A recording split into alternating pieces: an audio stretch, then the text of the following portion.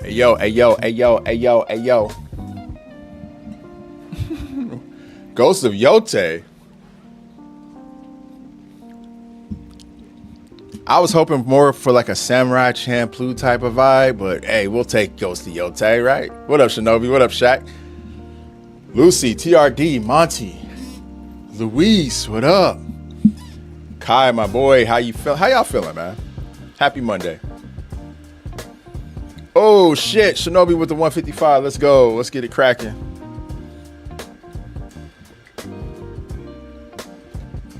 Everybody solid? Solid. Everybody have a solid weekend?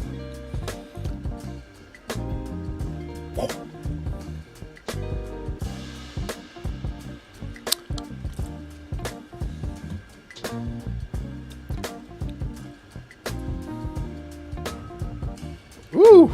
All right.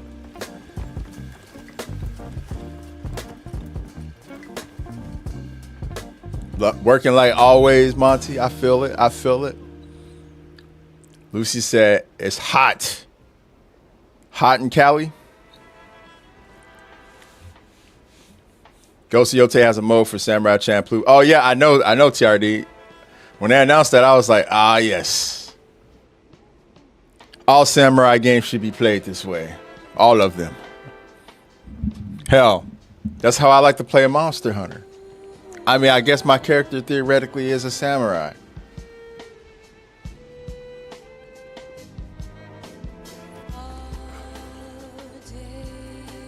So wait. Is it like hot because like people live in a valley hot, or just like, no, it's hot. It's really hot here. Because I know when I was living in LA, I lived on the west side. Most of the time when I was in LA, I lived in the valley for like 3 years, but I spent the other 7 years I lived there on the west side, and it got hot. There were definitely some hot days, but I feel like the hottest LAI experience was when I was in the valley, because most of the Overwatch League stuff, that was all happening in Burbank. So I would go from Playa del Rey to Burbank like pretty much daily. And it'd be like going from like cool ass weather to going to hell. I'm like, am I going to Mordor? 90 all last week and this week too? Damn.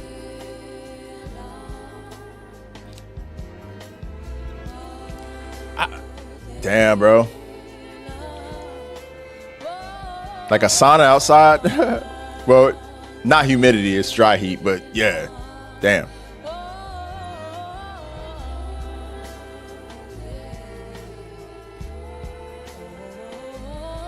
So,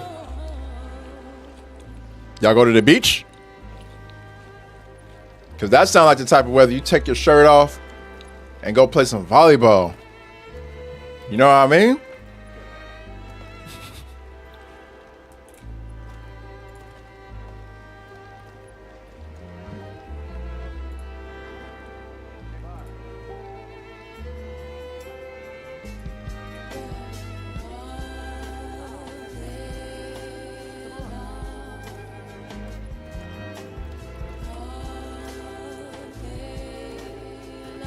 What do you mean dirty ass beach? What?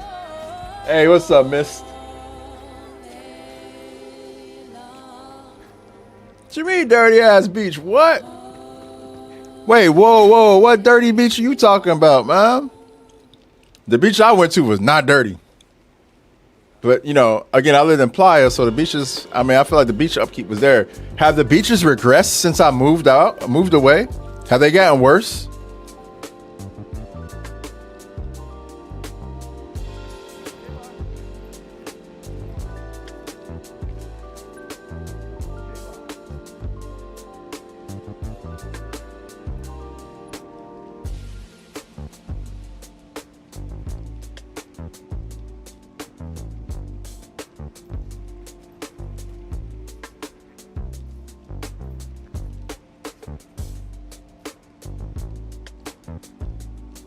The water is so dirty? Where though? Like, what beach though? Is it like all the beaches? Like, it was not like that when I was there, when I was living there. But I haven't lived in, I moved out of LA in what, 2021? So it's been 5 years since I lived in LA. So I don't know if over the last 5 years, maybe the water got really dirty or something.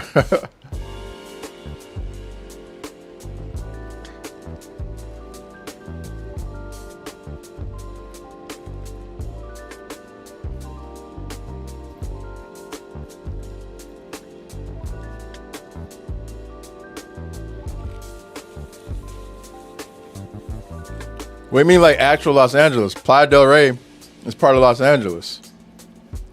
We're literally right next to LAX. I'm telling you, when I went to the beach, it was not dirty. The water was, I mean, any ocean's gonna have like dirty-ish water, right? But I feel like they upkeep the beach quite a bit. They found bacteria from Santa Monica. See, yeah, this is all new. This sounds new.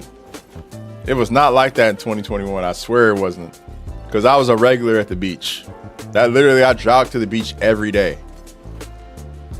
That was like my daily routine, was to go to the beach. And it was always the smell great. There was always a crew working to upkeep the beach. No litter. Like, they cleaned all, there was no trash. It was like a good beach. But I know from one beach to the next, it changes.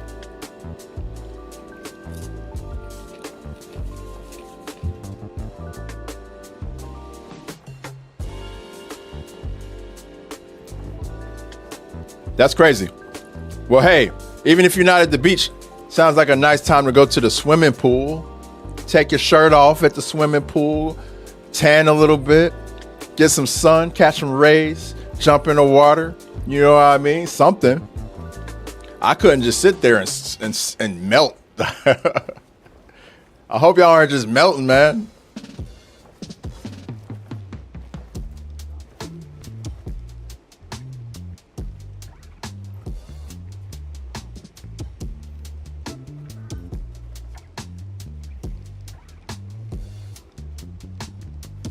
Yeah, there's a lot of people who live in LA here, Stars. Quite a few people in the community are based in LA or the LA area, LA County.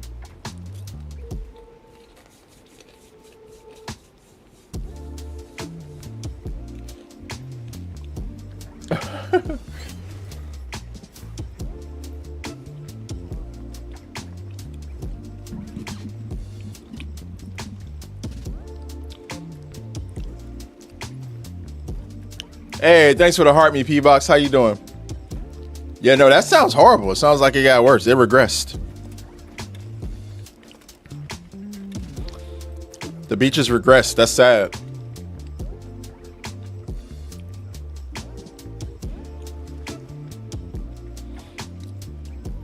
But like, part of swimming in beaches and swimming in lakes is kind of accepting the fact that you're going to be exposed to like unknown bacterias. That's just surfers. They know this, you know. That's why I really appreciated the Delray Beach because they had the showers on deck. Like, you just walk right over to the little outdoor shower, hit the button, the water shower off, go about your day. Although for me personally, since I'm I'm such a neat freak, I'm such a germaphobe, I would get out the beach water, go to the shower, then go home and shower. Which my house was like a less than 10-minute walk from the beach when I was living there. My home was, so yeah. I realized that I have a hard time not living close to beaches.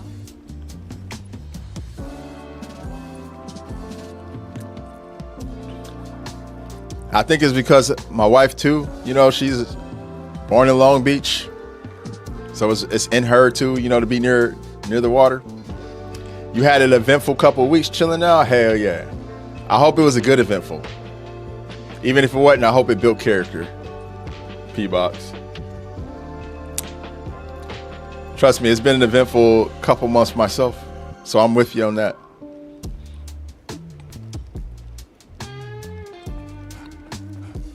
No, I didn't see any movies. I still haven't seen Spider-Man or the Odyssey. I'm like, I've been busy, bro. I'm busy. I'm busy.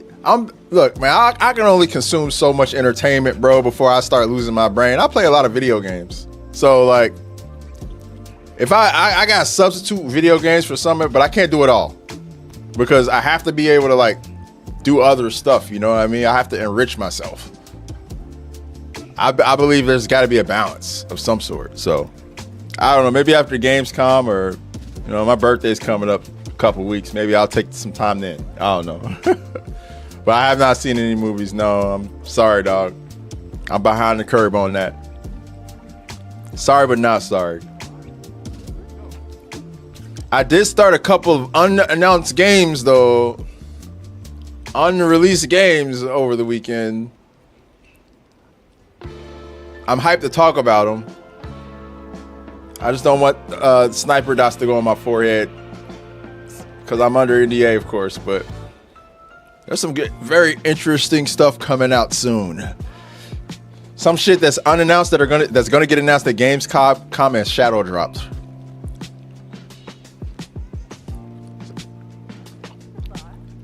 Very exciting. I also made a video about PlayStation's little funny shit that they did yesterday, and it went viral on like multiple platforms. My Instagram and my TikTok fucking shits are going crazy now. I had to turn notifications off. I haven't had to do that in a bit.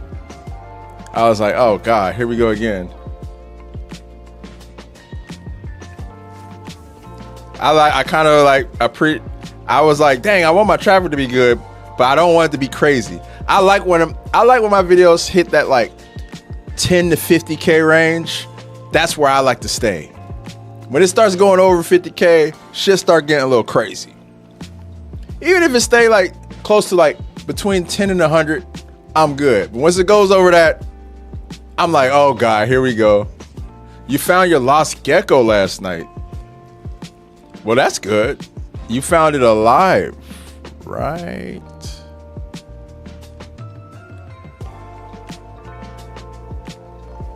Yeah, it blew up on Instagram too, which I think that might be like probably one of my most trafficked videos on Instagram ever. What's up, Gassy? Let's see, where we at?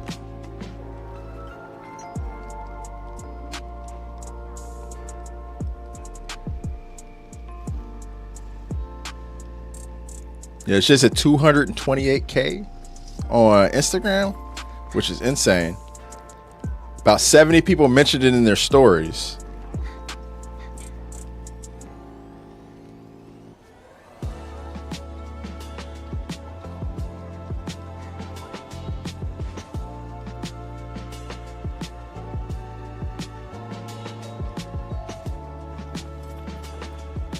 Yeah, it's a lot of toxic shit.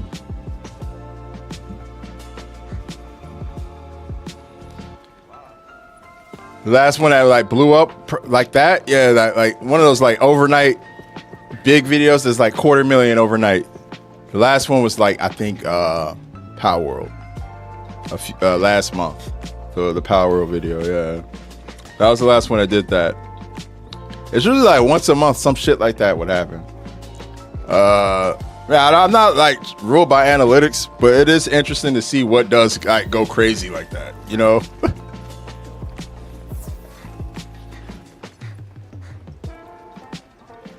And yeah, the arguments that ensue, like, I don't like my comments being like a battleground for people to just like go off on each other. So I'd be kind of like trying to like prevent that shit. You know? People be going crazy.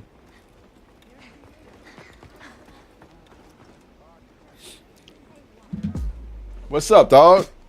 Mondo is all good. Oh, that's what's up.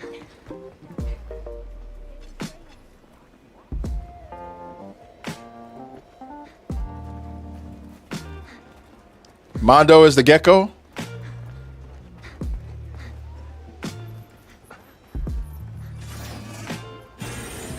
Oh, under the couch. That's funny. Trying to prevent civil wars. What's going on in these chats? No, bro. It's just people are very passionate about the PlayStation stuff. I get it. Like, I understand why people are so passionate about these things, but it's very interesting to me how many folks were unaware of the end user license agreements that we've been under for eons. Like, folks didn't know that you guys all knew that you didn't own your games, right? We all knew that we didn't own our games, and we haven't for a very long time. I thought we all knew that. Like, the ownership you have physically is just a mind fuck. At the end of the day, they can cut that shit off at any point in time.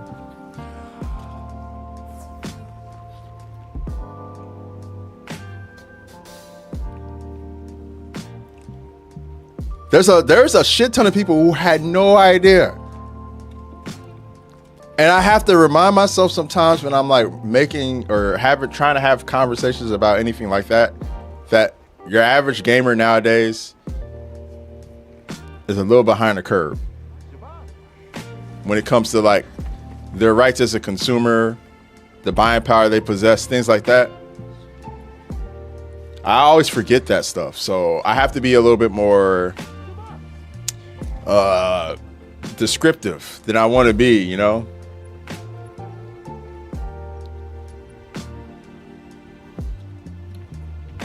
Hey, Lucy got the fit on. Hey, let me do it. Let me join you. Let me join you in the guild fit, though. I mean, we in this lobby, might as well.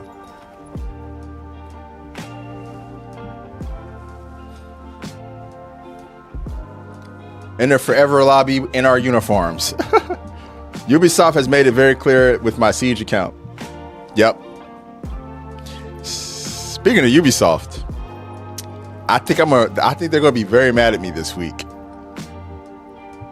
Ubisoft about to be pissed off at me this week. Yeah. With stuff around Gamescom, they're gonna be very upset. What did I do to Ubisoft? I mean, I didn't do nothing to them. It's what they did to somebody. And then that somebody made a game. And I'm going to talk about that game. But I feel like, I mean, you guys already know about Amsterdam 1666. I started it. I've been playing it. I don't think Ubisoft going to be happy, bro. I think they're going to be kind of salty.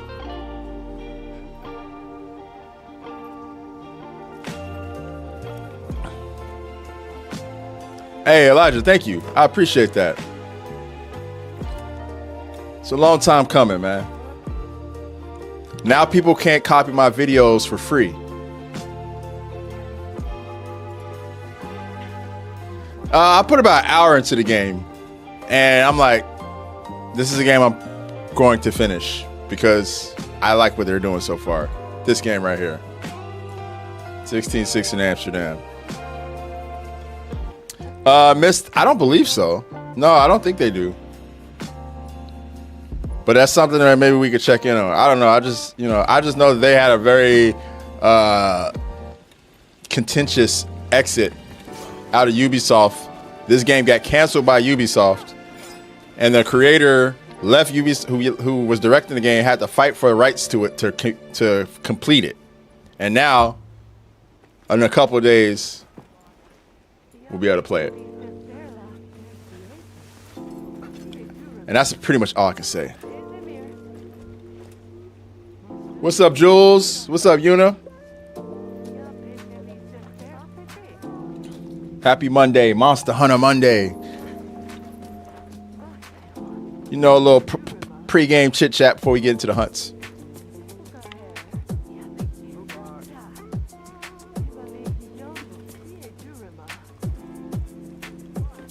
How did I get verified? You mean on TikTok? I'm not verified on YouTube. I don't have enough subscribers. You have to have like 100 or 50, 150 or something, or 100K or something subscribers on YouTube. I don't have that many. I think I'm like 14. I don't really post as much long form as I probably should. Maybe that's the thing I'll get into.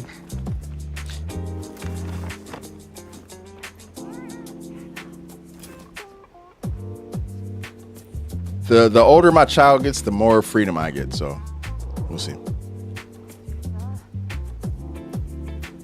Yo, how was y'all weekend? Everyone who just came in, how's the weekend going? Read the TOS. Nobody reads the TOS, bro. Actually, a few of us do, but a majority of people don't read the TOS. I think the only reason why people are so angry about what's happening is simply because we're going into an all digital future. People are like, well, at least if I had the physical game, I have it on the disc, you know. It was like, well, look, if you have the downloaded file on your hard drive, you have that file. You just have to find out how to unlock it if some DRM BS happens.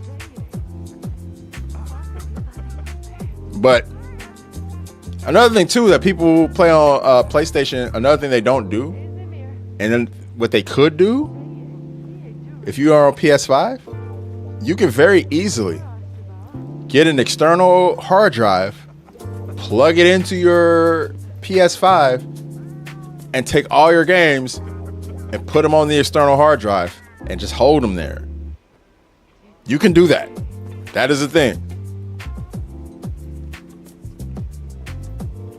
So yeah, it's not owning a physical disc, but it's still like a physical.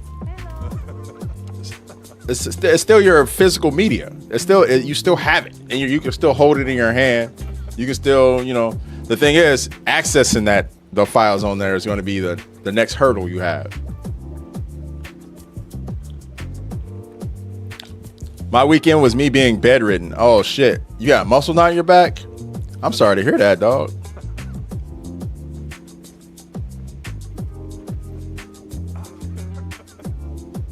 You had an ice pack on you all day? Ooh. Damn, bro. Sorry to hear that, man. That sucks. Muscle knots are the worst. I hate them. I hate them.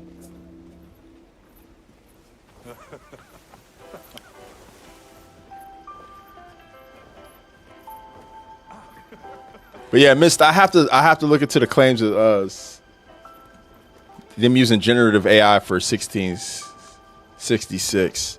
I feel like it's just becoming more and more ubiquitous across gaming that we see that, man. To where, like, I don't know how much we're going to be able to do to combat it. It's mainly AAA games that are probably going to be doing it the most. I don't know. Actually, it's kind of hard to say. I just feel like they don't be caring about the companies they're working for as much as they care about getting the job done and getting paid. So it's hard to like be a company man in 2026. It is. It's been 2 weeks so far. God damn. Please don't. Gassy, you got to go through conditioning again. Oh no. That's a no. I feel like it depends. Everyone's different, but 2 weeks of not working out for me means I have to condition again. I have to keep going. If I take 2 weeks off, gotta condition again. And conditioning is, as you get older, it gets tougher and tougher to condition. That's a no. So at least you're still young. Conditioning should be pretty easy for you. But I feel like for anybody, conditioning can be, especially if you're somebody who's not a physically active person, like on a regular, conditioning can be very, very hard. But I hope when you do condition, it's easy peasy. That's a no.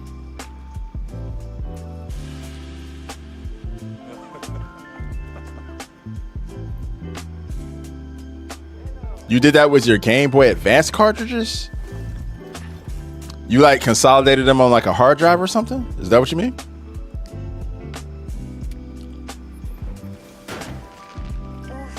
Please don't.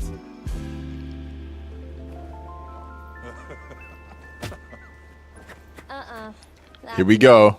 It's getting ready to start, y'all. It's getting ready to begin. Please don't.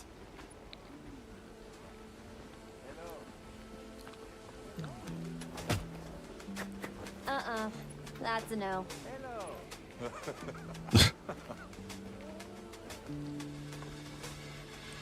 Oh, I see. I see. Hey, what's up, Mr. Phoenix?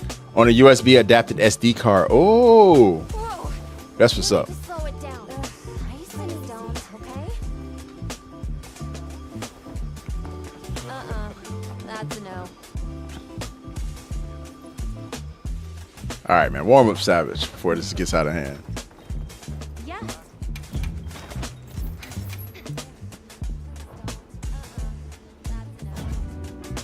Of course. I never realized how many corporate bootlickers there were before these GTA leaks. That's a no. Really?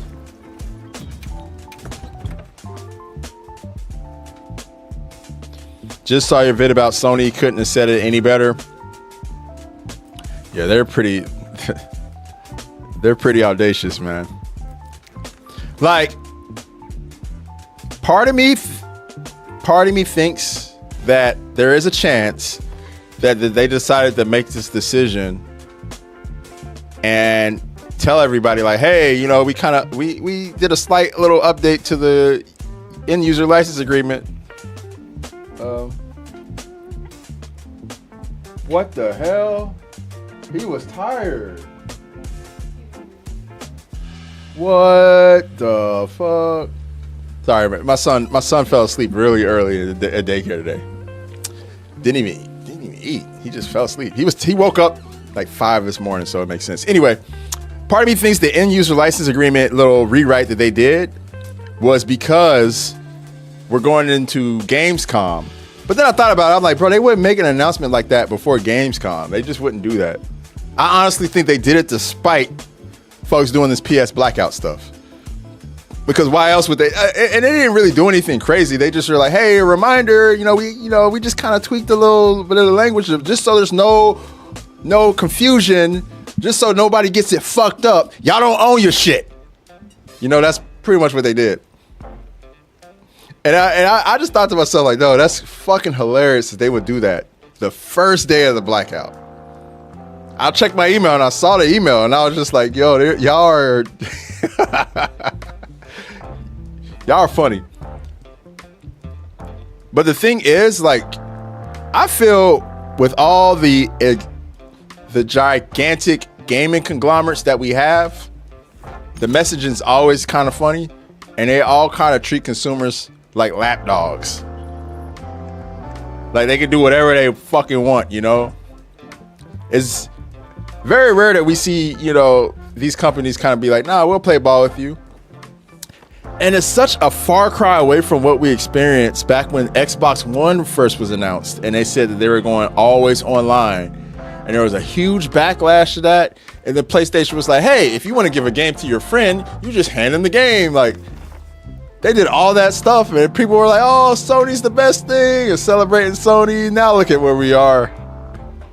Now look at where we are 10 years later. Oh, man.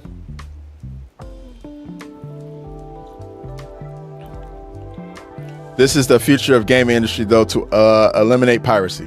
Yeah. That's really the main reason why we've always been like we've been licensing games for so long. Is because of piracy. It's because they've been trying to crack down on that. Or prevent it, And this is a tale as old as the beginning of the game industry when you would buy like a Sega cartridge like Sonic and on the cartridge just say do not resell. Like on the cartridge it say that. Like they've been skeptical about this happening for a long time. So I think what folks just need to understand right now is that there's nothing you can do about digital rights management except make sure you're prepared for if shit goes wrong. And if you're playing on console, there's very little you can do. You're pretty much back against the wall when it comes to that.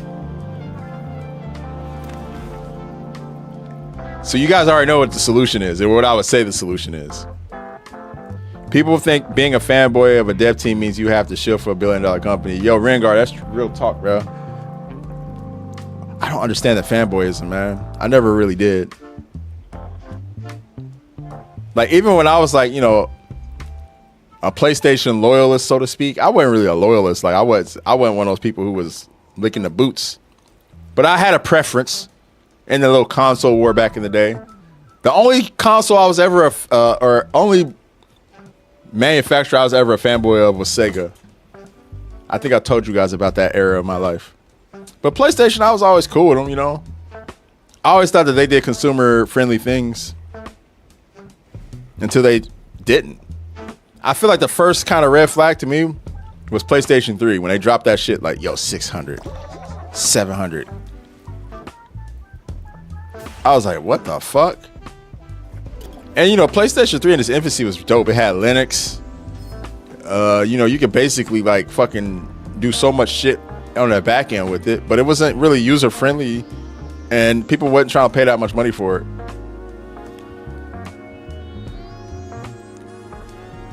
But the fact that they would put a console out for that much at that time, I was like, I'm kind of missing a mark with me there. But PS3 had an interesting long generation where they regained fan favor. You know, they made The Last of Us.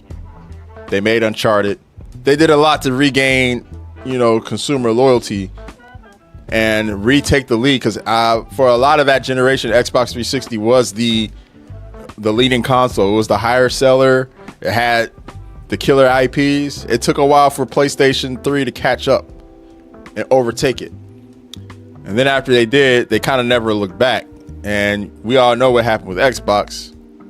They just overpromised and just tried to do too much. And they weren't cultivating studios. But anyway, yeah, man, I just hope everybody's safe, man, with your gaming decisions and purchases moving forward. Protect your investments, guys. Best way you can. Don't blindly invest in these gaming platforms. Yeah. And yeah, I don't know. I'll probably not make any. I'll make more videos if more stuff happens, but on what you were saying, Shinobi, with the GTA leaks, I don't know, bro. I think it's kind of funny. I think all of this shit's funny, man. At the end of the day, it's all hilarious because it's people mad at billion-dollar corporations, but at the end of the day, there's a whole crowd of folks who don't give a shit about none of that, and they're gonna give them money. So it's like all this talk is just talk. Like there's nothing that's gonna come from it. You know what I mean? This is just entertainment, at least for me. I find it all entertaining. I sit back with my tea and I sip it and I laugh. Yeah.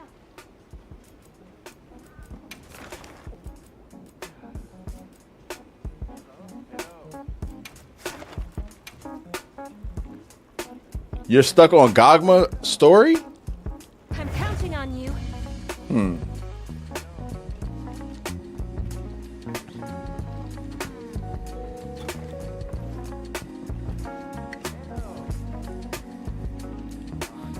Guy, good day. Am I good to join the hunt? Yeah, it's open lobby. I'm about to put some of this oil on you. You like it, don't you? Damn, bro. Gogmazios, I have a guide on my TikTok, Monster Hunter Tips playlist. Check that out. Might have a couple of things that you can keep in mind that'll help you on the hunt. I've had a lot of people say that those guides I make help a lot. So check out the Monster Hunter Tips playlist I have on TikTok.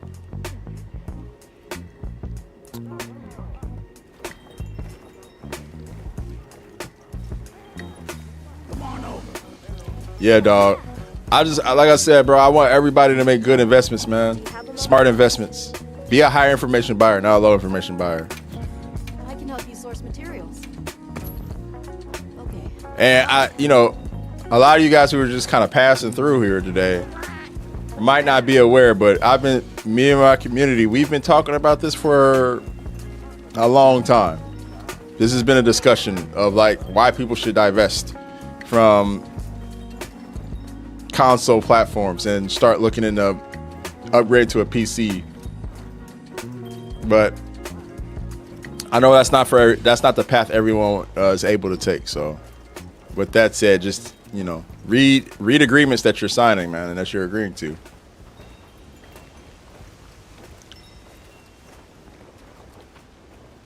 And the messages that these guys send you with the moves that they make also, I think, speak volumes.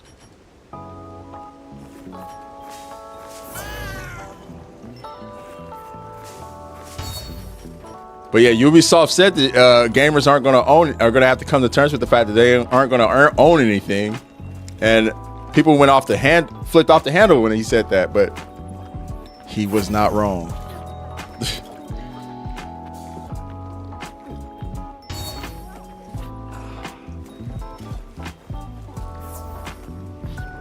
Well, you gotta think of it like this, man. When you listen to a song, when Kendrick Lamar puts out an album, you have that album, you can play it, but you don't own it, right? It's yours to listen to and yours to like jam to, but he owns the masters to that. That's Kendrick's album.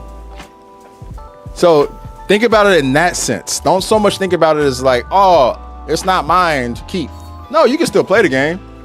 It's just you don't have ownership of it. All the music you listen to on Spotify, you don't own any of that. You're licensing that music. And it's actually behind a paywall. A subscription paywall. Which in my opinion is worse because it's persistent money that you have to spend. At least with games, you play one flat fee, you have that license, you know?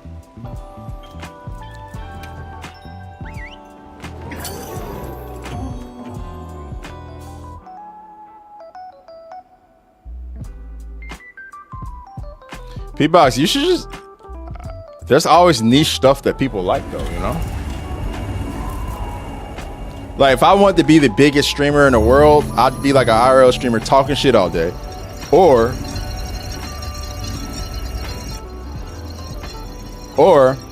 I'd be I don't know, there's tons of things I can do that are very popular. But instead I sit here and play obscure video games and, chill, so... Does it scare you branching away from Monster Hunter sometimes? Not at all. I'd actually prefer to do that.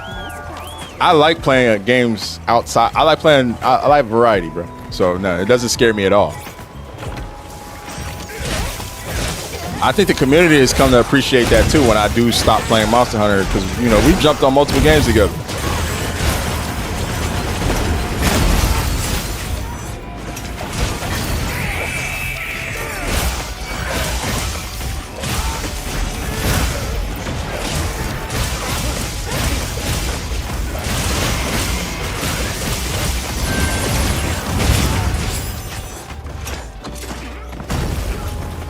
How do you get skin mods? I don't know. I don't have any skin mods.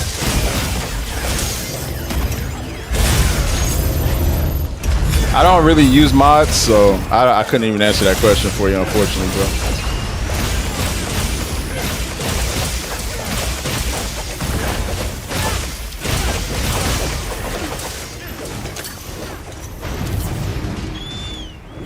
Gassy, yeah, I get what you're saying. And again, it's all that. It's not for everybody, right? It's not a move everybody can make. But I just feel like a good example of it is that game Blood of the Dawnwalker's coming out soon. And they released their specifications for console. And they said that anybody who's playing on a PS5 Pro, they're going to get, at launch, they're going to get a max 40 frames per second. And so there are a lot of people who are pissed off about this. They're like, bro, I bought this PS5 Pro and y'all only gonna give me 40 frames per second? And I commented on one of the people's posts. I was like, hey, if frame rate is truly what you're upset about, then why the hell don't you upgrade your hardware? It's really about priorities. If things like frame rate and graphics and fidelity really matter, you should be looking to play games on PC.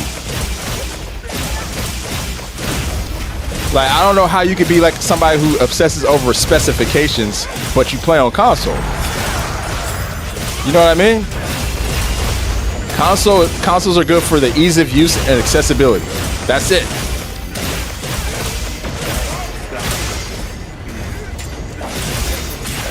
It's like being mad your bike won't go the speed of a car. You know what I mean? Like, chill, bro. Yeah, there are bikes that can go very fast and maybe get up close to what a car can get, but it'll never go as fast as a car's top speed, you know?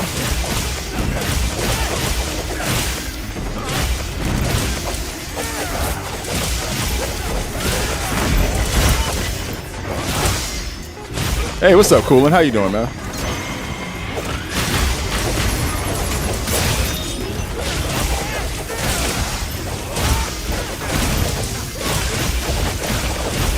Mods in Monster Hunter are not, they don't ban people over client-side mods. So stuff that only you can see on your character, if it's optimization or aesthetic related, they don't really trip about that. What they trip on is stuff that affects the game.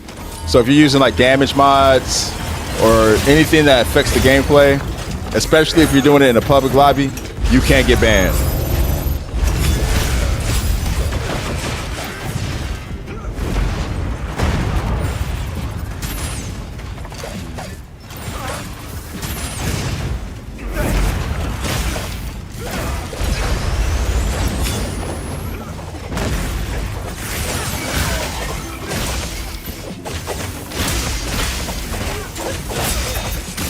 Using immunizers. The young immunizer lord. I'm pretty sure the immunizer lord has made an appearance somewhere else under a different name.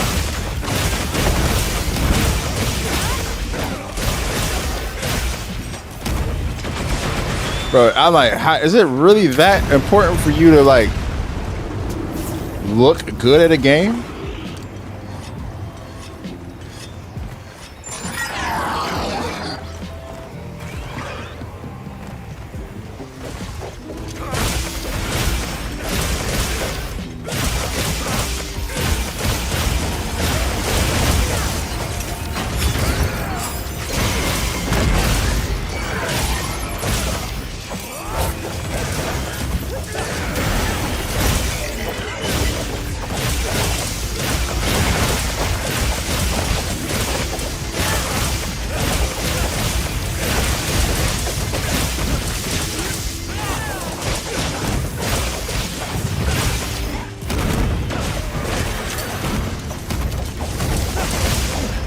What's up, Wee With You? How you doing?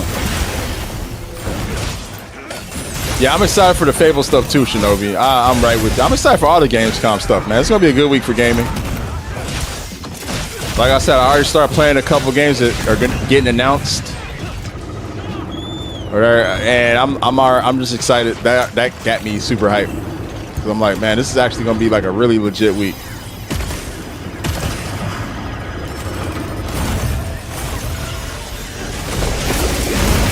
I'm doing excellently well.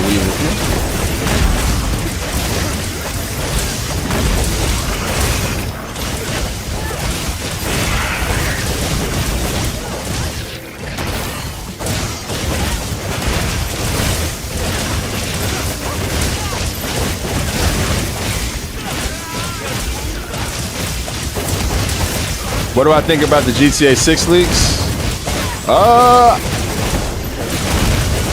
I don't know, man. I'm kind of impartial. I don't really have any like particular like stance on anything like that. Like a lot of people are debating like if it's messed up, if it's a bad thing, or if it's a good thing. I don't think either or, honestly. I feel like with Rockstar, you know, they kind of reap what they sow, man. You know, not showing people gameplay and expecting people to give money. So from that regard, I'm like, it's kind of what they get.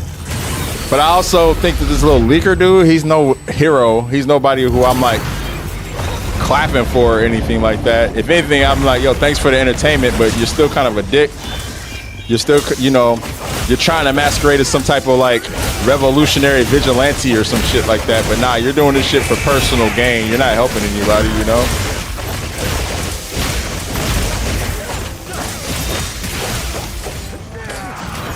You're kidding me. He woke up.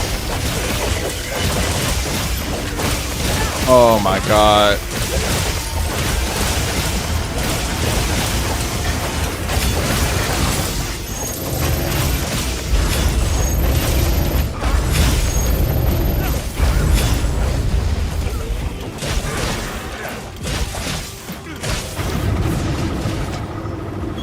What's up, Madman? How you doing?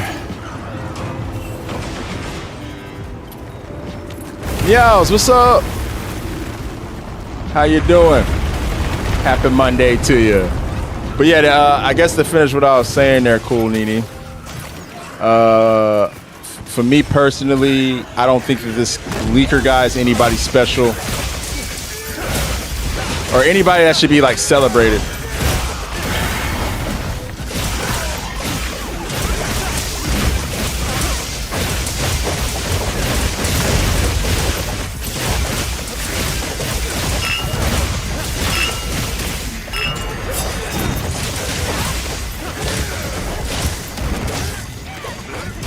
And yeah, I mean, everybody's gonna get their Grand Theft Auto news this week anyway, so it's like, you know what I mean?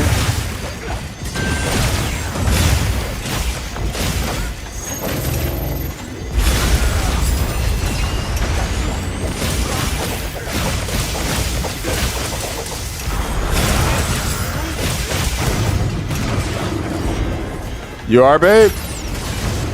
Probably. He's probably gonna be tough to deal with the rest of the day.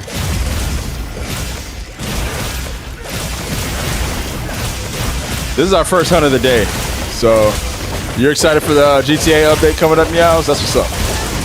I know all the GTA fans are gonna have a good week. Or all the people excited for that game rather are gonna have a good week. I'm just pumped for Gamescom in general. There's so many good games that are getting ready to get updates on and announced. Of course, we're gonna be looking out for anything Monster Hunter related. Although I feel like it's been eerily quiet. I don't know if that's a good thing or a bad thing. We'll find out soon enough.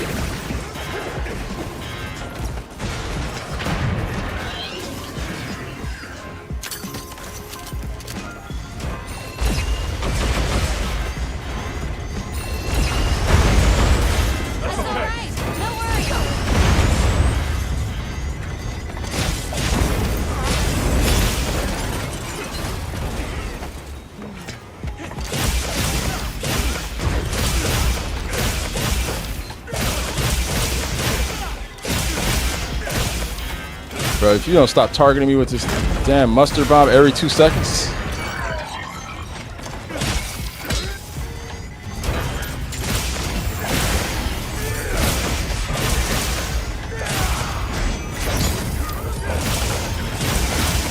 Oh yeah, I'm not playing GTA 6 personally, but I have like a really strong stance against Take-Two Interactive. I have like a personal beef with them.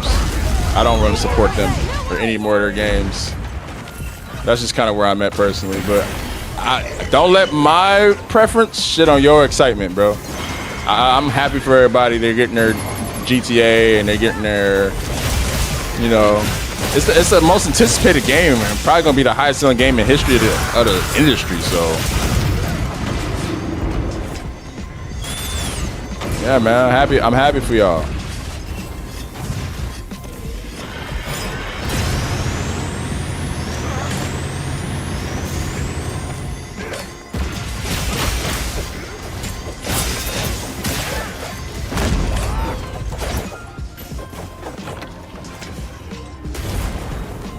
I looked at the leaks. Yeah, I did. I mean, you can't even knock how good the game looks like graphically. It looks great. The game looks fucking sick, bro. Like the physics look awesome. Like I feel like the eye test is gonna pass, but when I see it, I kind of get the similar vibe I got with Red Dead Redemption 2, where you're talking about Elder Scrolls P-Box, aren't you? No, I got a similar vibe I got with Red Dead Redemption 2, where the graphics look really good, but when you actually like played the game, it didn't control the best. Like Red Dead 2, when it first dropped, there was like a lot of input lag, which, as somebody who used to be a pro gamer, I'm very, very sensitive to that shit. That could be a make or break for someone like me. So I ended up putting Red Dead 2 down like in the first like 4 hours because I just could not stand it. And eventually they brought it to PC and they cleaned a lot of that stuff up. So it wasn't really an issue after that. But when it first came out on console, it was rough, man. It was really hard to enjoy that game. Like, visually, amazing looking. It just didn't feel good to play. And I just have a sneaking suspicion that that might be the case with GTA 6. So that's just like another reason why I'm just kind of okay with just waiting maybe for the future or just skipping it all together because I don't want to experience that disappointment again. But a lot of people don't notice that type of stuff. I feel like your average gamer doesn't care about tick rates or input latency or stuff. They just play the game. So I don't think that that's like a popular stance. I feel like a lot of folks are gonna just enjoy the game, which is good. I'm so glad I switched to Xbox from PlayStation. Why is that?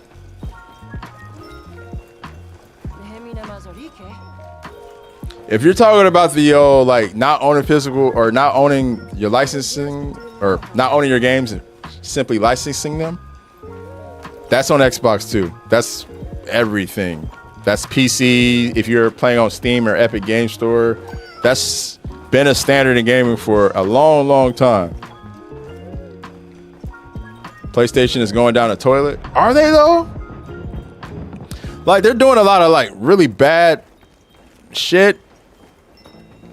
And I do think I don't think that quality of like diminishing is exclusive to PlayStation. I think that that's just console games in general that are kind of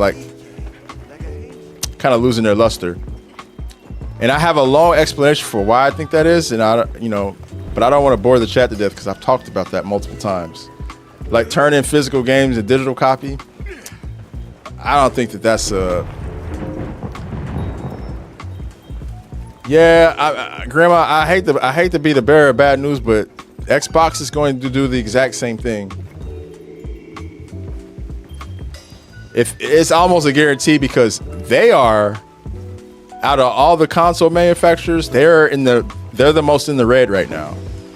Xbox has to make all this money back. They've acquired all these studios and they haven't gotten a return of investment. So for them to spend money to like publish disc, that's not going to be a thing very soon. That's going to be another. Sony's just getting ahead of the game and cutting this cost out outright. Xbox is going to be doing that pretty soon too, because they're already like gutting a lot of their studios and laying off a whole bunch of other teams. So I just don't, I feel like they're going from PlayStation to Xbox. It don't really matter at the end of the day. You said they're trying to make it work. Yeah, everybody's trying to make it work though. A lot of people might not see PlayStation doing this as trying to make it work, but they are. They're trying to remain profitable. Do I agree with it all? No.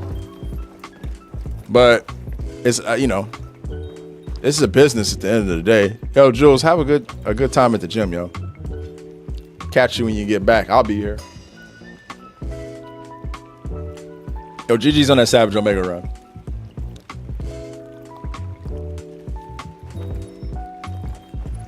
I'm gonna sit here in front of this table on Aura Farm in Lucy's guild fit. If you guys don't mind. Alpha J, how you doing, brother?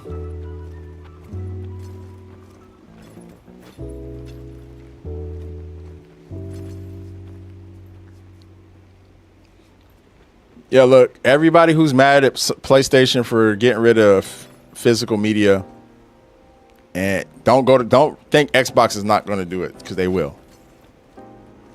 And actually, they have already kind of done it on a lot of fronts. Xbox for under Phil Spencer, they were trying to do one even better. They didn't even want you to be downloading files to your console or any of your devices. They were trying to go completely cloud-based. That's what xCloud was all about. Like they all were trying to do that. They all were trying to have people subscribe to like a service and stream the games. PlayStation Now, that was PlayStation's attempt at it. But This is not that model has not worked at all. We have never seen it work ever. It's on live. I think on live was the first to try that. I don't know if anybody remembers on live. I was there for that though. That shit was ugly. But they're like, yeah, you know, we're gonna have all these AAA games and you can stream them. You don't even have to own hardware that can run these games. So anybody, you can have like a low end PC and run games on the high end. You just have to stream them. It sounded good, and then on live came out, that shit tanked real quick.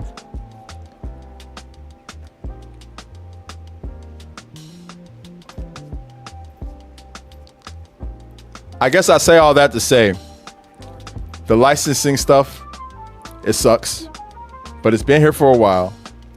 And being able to download these files on our devices is a lot better than what the other alternative could have been.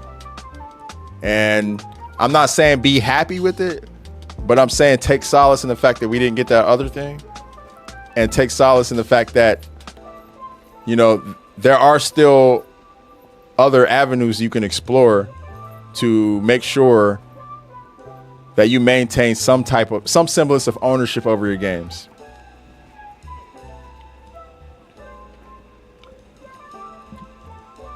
But it does require making sure you have the proper hardware to do so.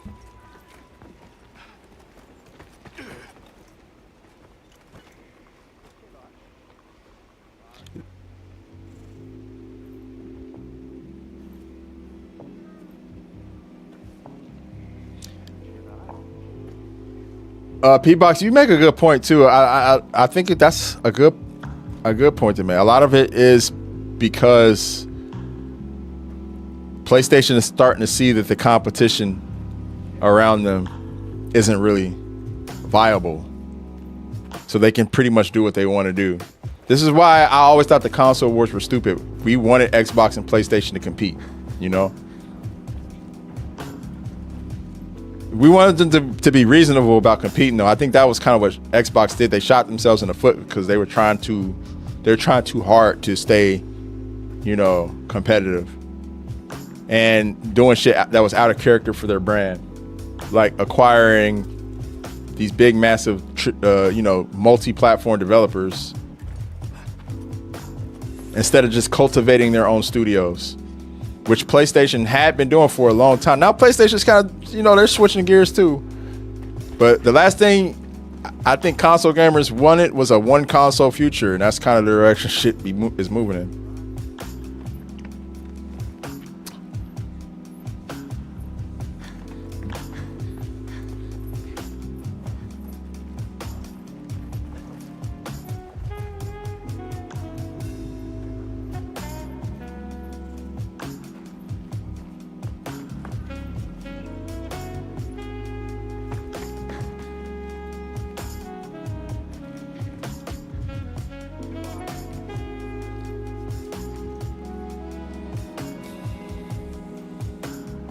I don't know, bro. I just look. That's up to you, man. It really depends on what your sensibilities are. Anywho, for everybody who just came in on Twitch, man, how's y'all weekends going? Sorry, I'm talking to like all the chats. There's a lot of people who have a lot of thoughts about what's going on in the game industry, I guess. I just feel like after this week, knowing what's coming at Gamescom and knowing what's coming soon, this won't be the topic of conversation. People are going to be talking about games again very soon. I promise you that. There's a lot of exciting stuff we're getting ready to hear about. They are not threatened by Xbox at all. Xbox is in business, health, and model update mode. Yeah, they're trying to rebalance that whole entire situation over there. I will say Asha Sharman's been doing a great job so far. A little better than I expected with her, you know, AI background. But she was very quick to make sure Copilot had nothing to do with Xbox. That was a W in my opinion. Yo, what's this NPC pushing me backwards for? Chill.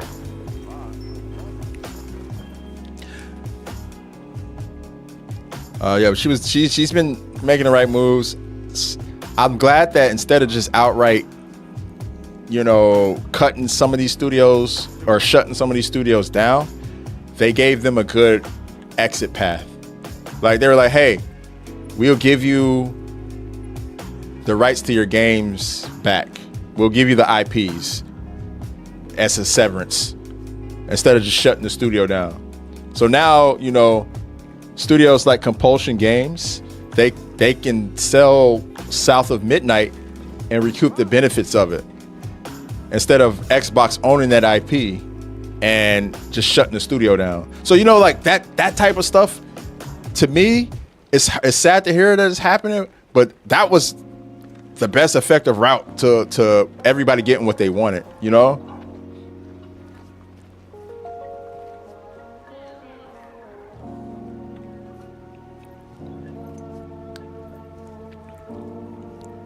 But that said, we're not out of they're not in the clear yet. They got a long way to go, and they got to make the right moves with their console. They still got to make the right moves with the console.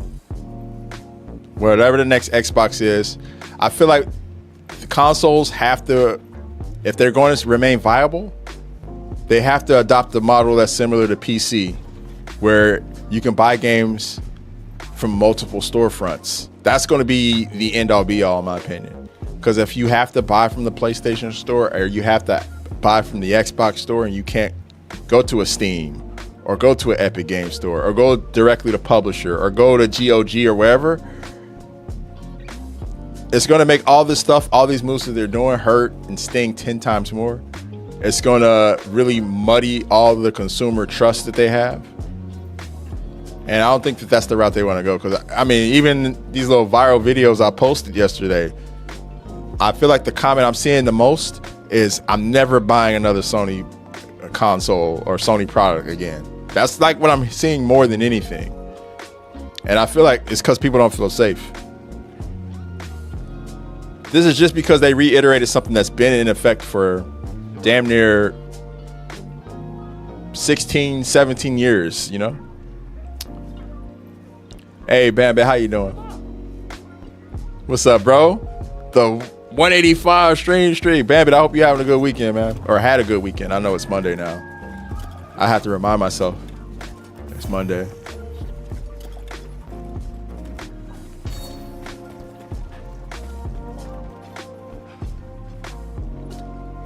I'm probably not going to be streaming Open Night Live. Sorry, bro. Main reason is because I want to make sure I'm getting all the content I need out at that time. There's a few things I want to be posting during the event that I wouldn't be able to do that if I was streaming.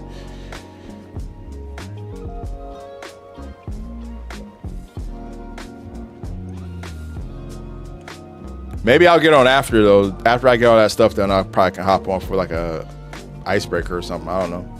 If anything, I'll be around the Discord, but I'm gonna be busy. Only got one day off this week. Woo! On the grind, bro. A young agent of the grind. You love to see it.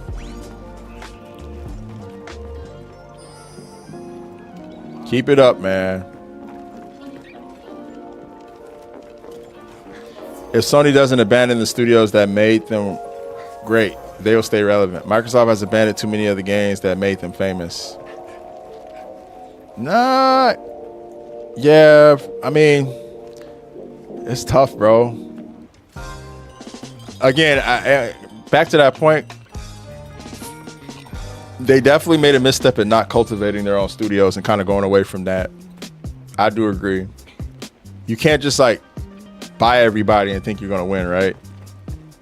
That merging unmitigated capitalist mindset, it's not going to work in a medium that thrives on creativity.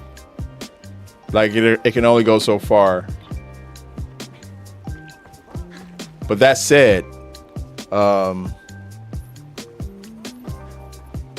yeah, I kind of feel like Sony's going to go in the same direction in a lot of ways. They've been shutting down. They've shut down a couple of really good studios too, and I don't know. God forbid a day comes where they shut down Naughty Dog or they shut down the Sucker Punch. You know? Like, some of the extremes that they've gone to now, I don't think we've seen the end of it.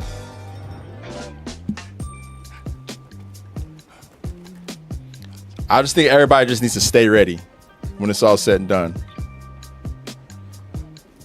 There's a lot of factors that play into it too. I mean, the economy being where it is now, the RAM shortage, tariffs. There's a lot of things that play, and these companies are all doing whatever to adjust to it, you know? And then there's just like volatility on the stock market.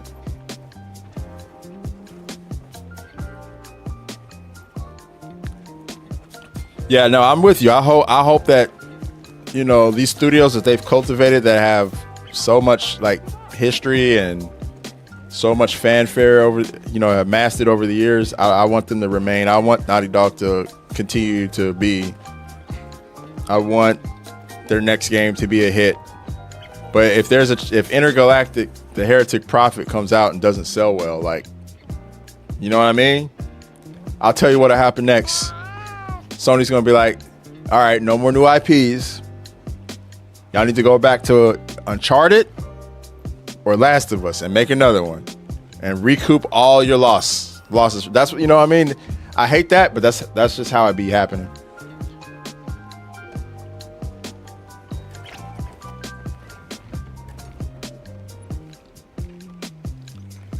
GTA 6 is going to sell regardless, bro. It's going to sell regardless. Trust me on that. All right. That was a fun run. Let's put up Ark. I feel like Ark's a good one to go follow up with.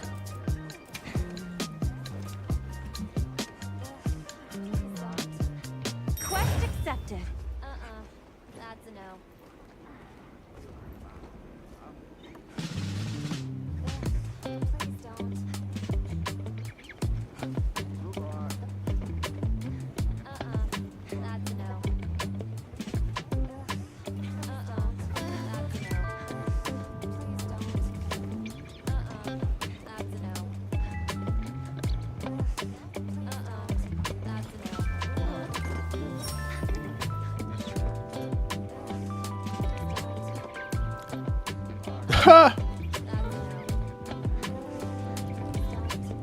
Probably late next year. But I don't know. We'll probably get our next Monster Hunter update like this week, I would hope. If not this week, Tokyo Game Show next month. I think that the thing that's making me think there's a chance we won't get a Monster Hunter announcement this week is because I was checking the exhibitors list and I was looking at Capcom, what they're showing on their what they're showing at their booth, what appearances they're making at different conferences, and they have a very limited like visibility, I feel like, throughout this week. And the visibility they do have, they're pushing Onimusha because that's coming out in a matter of a couple weeks. So I mean, obviously they're going to push the game, you know, they're going to push their next big IP or their next big title. And then they also have the Dragon's Dogma DLC coming up in October, so they're really pushing the stuff they have upcoming.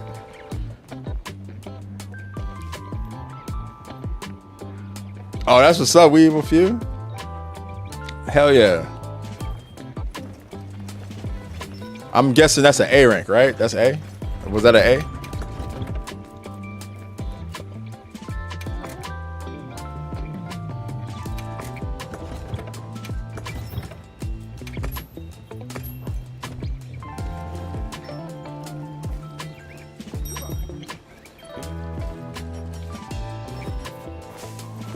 Eight minutes and under. Nice. Solid work.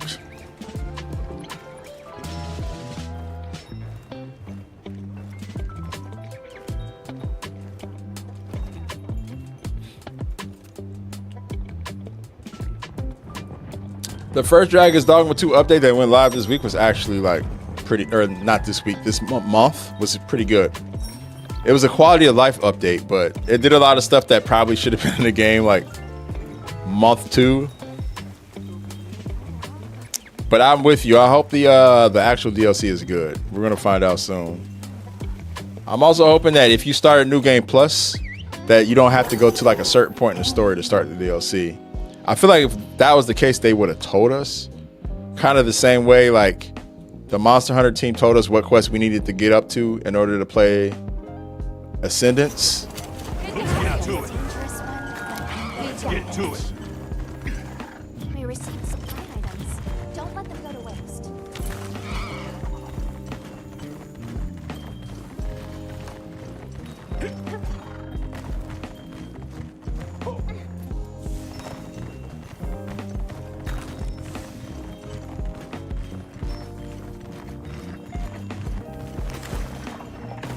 You about to buy Baldur's Gate 3? Nice. Although I ain't gonna lie, I feel like that's a game that's gonna be on sale this Christmas. I also feel like that's a game that's gonna require some time. A time commitment of sorts.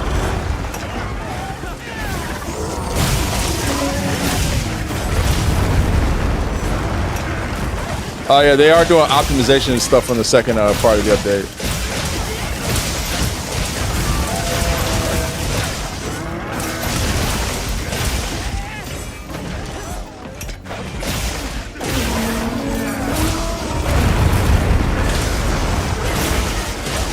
Work was tough. Hey, I'm glad you're finally home, bro. Tough day at the office.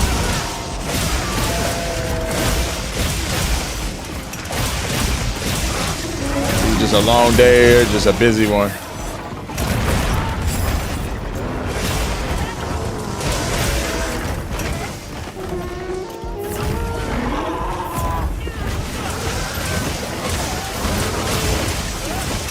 Yeah, Baldur's Gate is definitely one of those. It's like Expedition 33 in the sense where like I feel like you'll forget that you're playing a turn-based game after a bit, after you play it for a little bit, and just be like, yo, this is a good game.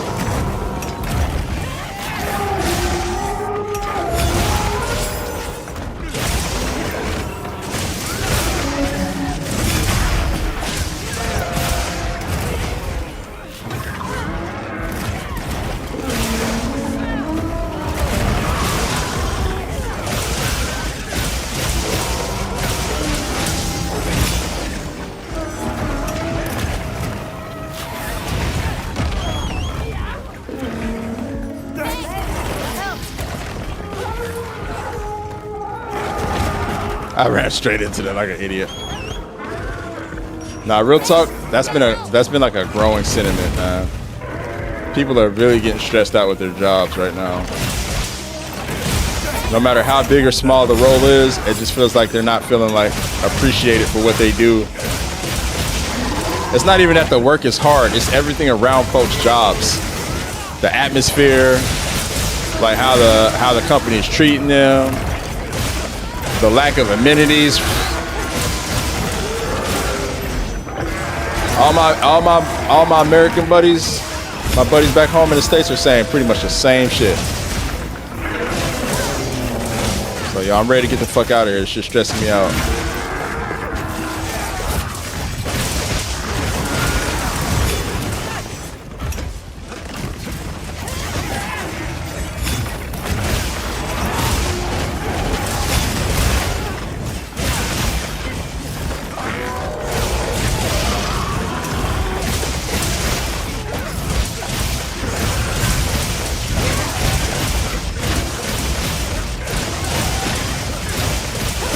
Yo, did you play Metaphor ReFantazio by chance? That game was great.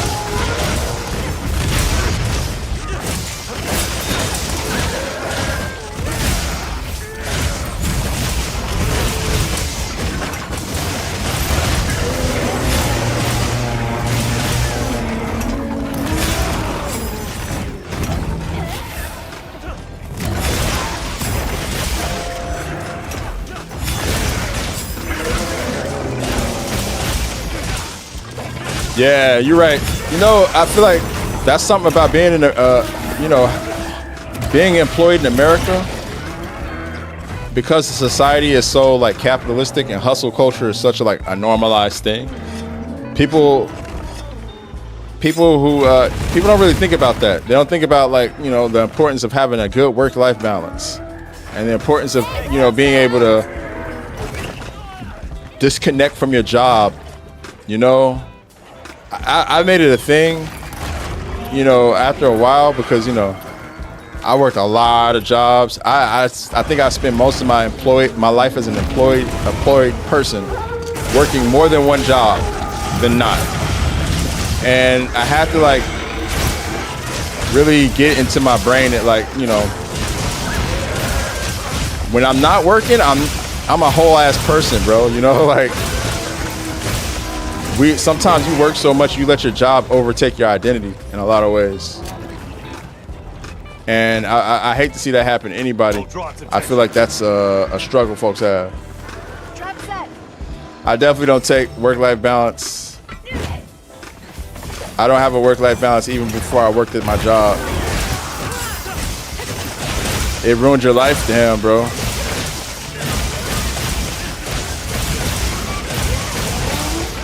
Yeah, I hate that. And you know what? It's kind of crazy because it's like because of hustle culture, you're made to believe that wanting a good work-life balance is like a crazy thing. You're made to believe that you're lazy for wanting that. And it couldn't be further from the truth.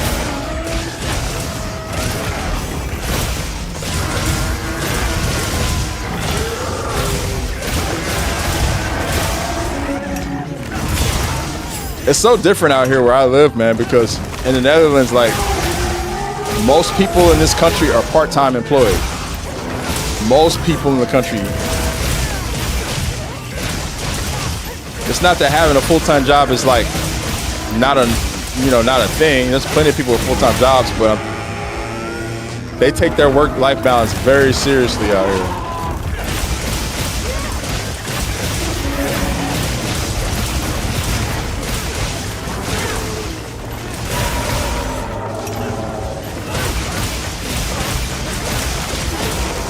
Yeah.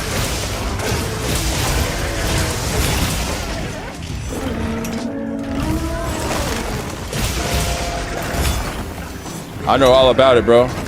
I grew up under the poverty line in a single parent home with 3 siblings. And so as soon as I was able to work, I was working. I think it was age 13 or 14. It was my first job. And I held multiple jobs for a very long time. That's partly how I was able to get into the game industry. I funded my way in because I was working multiple jobs to do so. I funded my way into events, and eventually going to events led to me getting a job. But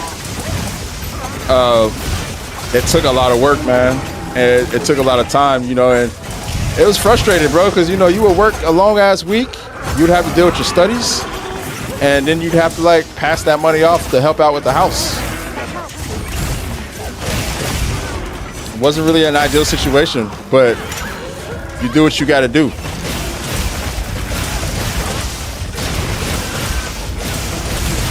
And you know what? It helped me build character.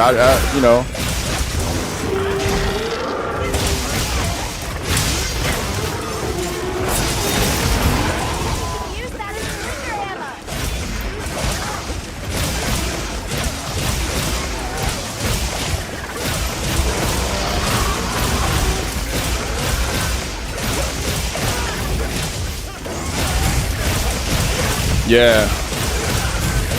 As an ex-basketball player, once you make it, people don't. Yeah. And that sucks too because you invested a lot of time in being a hooper. So the skills that you probably would have needed to do something else, you're already starting off kind of on the back leg because you've been spending so much time becoming a hooper and with training and conditioning and stuff. It's frustrating.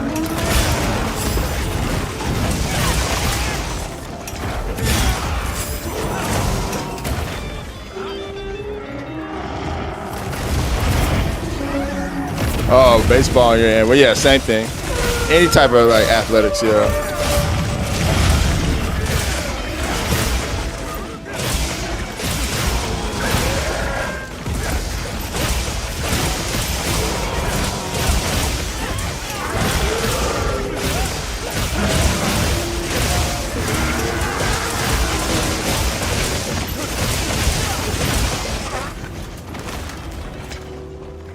I set a trap.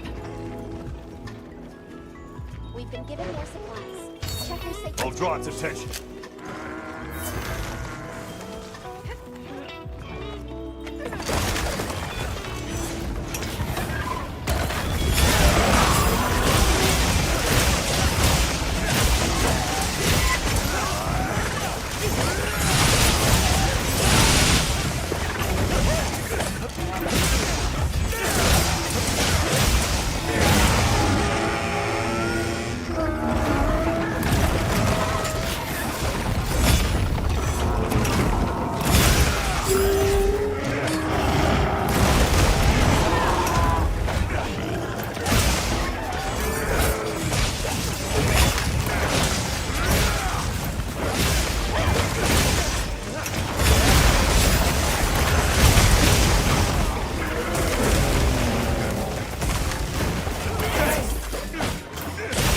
That was a nice little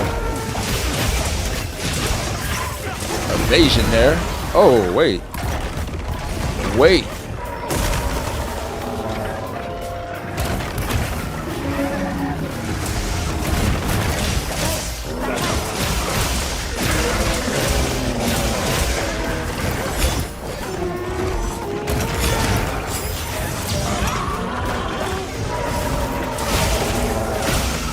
Nah, I don't think people should have to work their whole entire lives away, bro.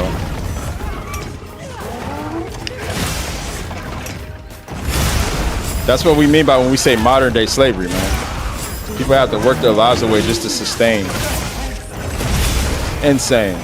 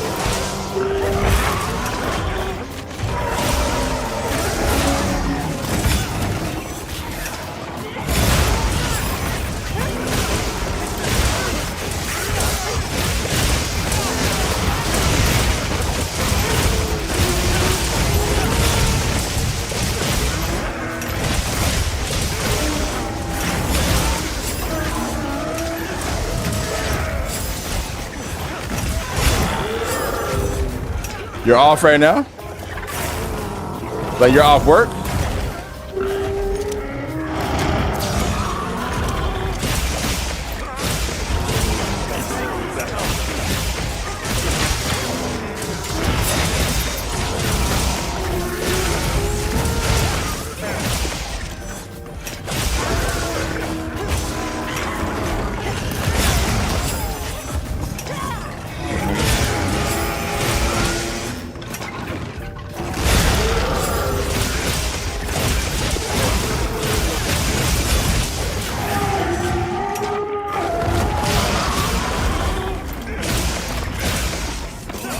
Damn.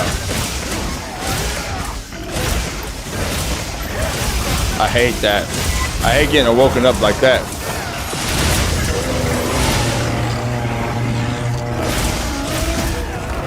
Ooh. A little too close to react.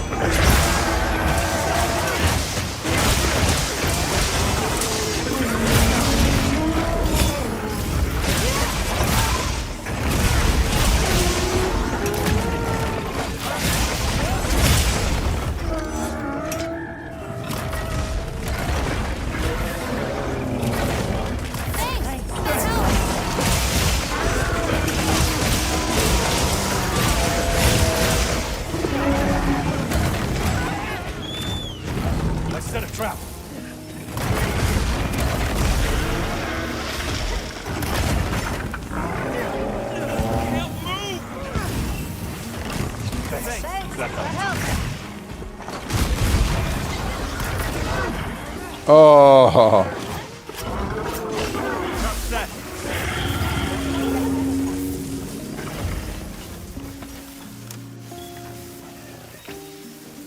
GG's.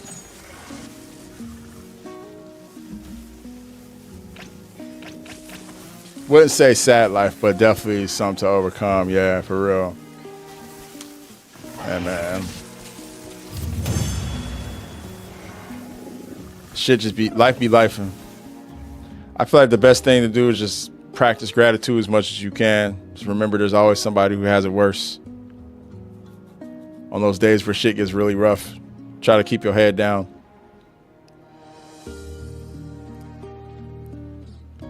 I feel like gratitude's got me through some really rough moments. And they always happen, man. Life is ebbs and flows. For everybody. There's nobody who just is consistently good all the time, you know?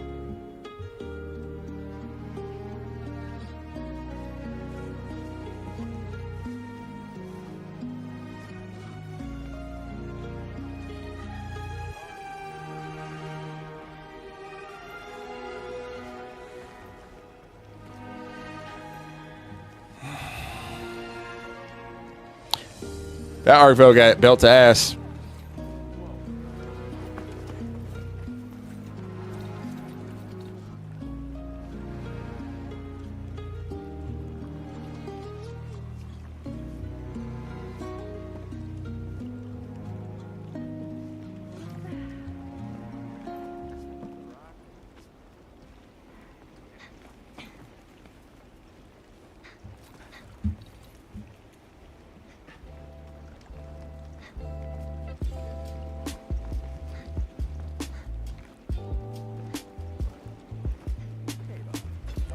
I need grace in myself, but I can't find it as much as I need it.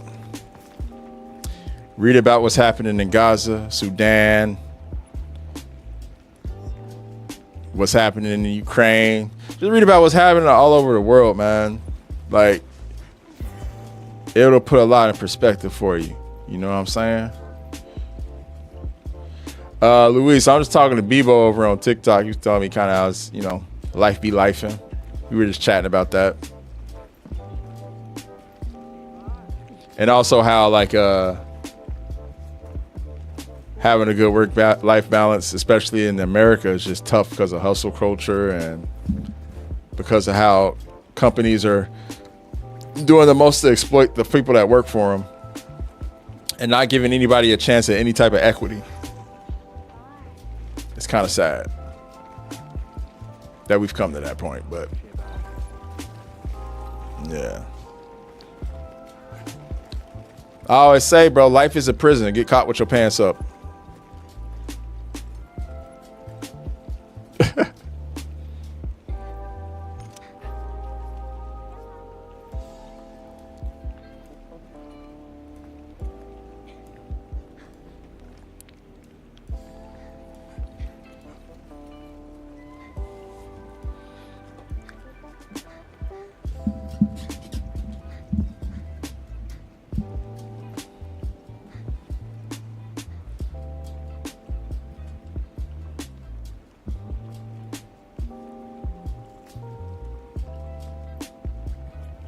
Yo, you offsetting that freaking mega attack he does was dope. I ain't gonna lie. I saw that. I was like, he fucking offset the fucking unleashed attack. I love it though. That Alpha J with that offset, that was a nasty offset.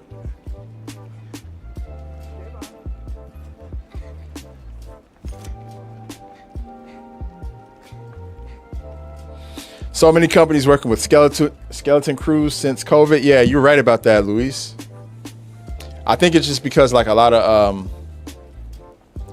well, you know, it's the economy. It's really that simple. And people trying to maximize profit. And we don't have any, you know, the government's colluding with corporations. We're in late stage capitalism, oligarchy territory now. So unfortunately, it's just very little that can be done without everyone chipping in a little bit and fighting it. It's gonna take everybody.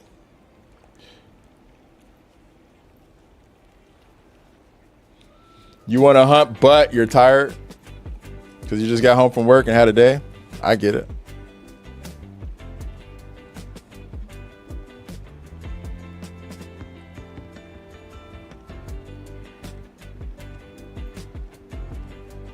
Oh, are you doing are you blacking out as well, Luis? You're doing the blackout stuff?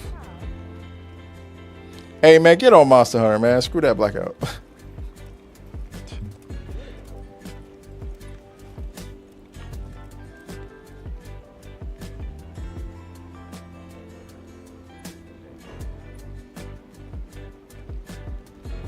Bebo, when you say you need something to chase, you mean like a goal?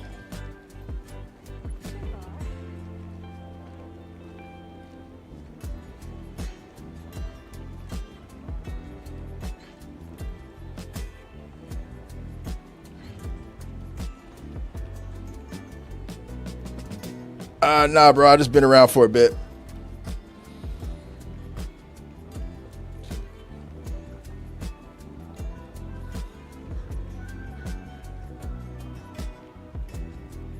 Let me go holler at wifey real quick.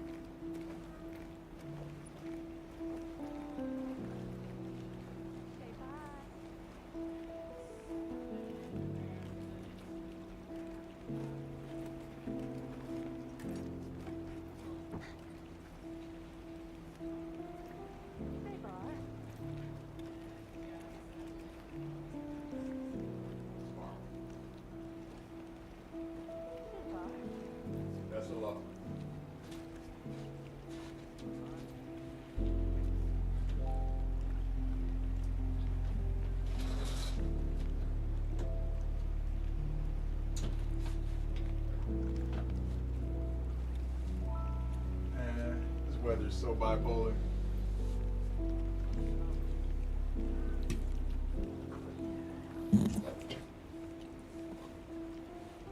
Oh shit. Alpha J is 999. I missed that shit. What the fuck?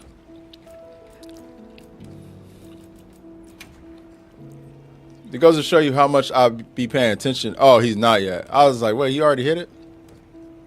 Oh, okay. Yeah, you're almost there. Damn.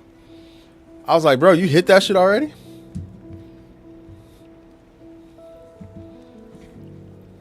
Making your way.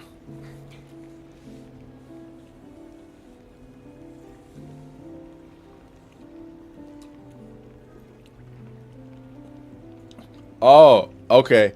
You need to change the fact that you're always chasing something is what you're saying. I get it, Bebo. So you want to like stop chasing something. You want to center yourself a little bit. I understand that.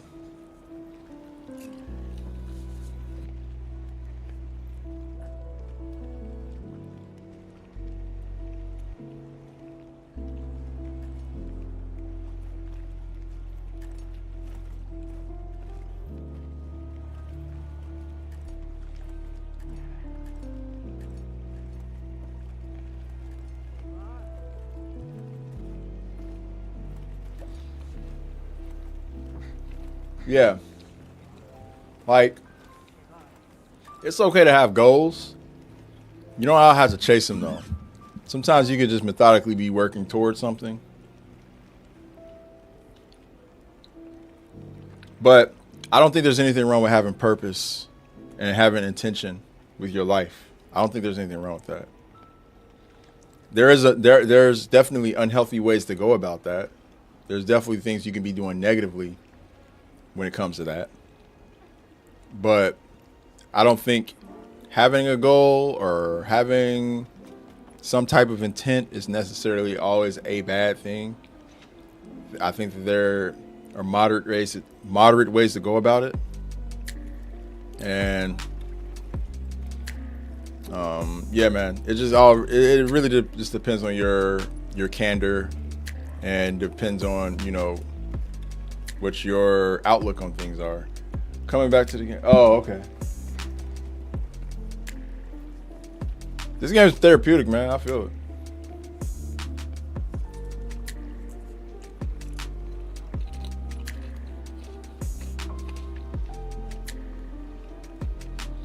Yeah. I mean, you do it to enjoy it, man. It sounds like you have a dopamine dependency, Bebo. That's what that sounds like to me. Sometimes you just gotta relax and enjoy things.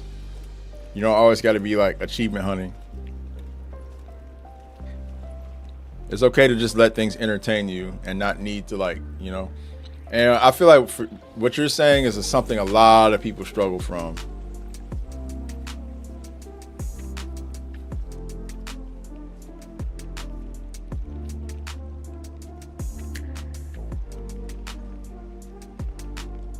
Particularly in the gaming community. A lot of people have that problem.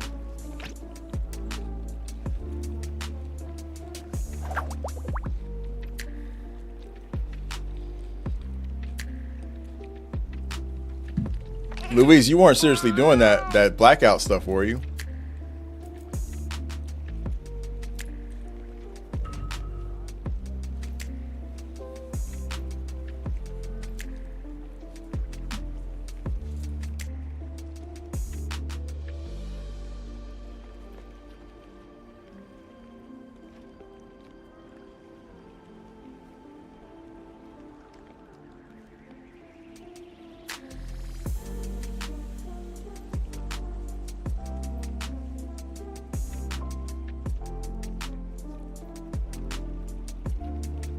No-ish.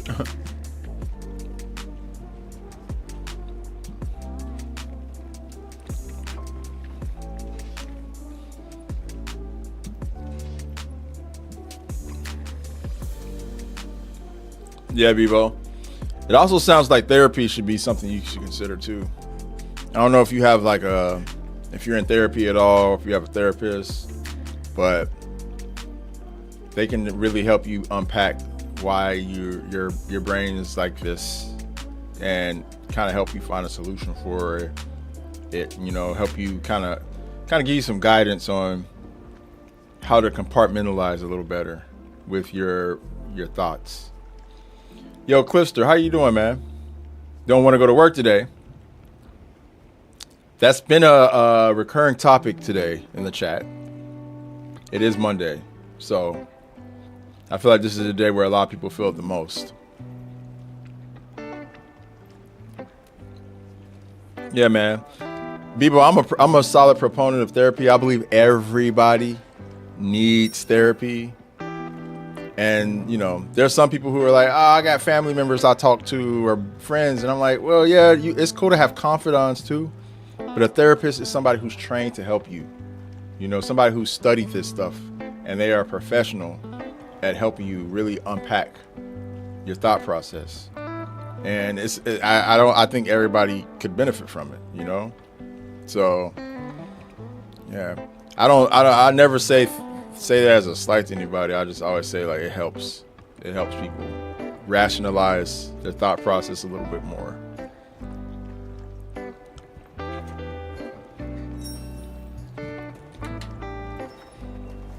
Yes. Boom, boom, boom, boom.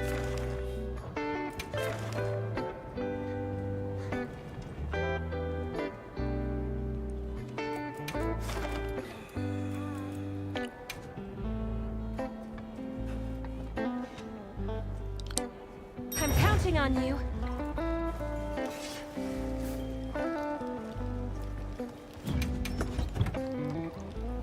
The heat wave. It's this heat wave. Man, heat wave is hitting the States hard, huh? It's bad in Texas? I know it's bad in LA. It's bad in California. It's terrible in California, from what I'm hearing. Meanwhile, I'm over here wearing a hoodie because it's gotten cool here. That's crazy. The weather's crazy. It's so volatile anymore, man.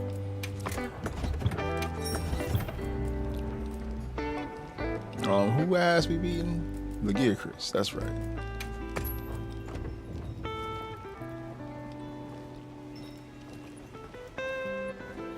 Lagia Chris.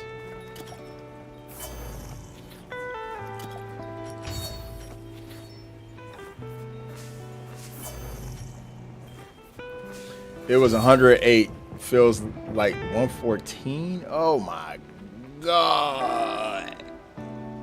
Yeah, that fucking humidity. Had a coworker turn to me and say, well, Josh, if you don't like it here, why do you come to work? And I just looked at him like, are you dumb? I need money. That's the only reason why I turn up at this dead ass job. We are two different generations. His generation puts everything into work like it's their mind, body, and soul. My generation is just rolling in like, I'm here to get paid. I don't know how anybody could be a bootlicker in 2026, but they still exist and they still keep the system going. But yeah, those are the worst type of people to work with, man. The ones who would like snitch on you for like taking a moment to text your child. The ones who will snitch on you for taking a second to breathe because they're such a company man. You know, all the best supervisors I had, you know, when I worked, were the ones that understood that I was a human being and would acquiesce to, you know, unforeseen circumstances accordingly. But the ones that just be coming in there robotic, treating you like a robot, fuck them.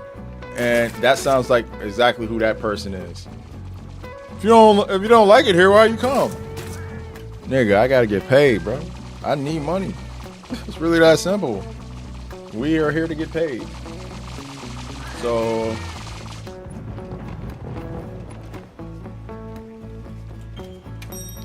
let us eat.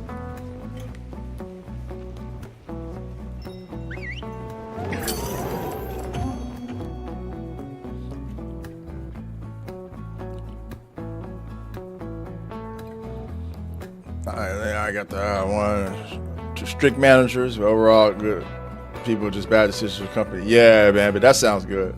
Sounds like a more tolerable work environment that you don't have those type of people like instantly in your face, like a supervisor. Like typically like area managers or district managers are pretty much like that. But when you have your freaking, oh God, wait. the wrong way. But when you have your freaking like immediate superiors who are acting like that, or even like coworkers that are like on the same tier as you, that shit's so fucking annoying. I've never quit a job, but I've always quit a boss. Yo, facts.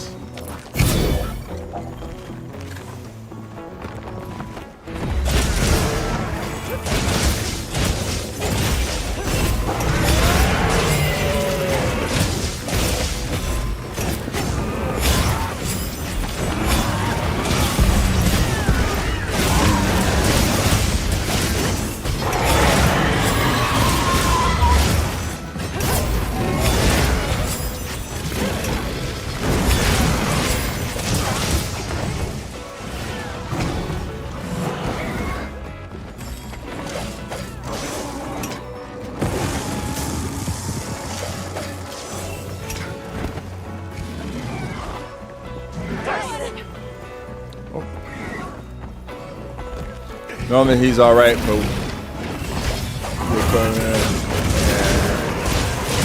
I said then, I said today, it was a waste of your time. 2 hours of your life you ain't getting back. He took it to heart. People gotta understand, man. Time is precious. You'll never meet a wise man that doesn't value time, and you'll never meet someone who is unwise that does value time. That's just the way it is, bro.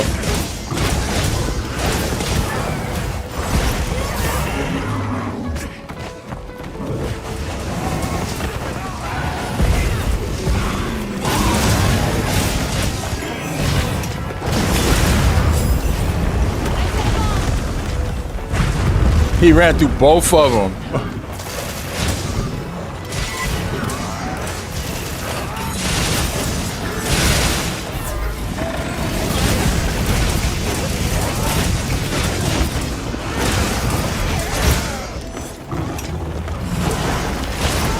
A lot of it too be like young folks who don't have children, so they don't really understand like the how it feels to be away from your child and how valuable your time is and how intrusive it can be to have things cut into the time that you could be potentially spending with your child.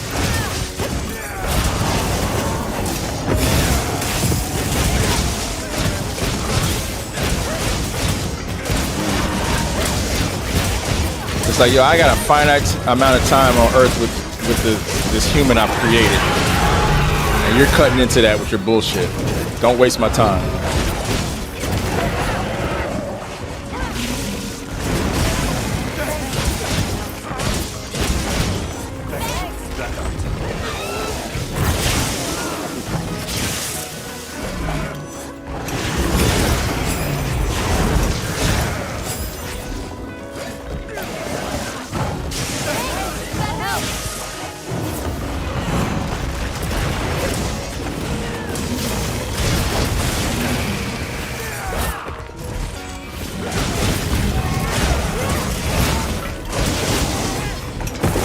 Oh God, I'm selling. I start selling there out of nowhere.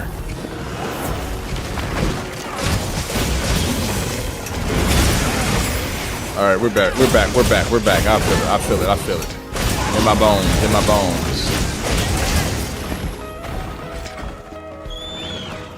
How are you moving so fast? Yeah, just what Bebo said. Practice, honestly.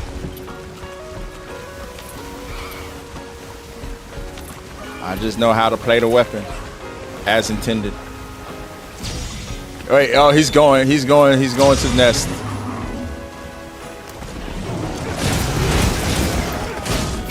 He hasn't even done one of his big AoEs yet. He's already trying to run back to his nest. Yeah, he's out. Let him go. We'll take let's phone booth this motherfucker, man. Let's phone booth him. Let's phone booth him and make some purses.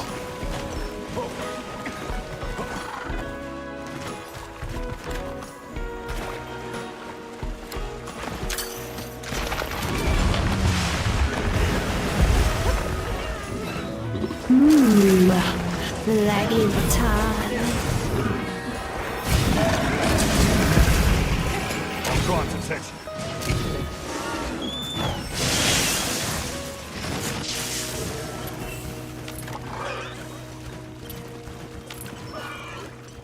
To the phone booth. Oh my God, Mrs. Soon is here. I'm just gonna bring him to this area first. Get Mrs. Soon to leave real quick.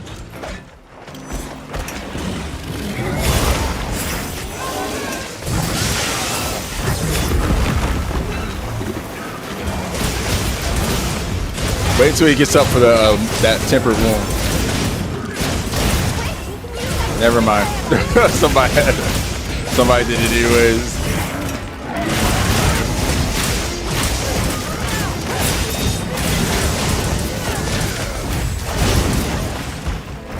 I'll draw its attention.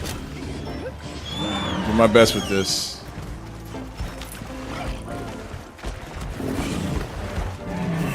Is Mizu's still here? Mizu's left. We're good. We got the all clear. Phone booth. I'm here. Trap set.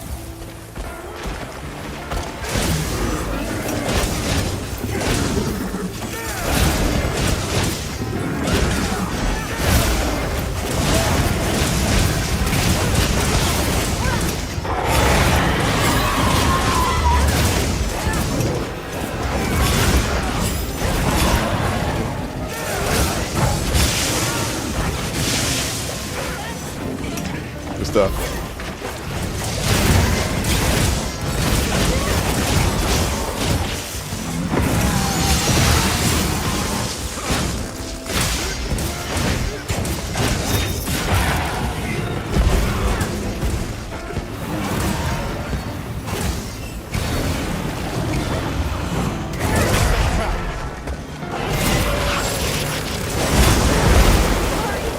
GG's. You certainly Oh, somebody cart? Yo, GG's, y'all. Good stuff. Let me go back and read what you guys wrote.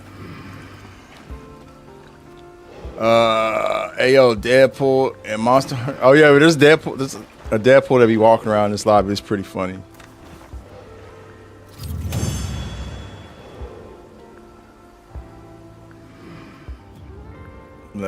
Lazy fuck because they're low budget. Everything we got is low budget, so it breaks and we had to fix it. Yeah. Well, at least they understand the conditions they have you guys working in Bambit are not the best, so they gotta acquiesce to any problems you guys have. It was funny your first day how that ride broke. It was like clockwork. I'm going for the hiring coordinator job as they're failing at theirs, and it's close to the HR. It's the most.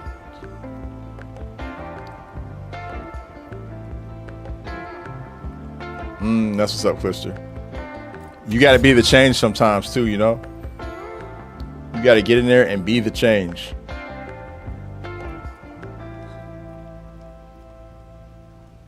You talking about with a new Udra TRD? Yeah, we can run the free challenge quest.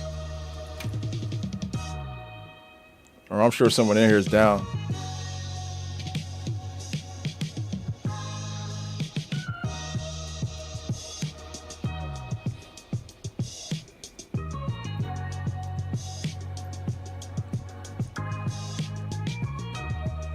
Oh, so yeah, what was that he did at the end? You know, his little big electric attack.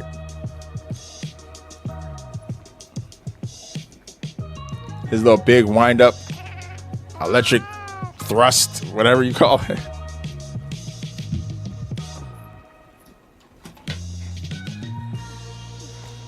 Hey, we put belt the ass on that laggy though. Nah.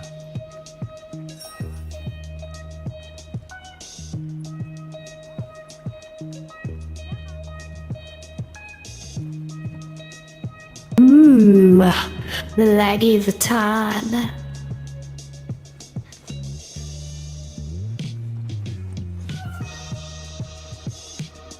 Gassy, I feel like you're writing a fanfic right now. Having inner monologue.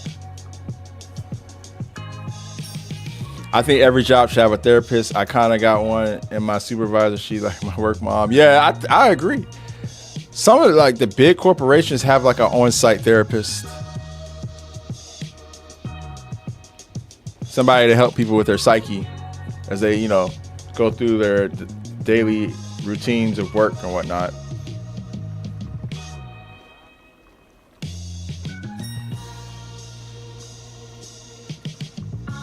Electric thrust is wild work. I mean, his big little electric psycho crusher attack. I don't know what else to call it. I mean, he goes clean M. Bison on you. It's very reminiscent of M. Bison when I look at it. Bro, this video won't slow down, man. God damn, I hate when videos blow up like this.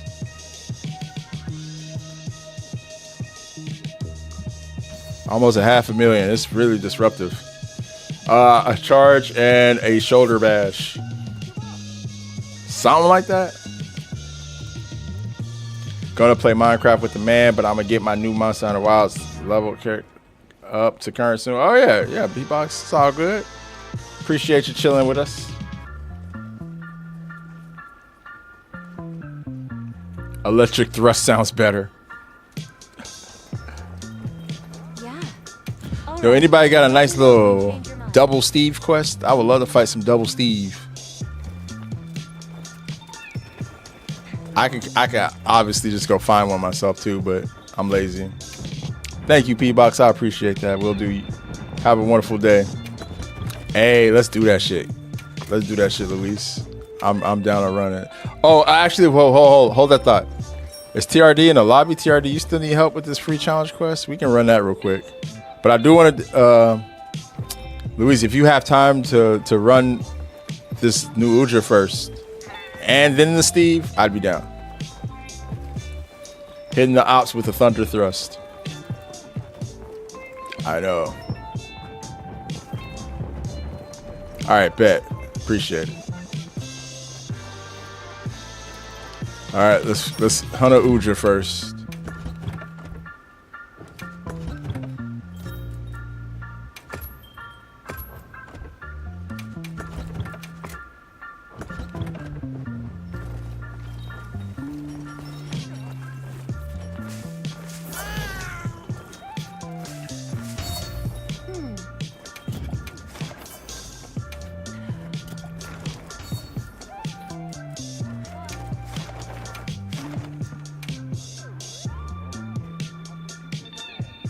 Oh, I picked the wrong camp. Make sure you're prepared.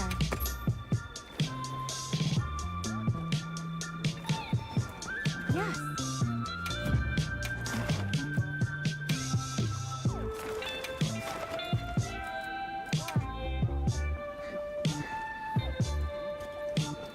All right. Quest accepted. Let's do it.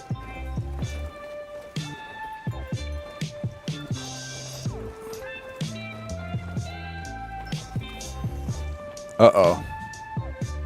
Give me 1 second.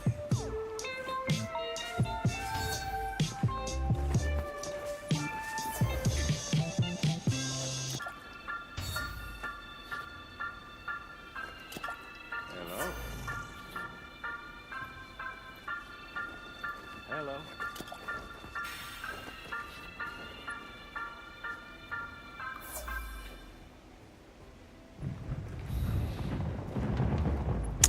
I'll respond.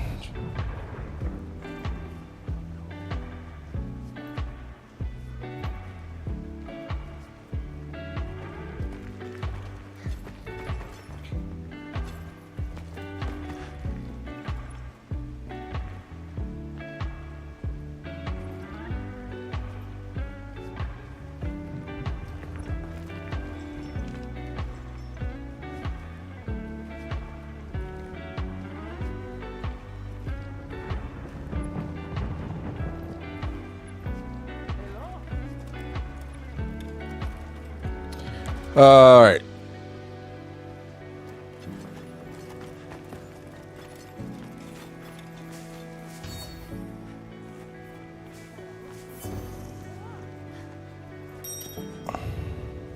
Just responded to my son's daycare real quick. They're talking about his short nap.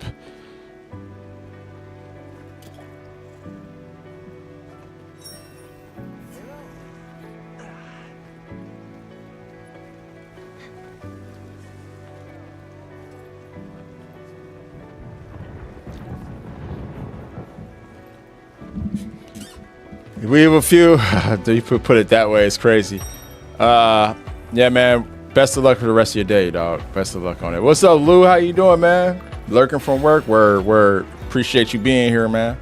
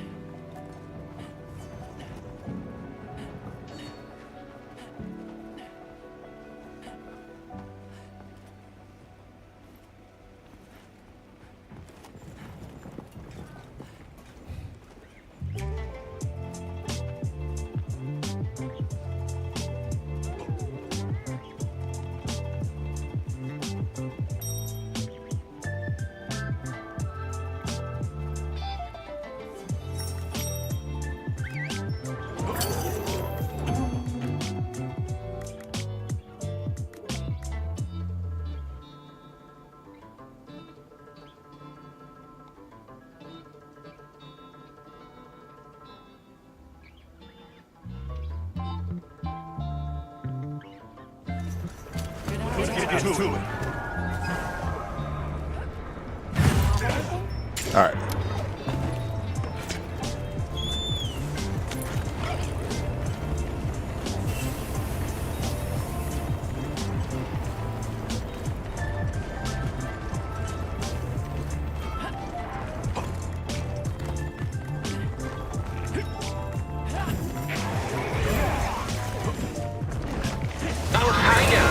Your favorite flaming cephalopod. You might as well go ahead and toot that thing up now, pard.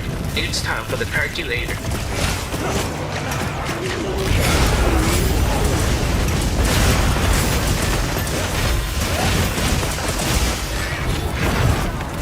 Oh, okay, I got chose.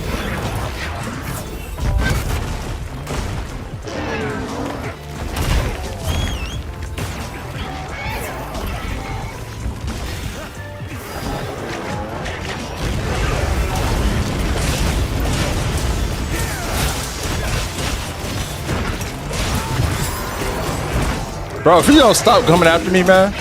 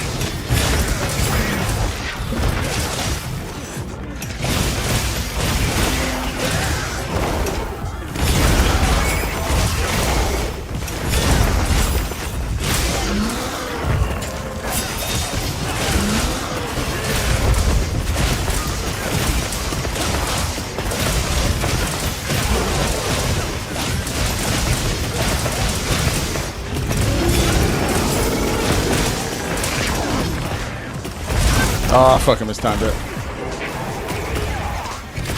Whoopsies.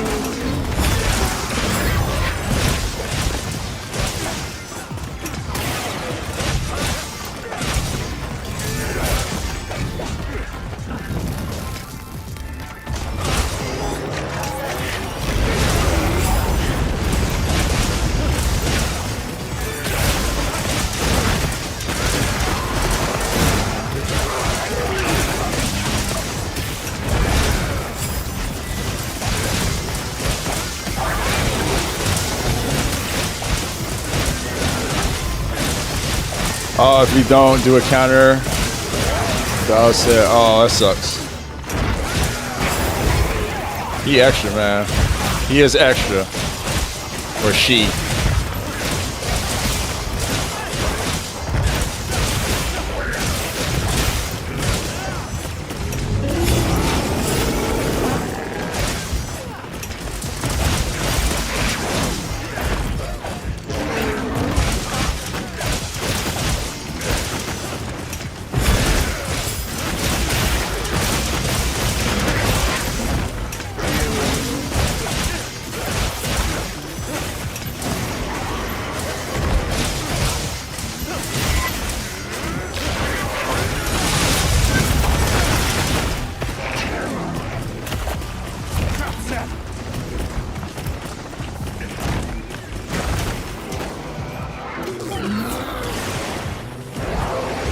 That helm almost got me killed. That helped.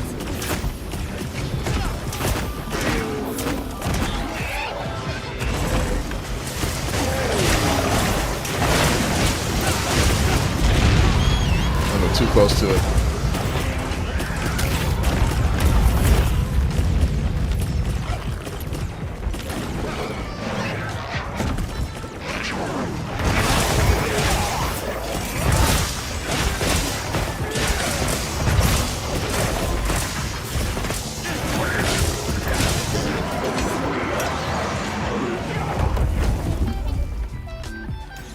Good shit, y'all. God damn. He didn't even go out. He didn't even leave the first area. I see why. We had some LBG up in here.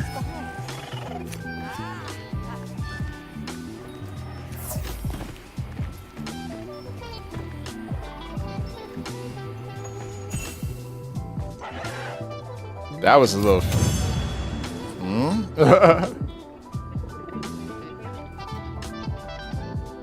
Yeah, it's also a 9-star. Can't forget that part.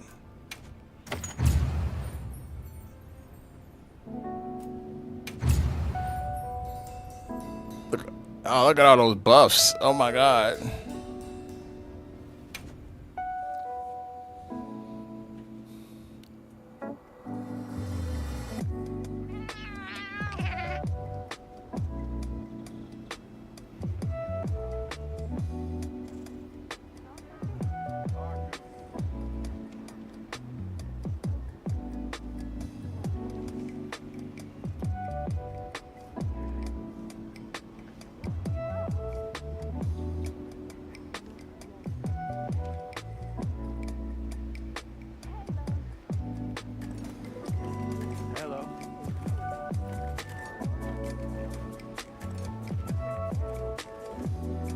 Okay, cool.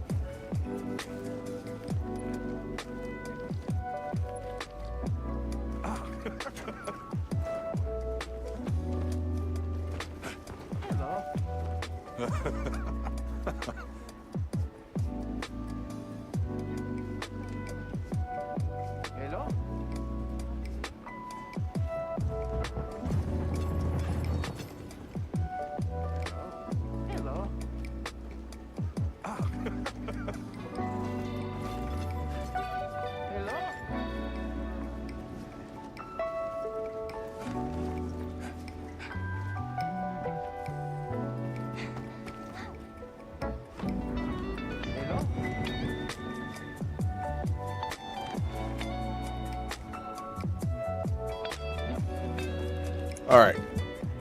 I'll be right back, y'all.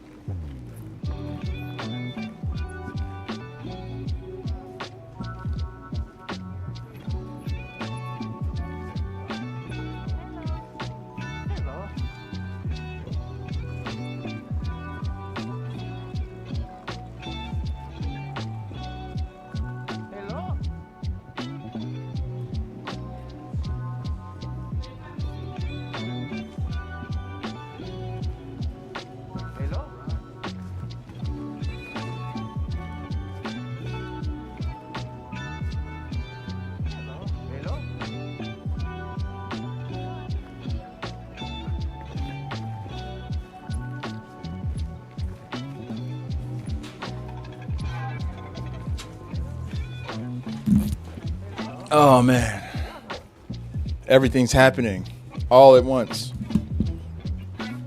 Everything, everywhere, all at once. Anybody seen that movie? Great movie.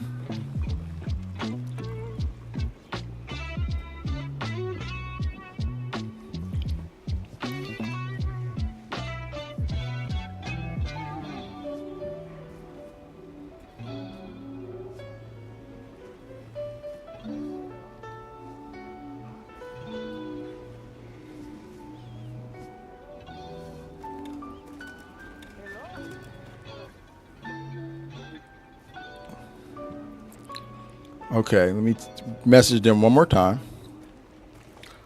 Yeah, no. Hold up.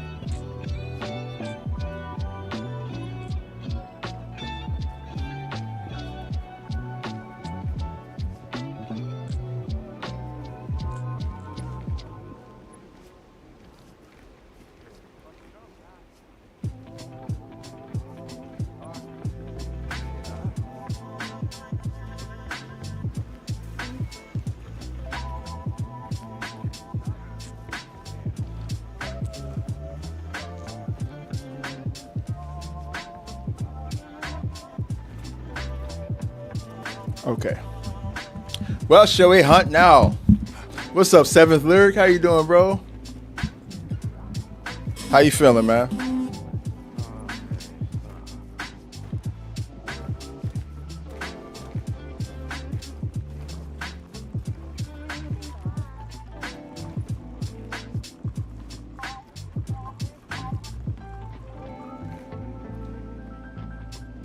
Welcome back. So, Double Steve. Thank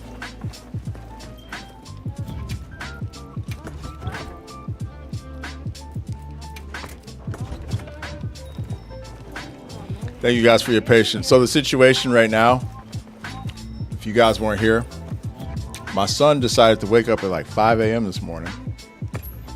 And so for that reason, when he went to daycare, he was super tired. Fell asleep in like the lap of one of his caretakers, and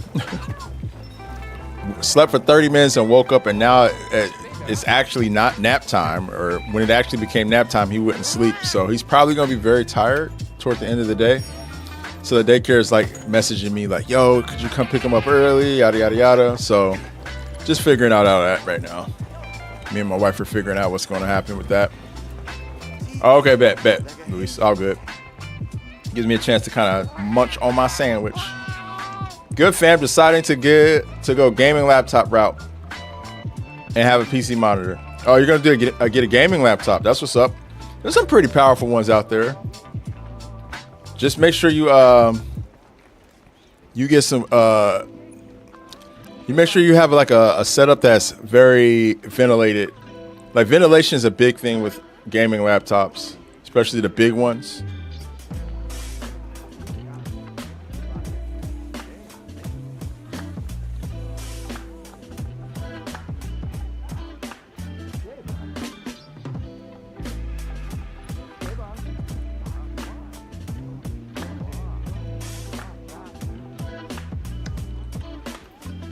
Man, this is the most people I've heard say they're going to go to PC than ever, I think. You guys don't understand how like mind-bending it is for me, because I've been preaching this for a while and I get so much pushback from people about, coming over to PC. But now, like, folks are down for it. They're starting to see the writing on the wall. Yeah, Bambit, of course.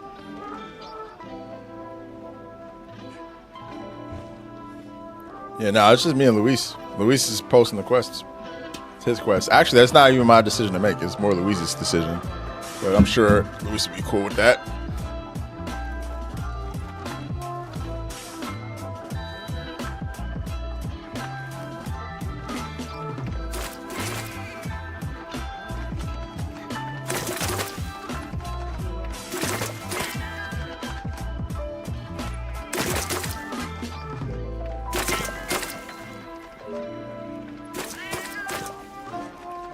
You came to PC after the Monster Hunter Wilds beta?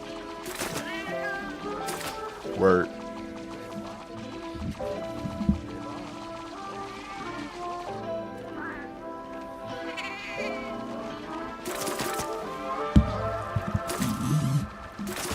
Yeah, this game was definitely one of the reasons why I upgraded from my last PC.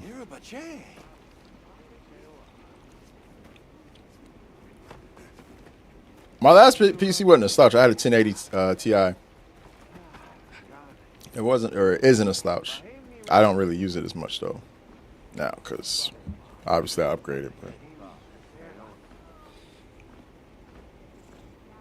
1851. Okay. What are the specs though?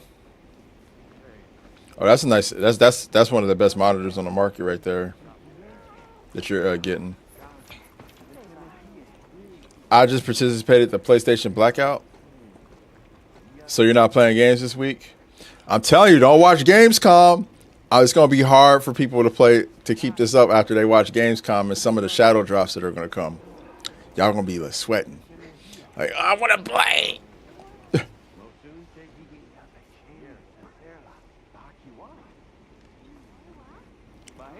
Gamescom, opening night live is tomorrow. The press day is today, so Gamescom's actually happening today. But opening night live is tomorrow. I think at was it 11 Eastern? Or no, 11 Pacific? 11 Pacific, 2 Eastern, I believe.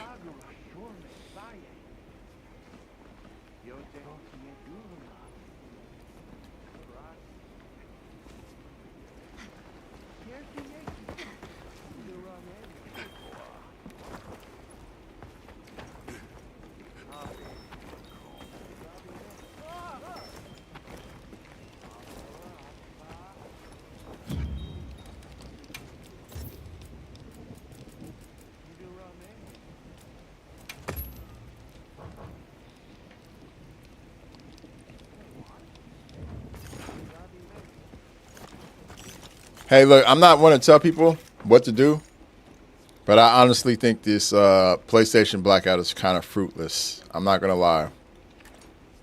I think it's a really pointless performative gesture for people.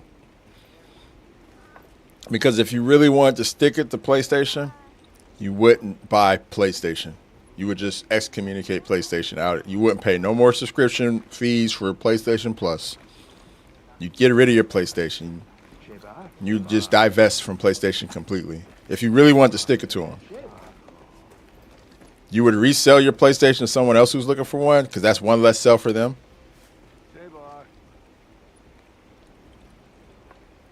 And you would stop buying PlayStation stuff. That's how you really stick it to them.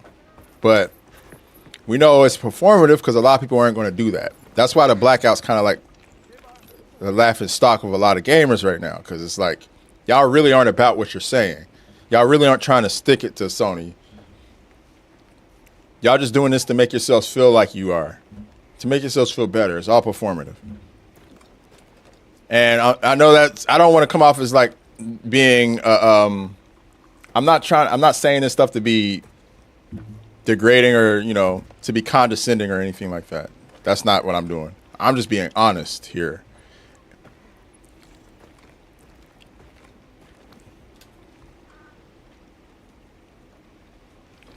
I would argue, Lucy, that's not even a quarter of the way there. I would argue that this does nothing. 1 week, it's not going to tank stocks. You know what I mean?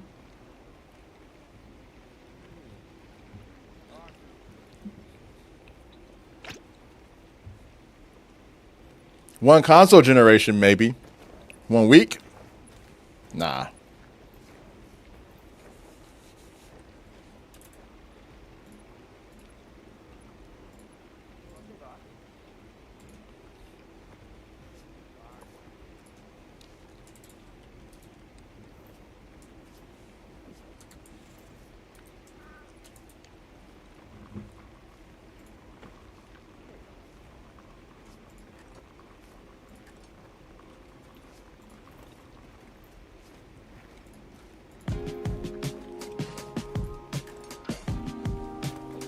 Yeah, why did I get this app?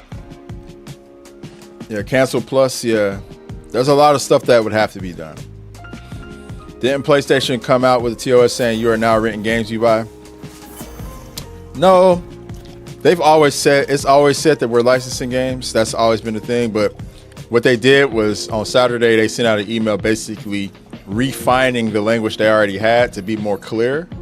And given the timing of them posting it, and the timing of them announcing that they're stopping physical games, a lot of people are going ape shit. But what people don't realize is they've been had that shit there. It's been there. And so, that's all. I do honestly think people's reactions are well warranted. I don't think anybody's overreacting. I think it's better late than never that people know that these end user license agreements say these things. But simultaneously, I do think folks have been sleeping on that very important thing that has been a standard in the gaming industry for a bit now.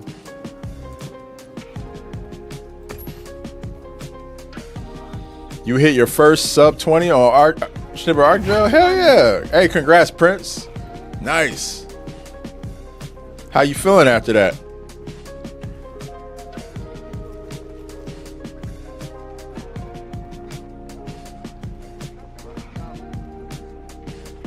Hey, yo, Bambi, you said you wanted to run this, right?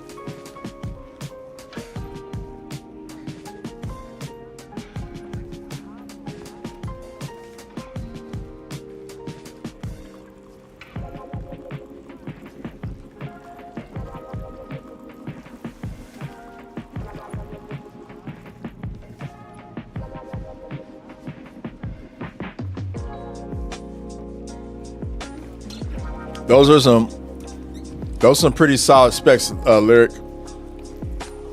That thing gonna run hot though. Make sure you keep it well ventilated. My only thing about laptops, gaming laptops, is it's super hard to replace the parts when you have to like go inside and do things to fix it. So just being mindful of that too before you go in. It's not like having a desktop where you can just open it up and like, oh, I need to replace the cooling system. Let me do that real quick. You know what I mean? So yeah. Yeah, I don't think the blackout's doing anything. And plus, like, I ain't gonna lie, I hopped on my PlayStation app to see who was playing. That friends list was booming yesterday. Ain't nobody blacking out for real, like.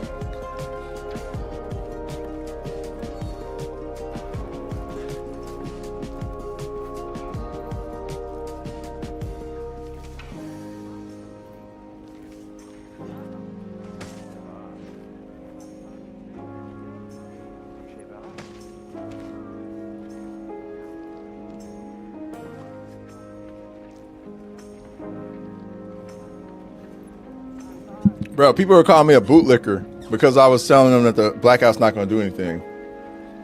They say you're a bootlicker. I'm like, bro, me? Me, the bootlicker, the guy who's like heavily blacklisted across the game industry for telling the truth? I'm the bootlicker? Okay. I guess I'm the bootlicker for telling the truth. It is what it is. I'm sure there's some other creator who's getting flown out that'll tell you exactly what you want to hear. They don't fly me out to things anymore, though. So I be calling their shit. It is what it is. Hey, I appreciate that follow, Daniel. This would be fun. Oh, let me make sure I have my Steve build.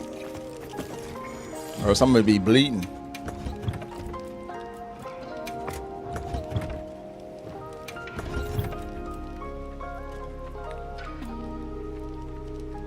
Poor Steve, he about to get his ass whooped.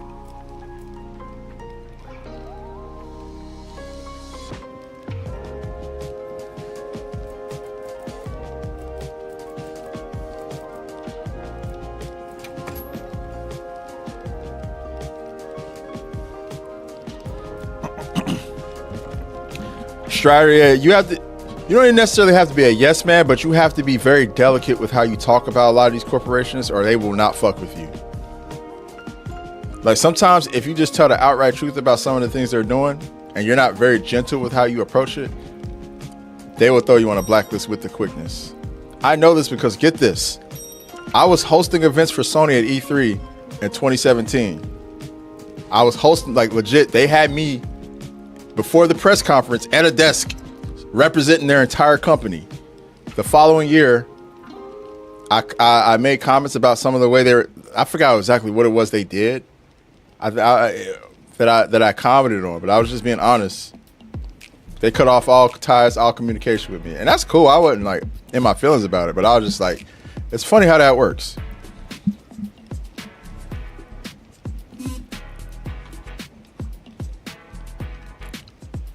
That said, I don't, that's neither here nor there. At the end of the day, bro, I just think everybody needs to be in the know. Just be aware of what's going on. What year did I host the E3? It was 2017 I hosted. It was the year before Monster Hunter, or was it 2016? Whatever the year before Monster Hunter World came out, because that was one of the things they had me there for. I was like the Monster Hunter dude. I did like the interview with Ryoza, but I also did like a whole bunch of other games too. I was legit like a part of their main little like broadcast.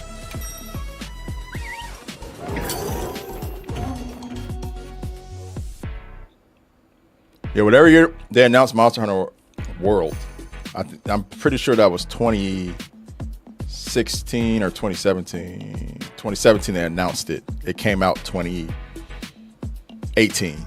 Yeah, so it was 2017. Let's get to it. Let's be on our way. I have an update. We've been issued fresh supply items.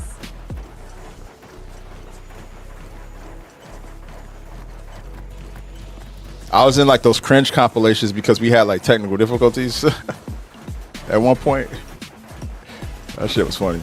E3 cringe compilations used to be the shit back in the day.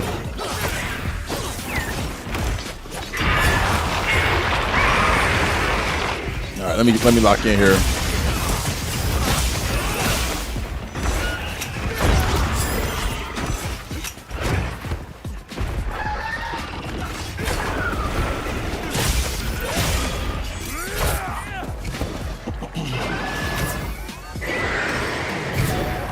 That was the whole Nerdist stuff. No, that was actually after I left Nerdist, Charles. What up, though? Yeah, that was actually after I left Nerdist. I left Nerdist in 2016, so that was like the year after. But I did build a lot of rapport with PlayStation when I was at Nerdist, just because, I was a journalist there and I reviewed a lot of their games. And you know what? I gave favorable and not so favorable reviews for a lot of their games. They didn't really trip about it. It wasn't until I critiqued like the business aspect of how they be handling stuff that folks were just like, nah. Hey, you're off. I'm happy that you're off, yo. What's up, Jules? Welcome back. How was the gym?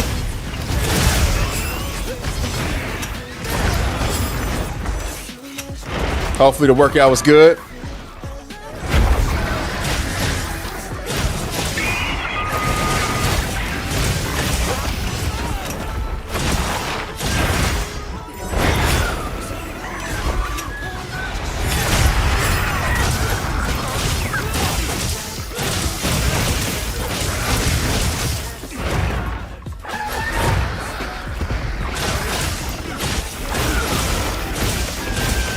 What am I hearing? It's like K-pop or something.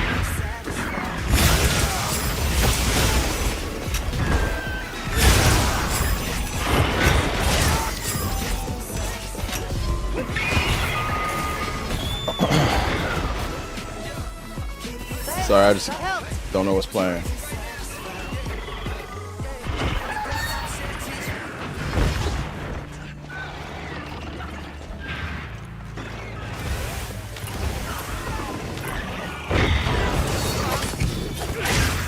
Bam is getting to have all the fun.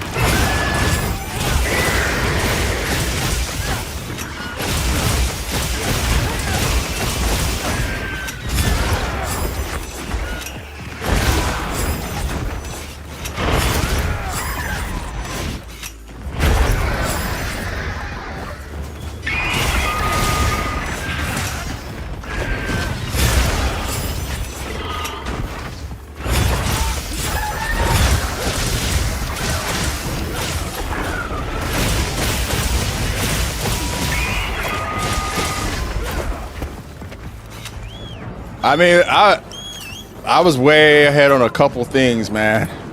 I was way ahead on us going all digital.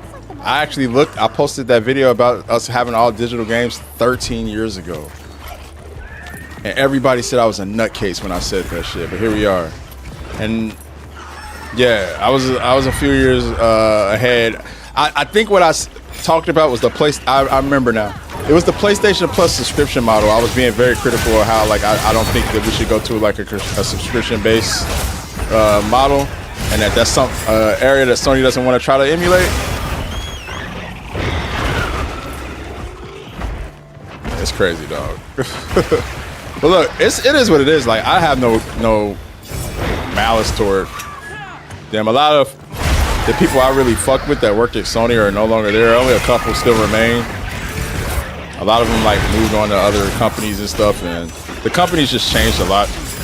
Obviously, you know, like a lot of the stuff we're seeing wouldn't have happened under the watch of like a Sean Layden or a Jack Tretton. They wouldn't have been doing this shit. And you know, that's not to like, you know, try to cut any like of the old executives slacks or anything like that, but ever since Jim Ryan got in there, I've been kind of like iffy on them.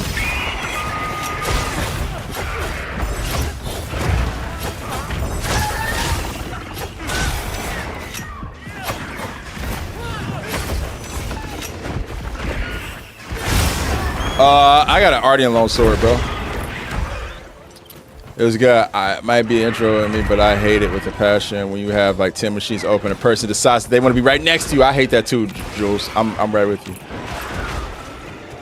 It's like, as a man, when you go to the bathroom and you choose a stall that's like separate, and then there's mad open stalls, but someone comes to the stall right next to you. Why?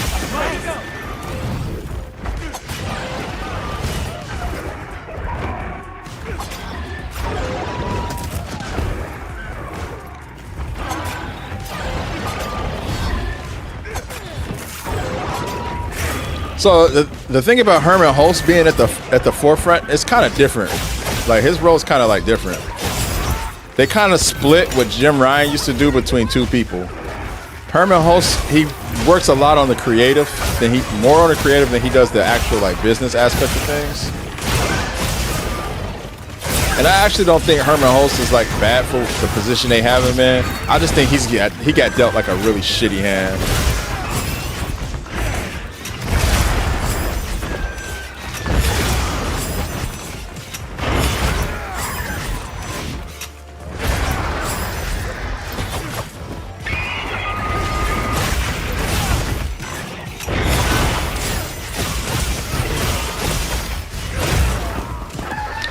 I'll look away for 1 second, bruh. Look at me like that. Allow me. Gassy, nothing. I was responding to what Jules said.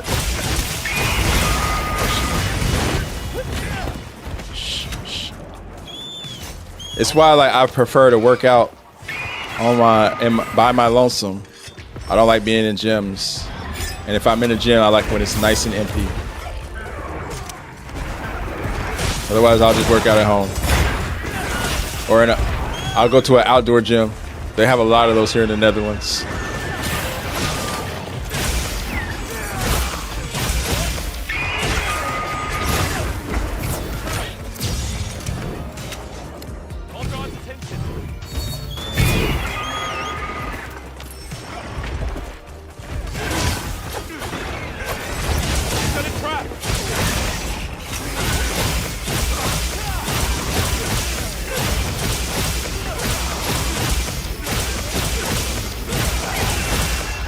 My fastest RVL time is probably like 8 minutes.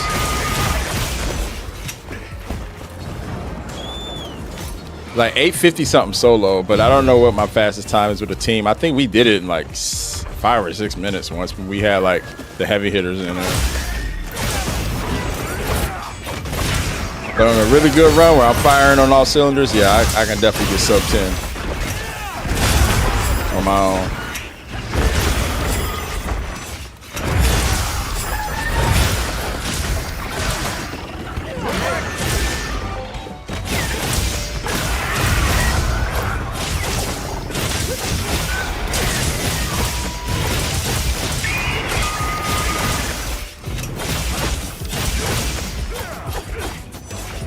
Bro, stop walking away.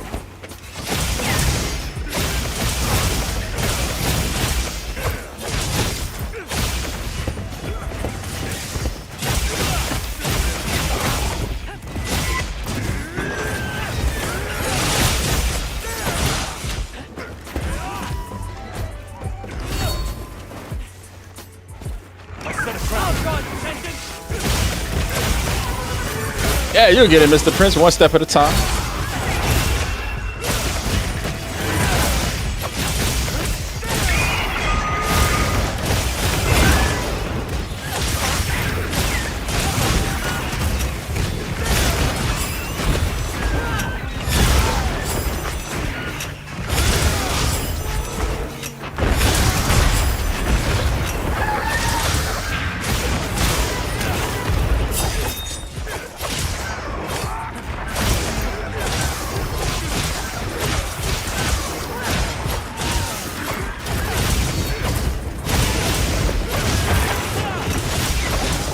What up, Ollie? How you doing, bro?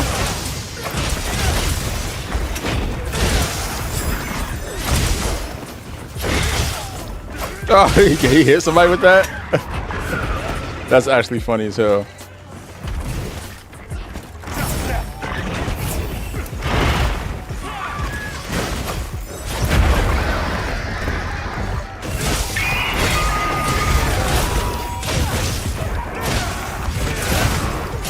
What do I think about the Wolverine controversy? I don't really see it as a controversy. I feel like it's just like some shit on Twitter, bro. Some drummed up shit from Twitter. I feel like Twitter's where like a lot of like that negative discourse comes and goes, and I don't feel like the larger gaming community is like not anticipating Wolverine coming out. I also think part of that shit comes from just like some of the recent decisions Sony made. Like that's part of it. People are just kind of like channeling a lot of the frustration they have from Sony's recent decisions into, you know, PlayStation exclusive. That's kind of where I'm at with it. But me personally, I like Insomniac games. They don't really put out any bad games, so.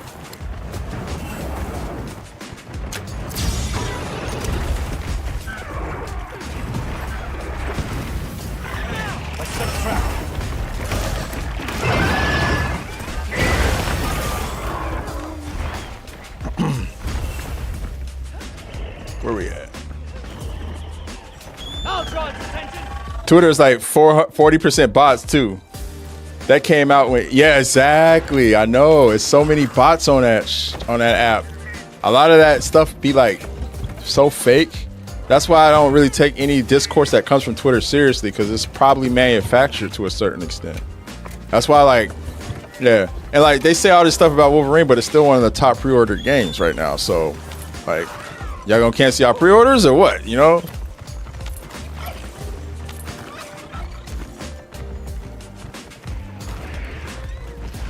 So yeah, that's where I'm at. I'm just kind of like, whatever, bro.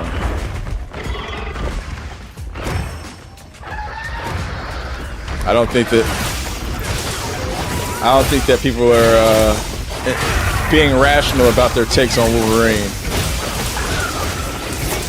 If it doesn't look good, by all means, you know.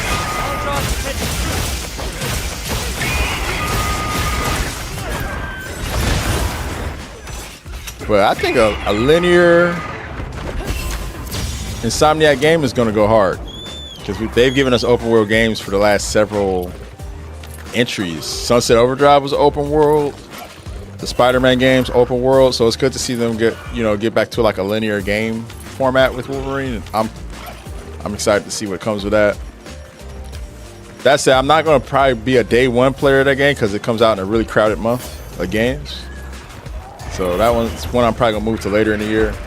But I'm an Insomniac Games fan, so always happy to see what they're working on, what they're cooking. Also, Wolverine was like my favorite X-Men growing up.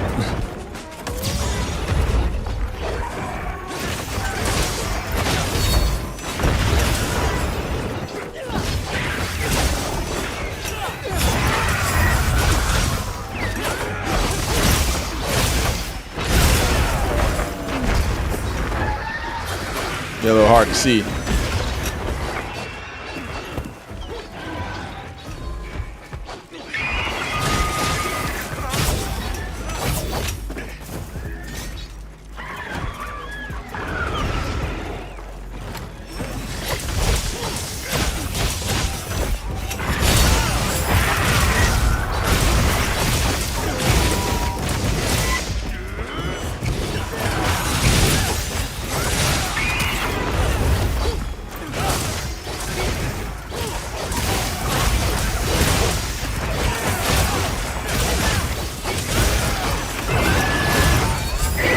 Thank goodness for the earplugs. I definitely fucked that up.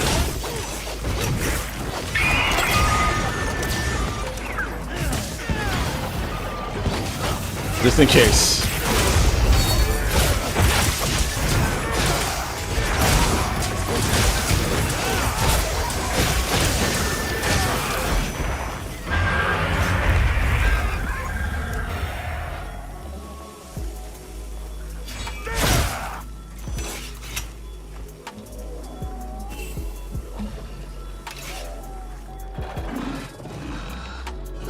Oh, that's what's up. So when you go early, it was only like 4.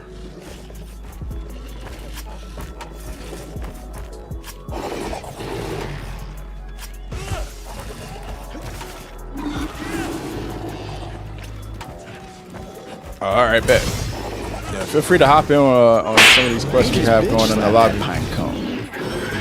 Or to just save the lobby in general. This lobby never closes. There's always players in here.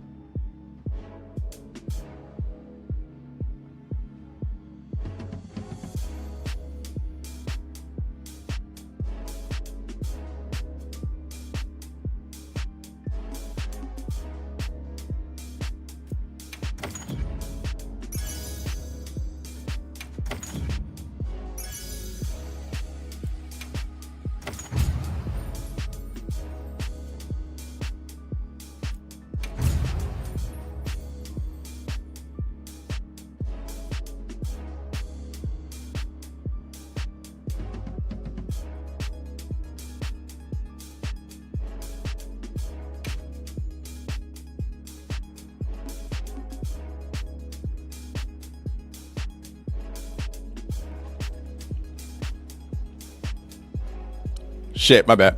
I was getting ready to say, I always tell people whenever they ask me what Monster Hunter game should I play, I always recommend that they play Wilds. And yeah, I don't know. Oh yeah, there's always people willing to help you. Just hop in. This game does still have a large player base. Indeed, it does. But yeah, I always tell people to go to Wilds. I feel like this is the most accessible Monster Hunter game. I feel like this is the game people should start on. It's not my favorite Monster Hunter game, although there's a chance it could be. I learned with Rise Sunbreak, because Rise was not my favorite Monster Hunter game. I didn't like the crazy freaking rampages. I thought that was kind of a waste of time. But Sunbreak came as an expansion and completely changed Rise and made it one of my favorite Monster Hunter games.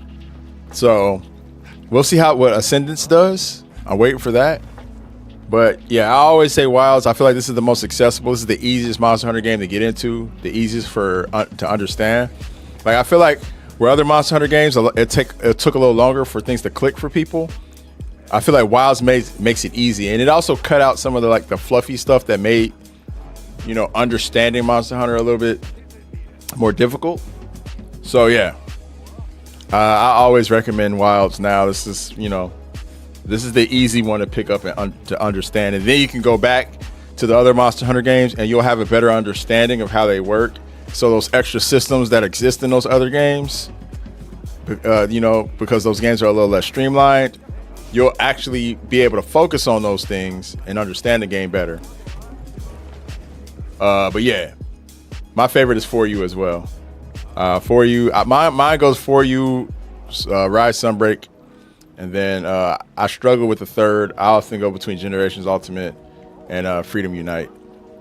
And yeah. Say World Iceborne barely cracks my top 5, but I don't want to go into that because I know World Iceborne is a lot of people's favorite, or a lot of people's first Monster Hunter game, and every time I talk about it, people get mad. Someone gets offended, so I stopped going on about that.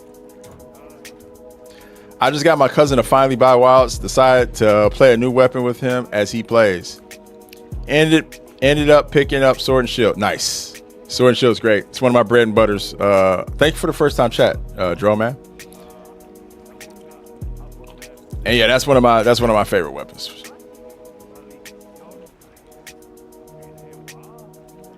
Am I sad about PlayStation? No, I'm not. I divested from PlayStation a while ago. Like my PS5s, I got one. I have 2 PS5s. One's for my wife, one's for my son. I don't really play it on myself. If there's an exclusive I really want to play, I'll hop on. And there's some story games I'll hop on there for, but that's when I want to sit in front of the TV. I do most of my gaming on monitors, sitting at my desk. Rise Sunbreak is my absolute favorite. I love Rise Sunbreak.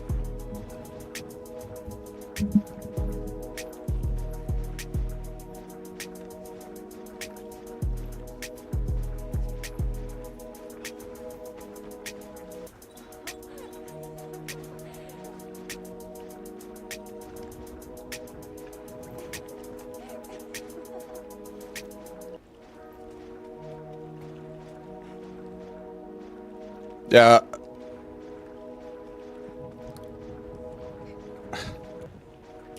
Yo, thanks for the double Steve hunt, guys. I appreciate that, Luis, for you sharing that quest with us. And also everyone else who ran Bambit TRD.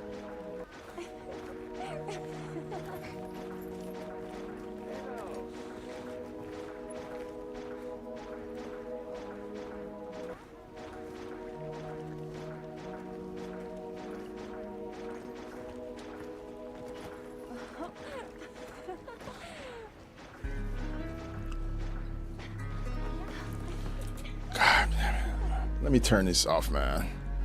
My phone shakes one more time, and I'm thinking it's something else.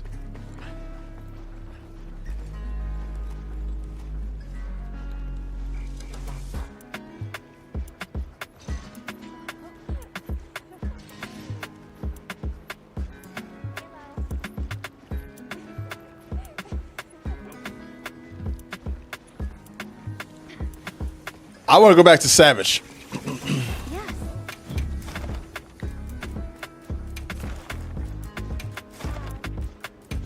I'm still trying to make it to that 500 mark, man.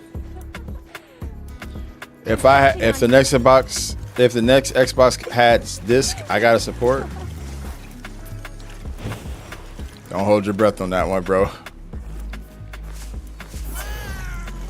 I'm just gonna keep it a buck, like I was saying earlier. Xbox, out of all the console manufacturers, are in the worst place.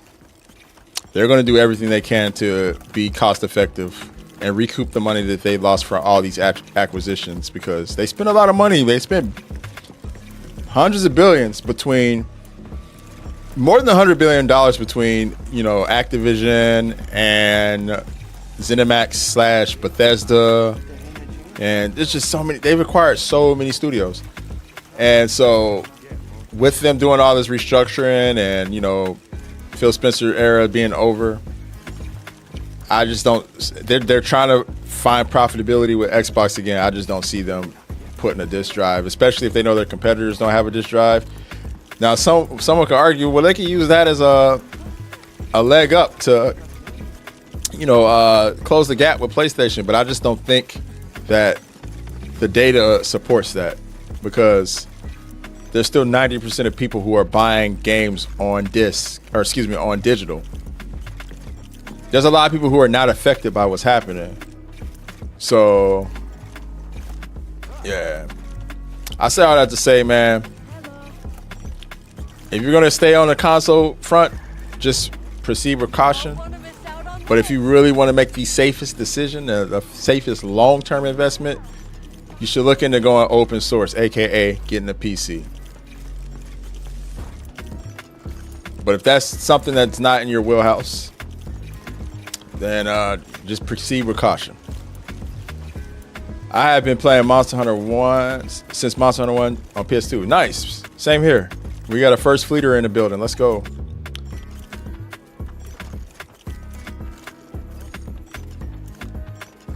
Well, if you've been playing since Monster Hunter 1, then your view of World Iceborne is probably... I haven't talked to anybody at First Fleet who's felt differently, to be honest.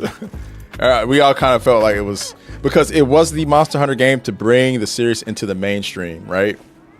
Like, we don't have this community. We don't have all these people playing Monster Hunter now without World Iceborne. So I think we all appreciate World Iceborne. But in the totality of Monster Hunter games, it really didn't do much. It really didn't do anything that was too amazing. There were some really good fights, especially in Iceborne. And it was cool being able to, like, you know, go seamlessly from one area to the next without a load screen. So from a technical front, it definitely pushed the series forward too, you know. But yeah, like from a substantive point, like we talk about Monster Hunter games with substance, I think it's definitely lacking in that area for sure. And yeah, this game has done a way better job at, like, you know, maybe it's the voice character. I don't know what it is, the atmosphere or what, but I feel like if World Iceborne was your first game, you probably feel differently because, you know, that was your first introduction to the series. So to you, that's probably peak. That's the standard for you. So yeah, it's gonna be different from one person to the next though. Base Wild's clear as world. Yeah, I agree. But I think there's a majority of people who argue that. You know, believe it or not. I say that in public and people look at me crazy. Yo, what up, DW? Happy Monday, bro. Oh, actually, I'm bugging.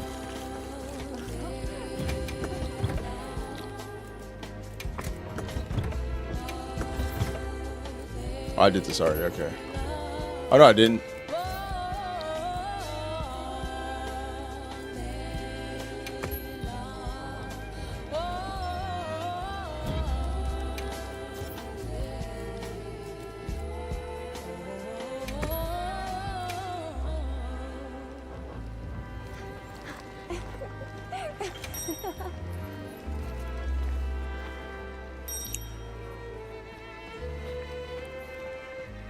Weekend was great, DW. Weekend was great, man. I had a fantastic one, bro. I can't even lie. How about you?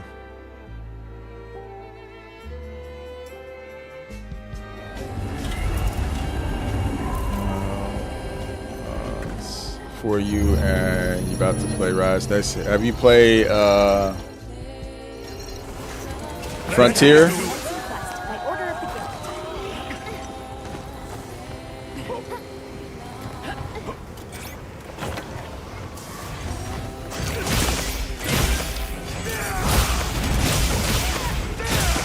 Generations Ultimate, I feel like are top tier Monster Hunter games. Mainly because they're like a celebration of Monster Hunter. So all the monsters, most of the monsters from the first 4 gens of Monster Hunter, all in one game.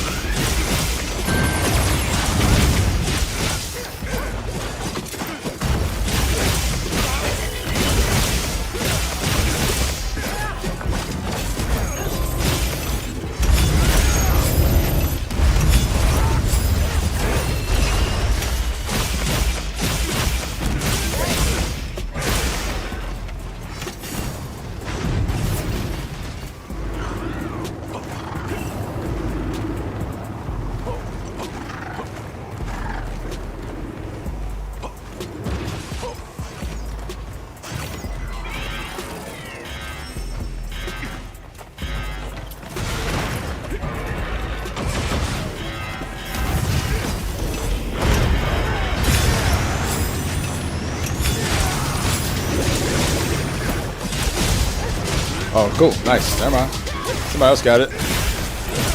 Lucy on the ball as usual.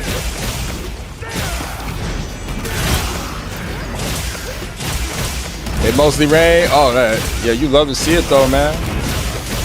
Nice, cool rain. And then some sushi on top of that. You know you want to order some sushi today, bro. What the hell?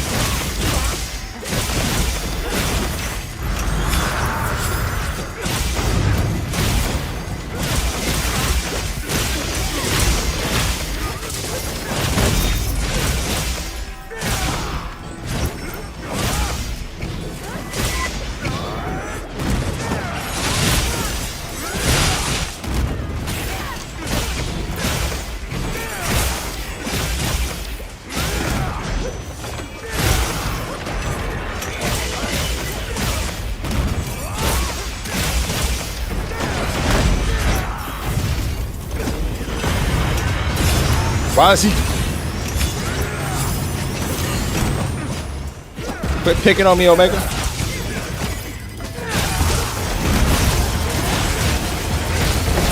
I say that like I ain't been whipping this robot's ass on the daily.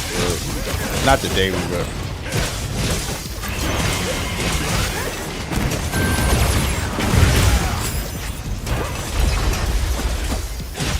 It's been a lot.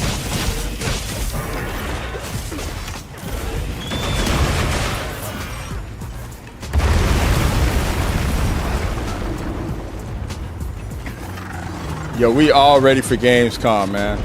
I would think so. We all ready for Gamescom, right? Everybody pumped about this week? I'm super pumped. This is like the new E3, man. Pretty much. Gamescom is pretty much replacing the excitement we used to have around. I mean, E3 season's still a thing.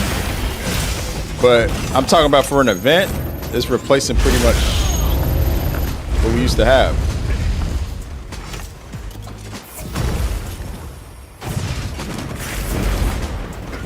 No one likes sushi in your circle, Jules? You need new friends.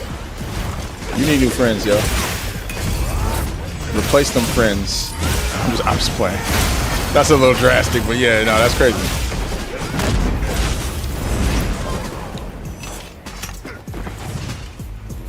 Yeah, Gamescom tomorrow. Opening night live tomorrow. Gamescom actually starts today. What's up, Johnny? What's up, Alfredo? How you doing, bro? You pumped? Yeah, man. You already know. You already know it's about to be crazy, man.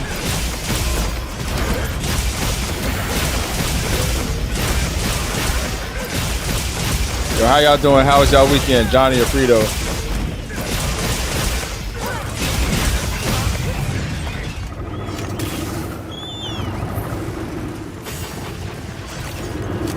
Your girlfriend doesn't like sushi, but she lets you enjoy it. Well, that's nice of her that she lets you enjoy it, but break up with her. I'm just playing. I'm just playing. No, that's not everything's for everybody, right?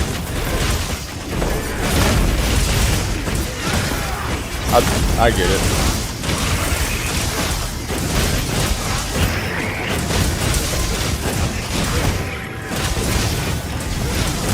Your son's almost out of high school, bro. That's gotta be an exciting feel. Also a scary one, because it's like, oh no, they're an adult now.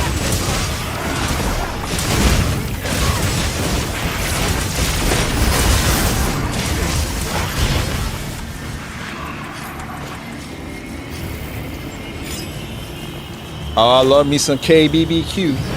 I love me some bulgogi too. What y'all know about bulgogi?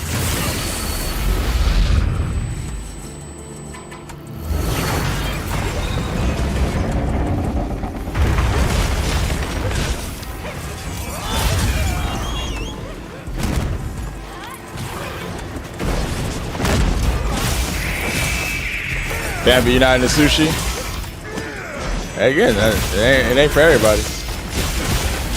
Also, like, I feel like my love for sushi changed. Like, I've always liked sushi, but it really became different after I went to Japan and ate sushi there.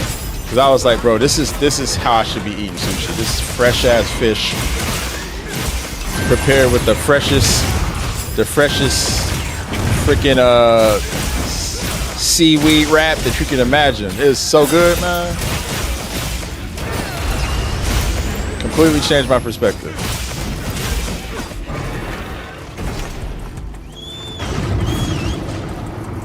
That all you can eat bulgogi. Hell yeah, dog.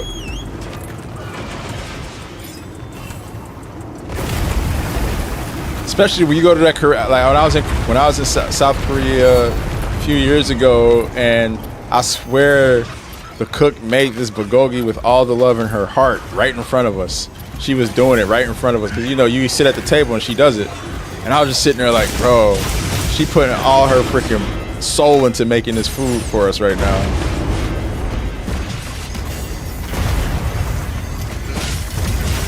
And that shit tasted just like that.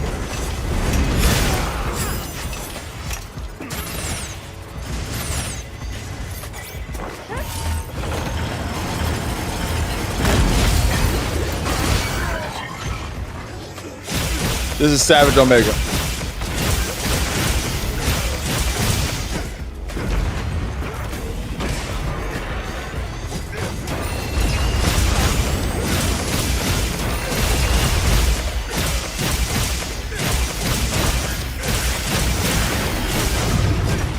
Oh, you lucky. I tried to see if I could get that. Kobe. We're not doing any more of those mustard bombs, sir.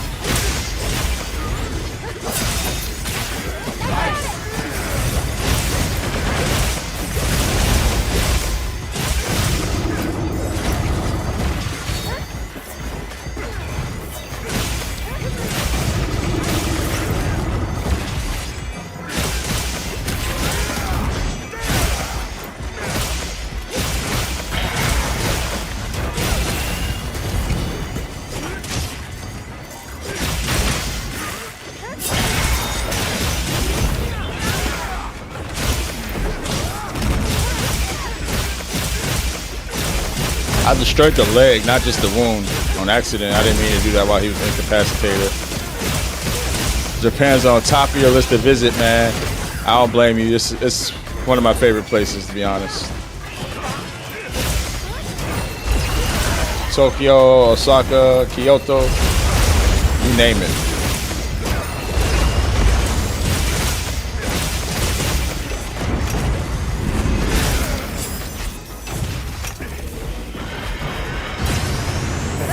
that cup of tea.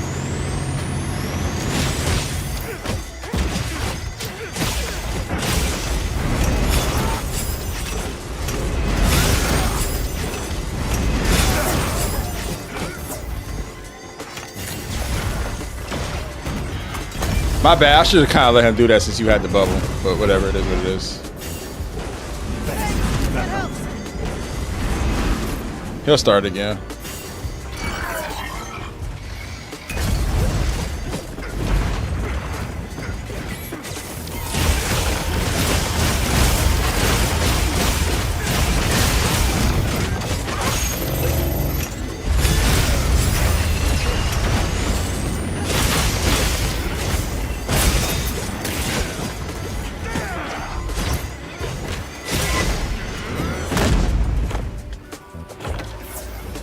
GG's, y'all. Quick and easy.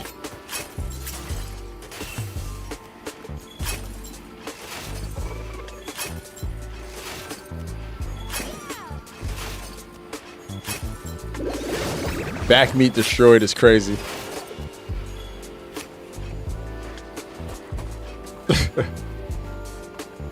That's funny.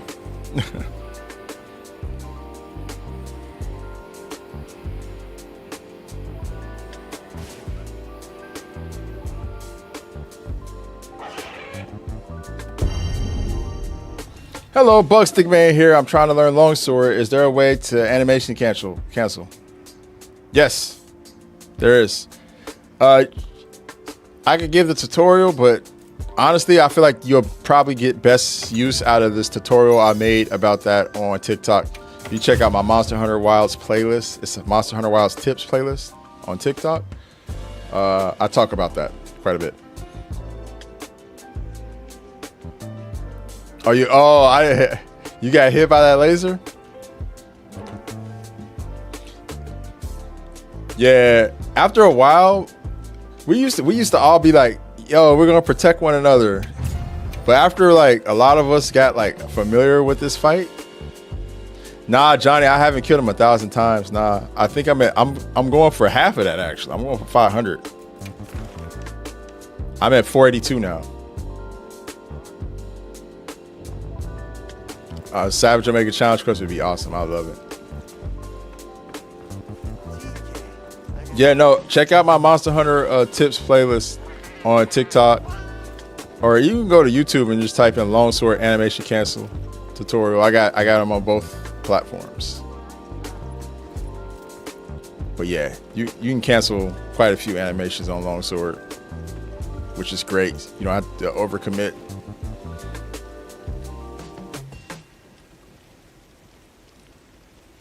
Between Osaka and Kobe.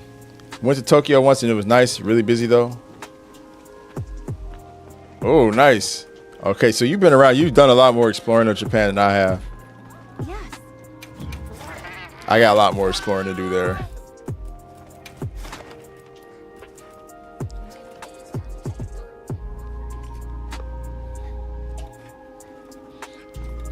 Oh, you like doing the so like not the fully gauge helm break, like white or yellow helms.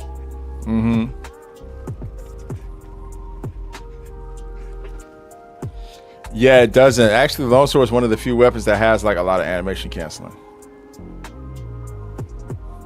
A lot of the guard weapons have it because you can use the guard just to cancel some animations, but out of the guards with like, or the weapons with no guard,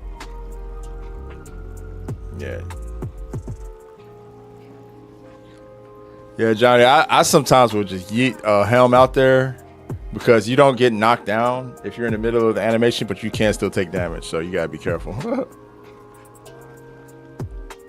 But yeah.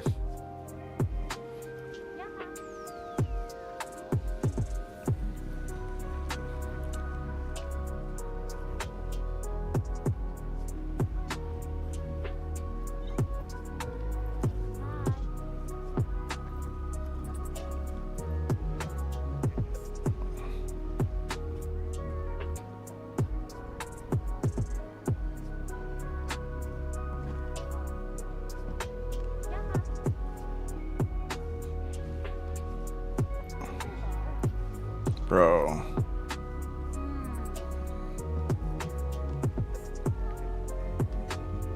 In my defense, I did live there for a year. Oh, okay. Well, yeah. I don't blame you. It's like living out here in Europe. I'm like, I gotta explore. I gotta go to here. I gotta go there.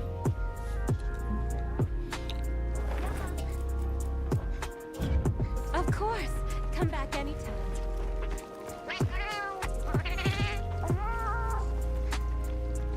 Yeah. It's kind of bare bones, but I feel like the Sword and Shield, and this is the Sword and Shield is probably like one of my most played weapons across the Monster Hunter series.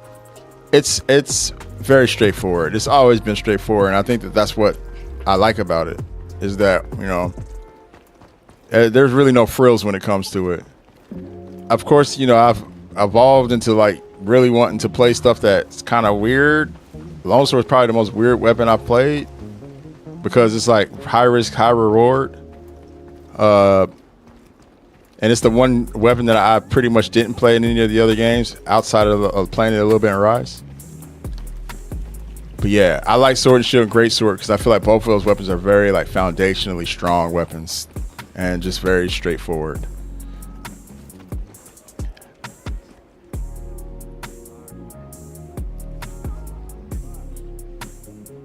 Yeah, I agree with that.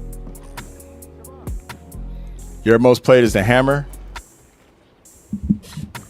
Did you try it again after they updated the hammer? They actually gave the hammer like new moves and gave it like an extra offset, all types of stuff. They changed it, like it was title update 3, I think.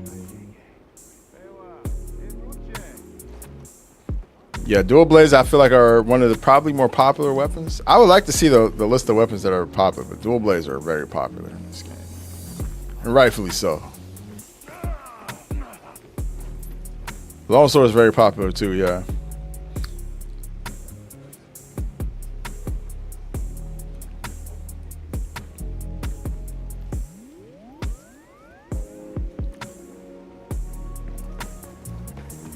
Yeah.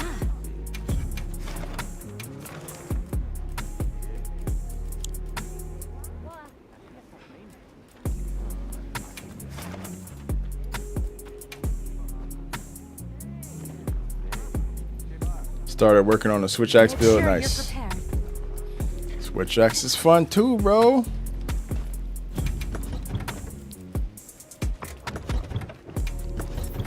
Can't really go wrong. All 14 weapons have fun factor, I think. We having tuna tonight, bitch. Freshly served. Eat up. Tuna time.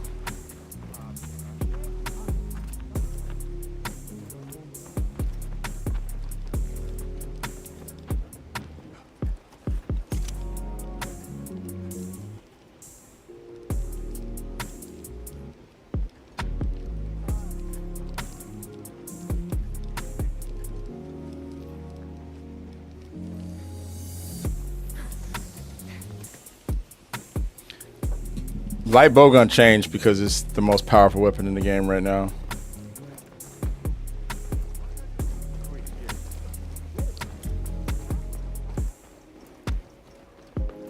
It's like the easiest damage for highest damage output. Yeah, it did. The final like little weapon balancing update they did. They actually boosted the heavy bowgun too, but the light bowgun just better because of mobility. Now there's a lot of people who rock Insect Glaive.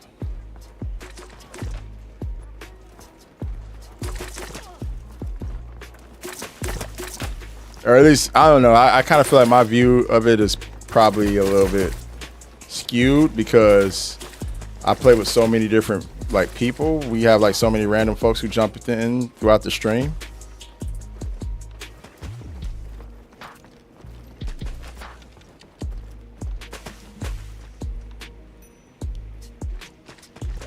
Oh yeah, they didn't add hit stab cancel till after Omega came out. Yep. It was yep. What's up, Fenrir? What's up, bro? I saw you hop in. What up, man? Yeah, you know, I didn't want to be too loud with it. Johnny.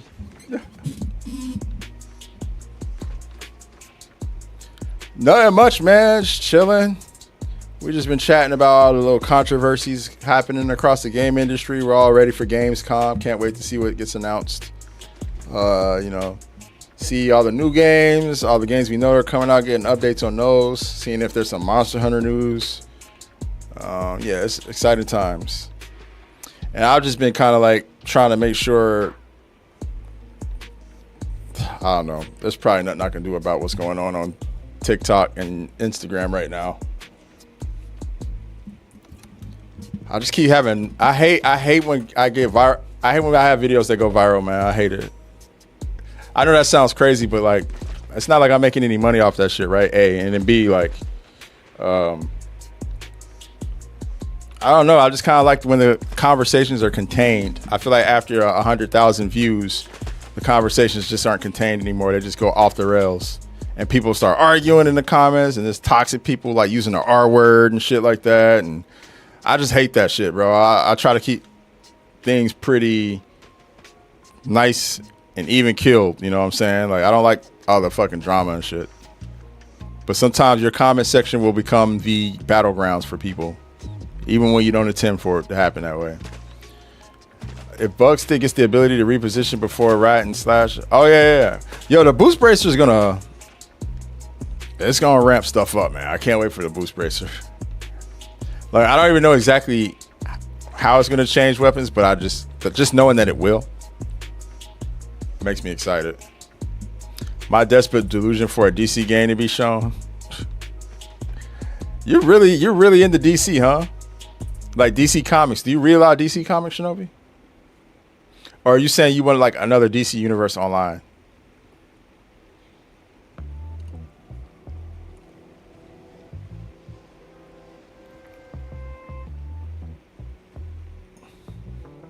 The Boost Bracer is going to make the Insect Glaive a witch broom that you can fly on.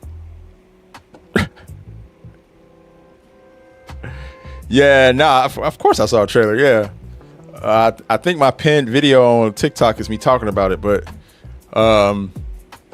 yeah, I saw they showed some bow gun, I think. Or no, they showed gun lance with the Boost Bracer, just a little sliver of it, a little sliver of a bow gun, and a little sliver of greatsword.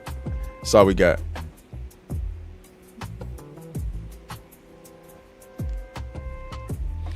Hey man, Shinobi, you can always go back and play the greatest DC game of all time, Mortal Kombat versus DC. That game's always gonna be there for you, though.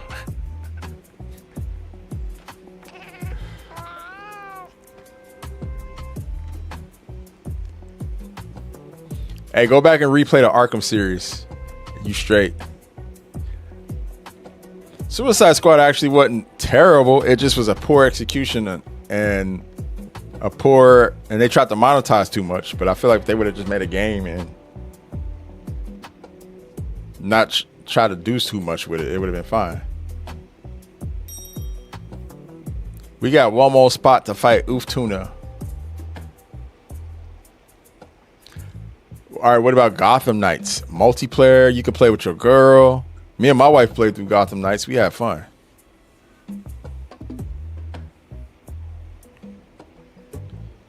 Gotham Knights was not ass, bro. Nah, it was not ass. It wasn't ass. It was a mediocre game, but ass is a little extreme.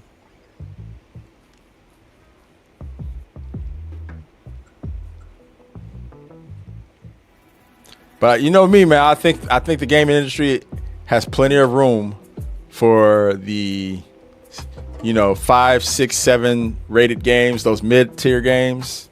I like those mid-tier games. Not everything needs to be a knockout of the park. Suicide Squad is ass. Yeah, they tried to do too much with Suicide Squad. You're not lying. All right, I guess it'll be us 3 versus Oof Tuna. Let's do it.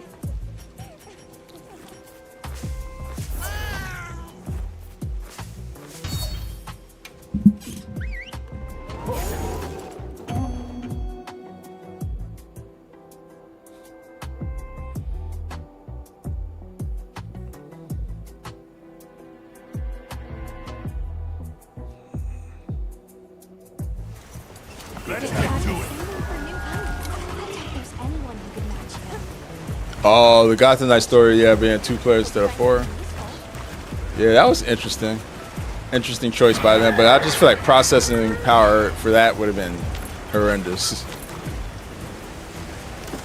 Like, if people thought the game ran bad, it would have ran terrible if they did that.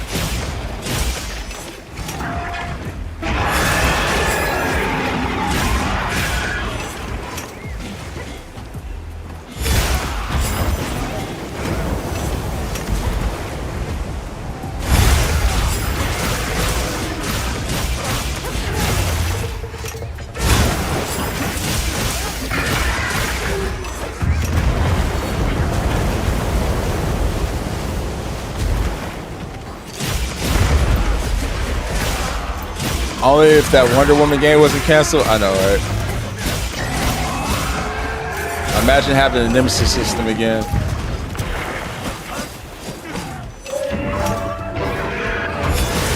I still have a bunch of Luis's buffs on me from last game. I still got the buffs.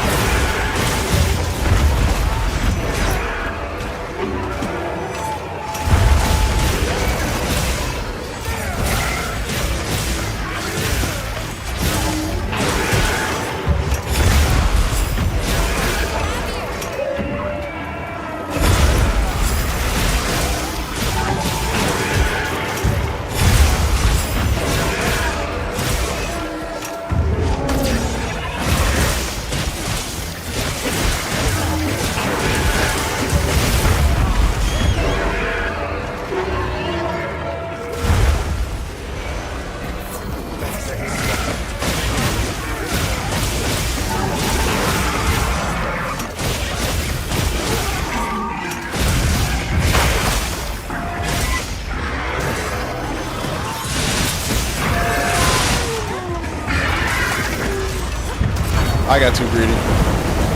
Should just hit a foresight. That would have been the end of it.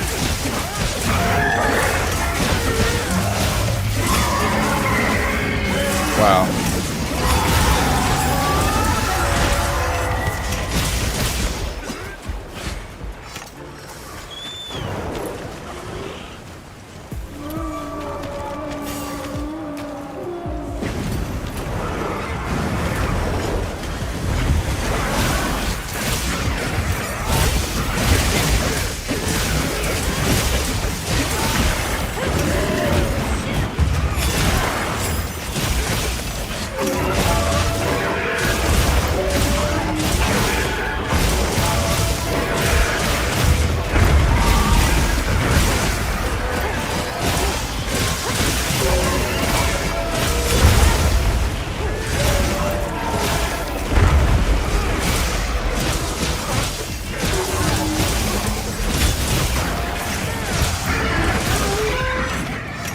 Nice.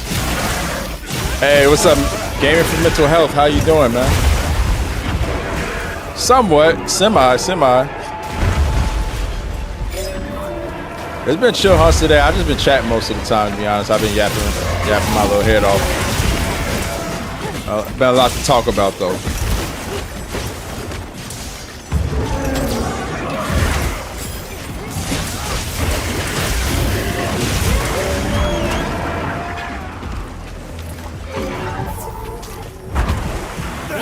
That helps.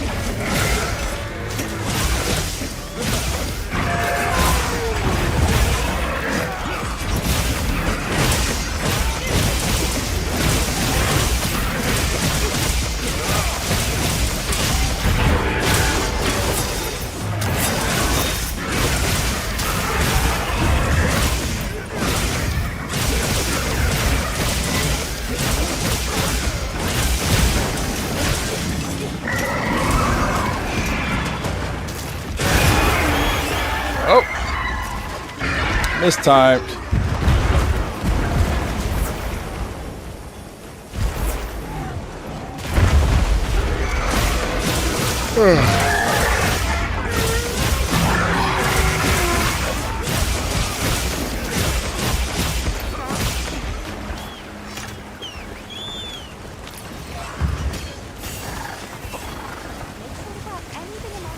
I think that they're going to sell off the Nemesis system eventually. I forgot to mention that, Shinobi.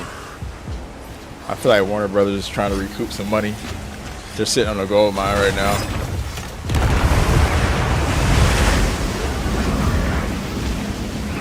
Who would take that? I don't know who would take that patent.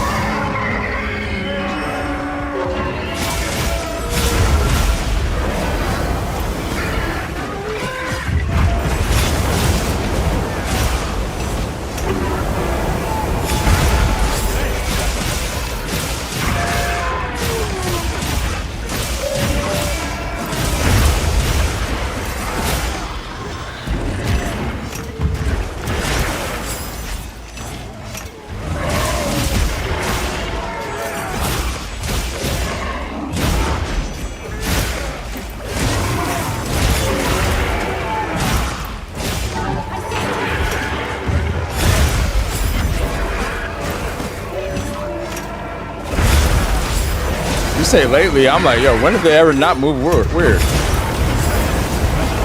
That's been part of their MO.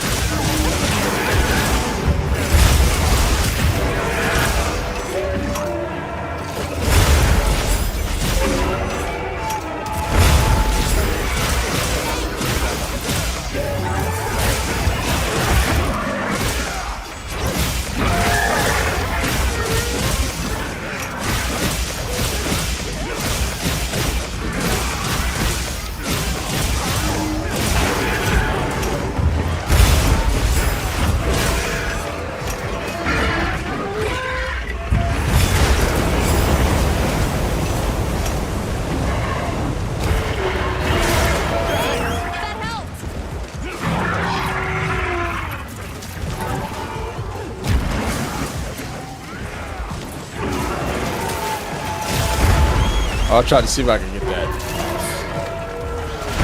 Didn't work.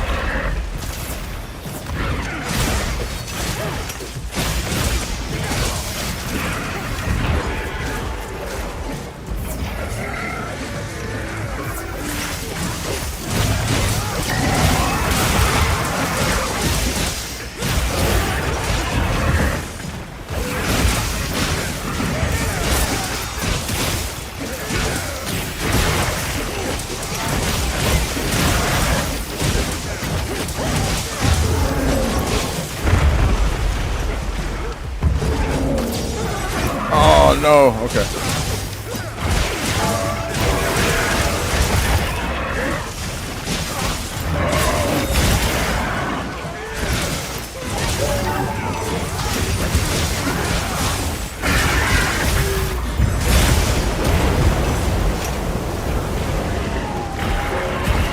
Hey, I appreciate you, TRD.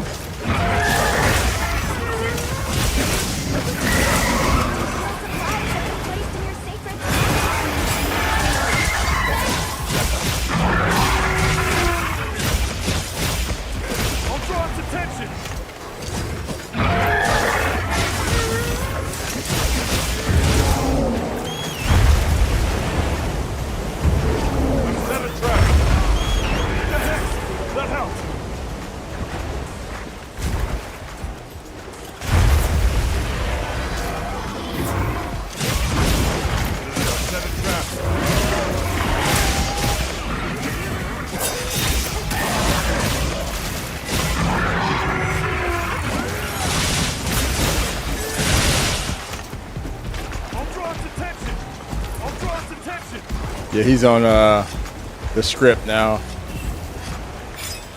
Thanks. That helped. He's on script. Luckily, he goes way slower than Laggy or Mitsu, so we don't gotta really rush to get over to the other side and drop the rock on him. He's just slowly chugging away.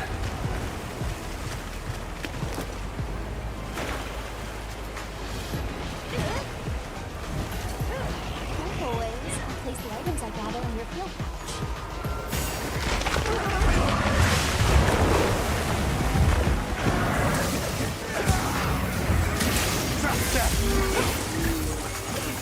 GG's, y'all.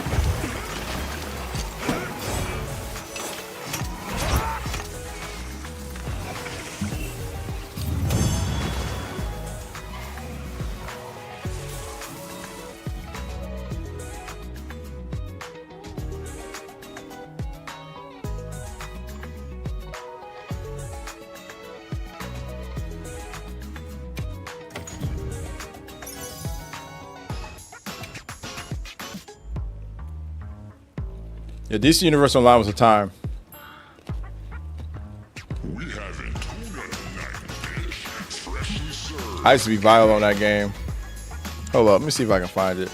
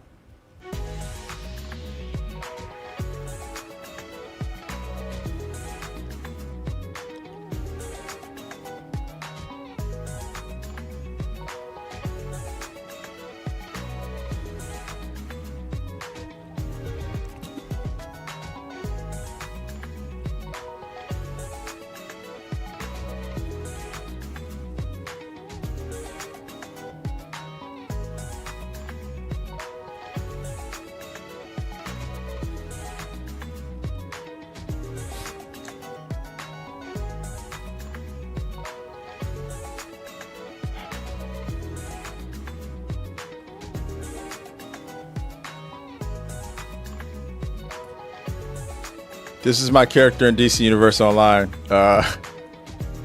Just to show you a little bit of old lore of when I played this game, Shinobi.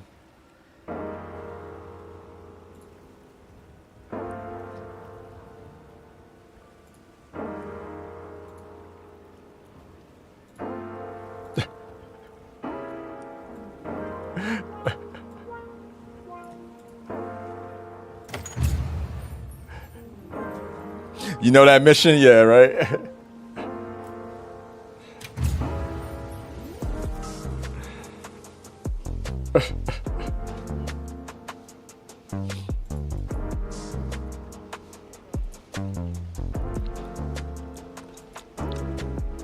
GG's, y'all, on that oof tuna. That was fun. Tuna, oof tuna.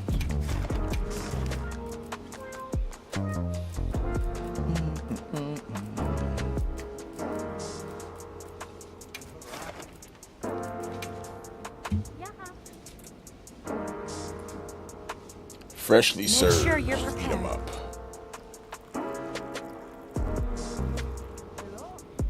Crazy last steal.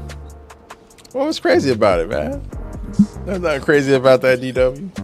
Just, you know, it was the end of the mission, you know.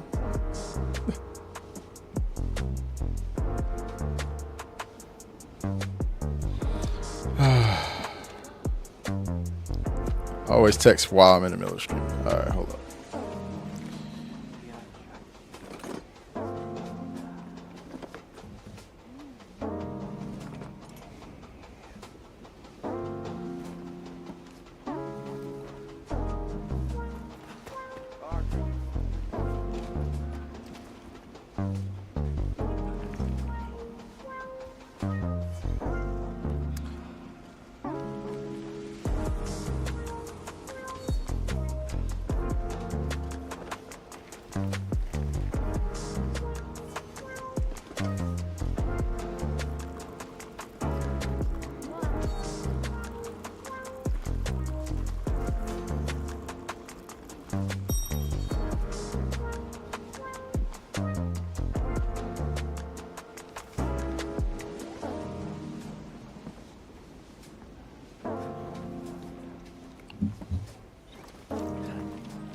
The Dr. Psycho mission at the hospital. Yes. Are you crazy? You remember that shit?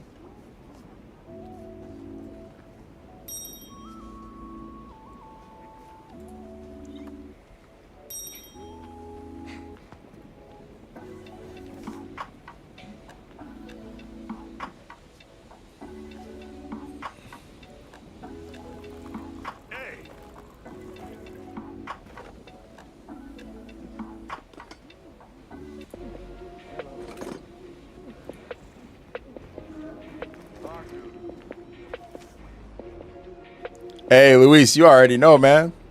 Appreciate you, man. GG's on the hunt.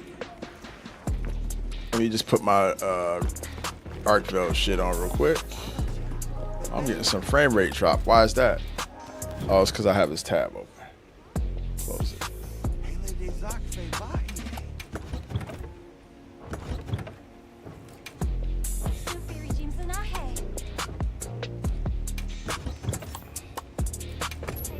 Arc build. There you go.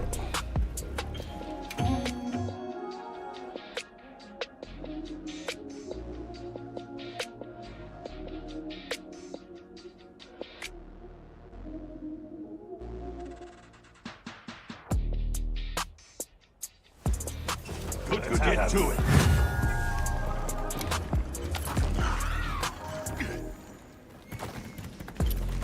What up, Larry?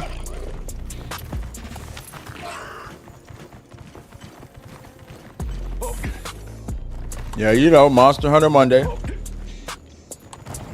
Oh, if I'm being completely honest, this will probably be the only Monster Hunter stream this week because it's Gamescom week. And there's mad shadow drops and mad games that I've been embargoed that I can actually play this week. Probably gonna start a new run of 16.6 in Amsterdam on Wednesday so people can see how nutty this game is.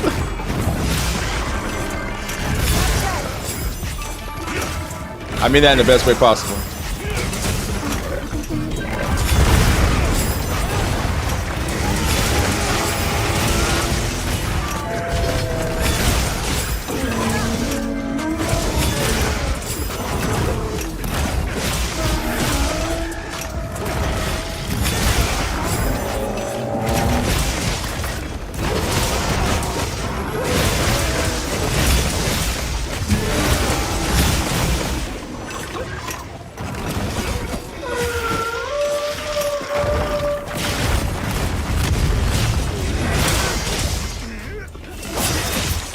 Yeah, that's the game where you play as a witch. Yeah. Bro, y'all gonna love that one. We're gonna have some conversations around that game. I swear we will.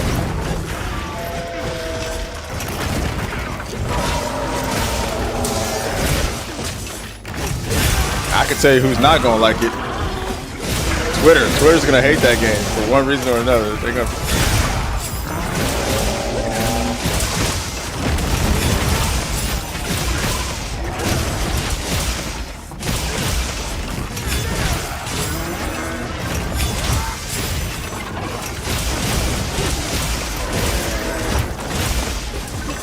I think women are gonna like it, but there's gonna be a lot of men pissed off because it's like a witch going up, fucking people up.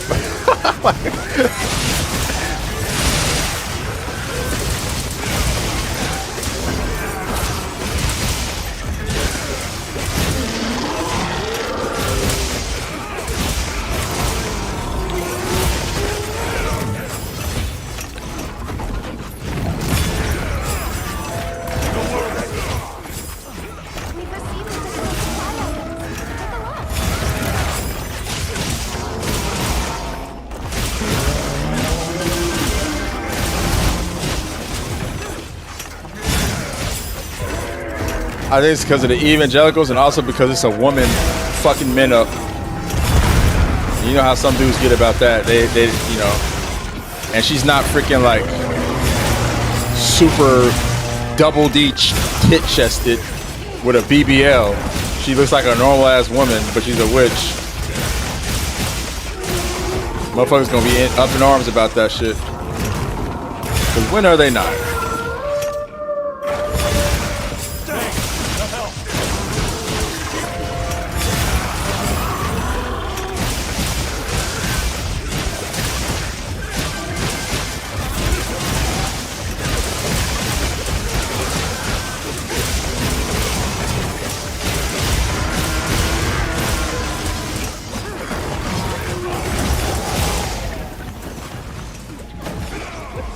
Hey, your fit is loud, Johnny. You ain't lying about this.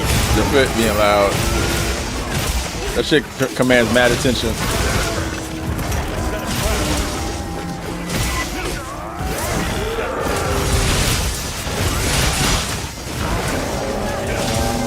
I love it though.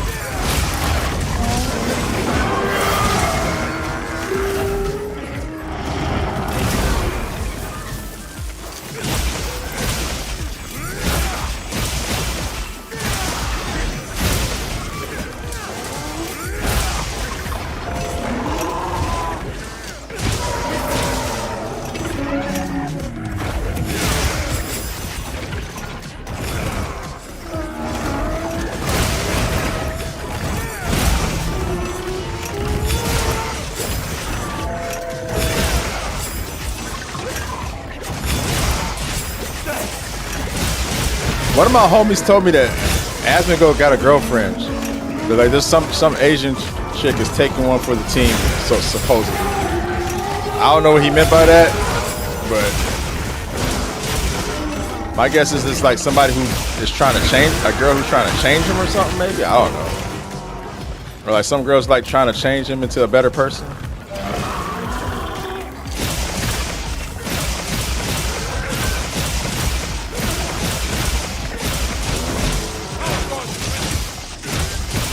Oh no. We did it wrong, guys. He's probably gonna bounce out. Yo, let me control lures from here on out, if you don't mind.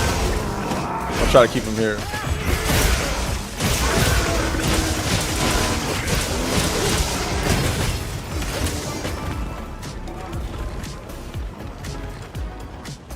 I set a trap.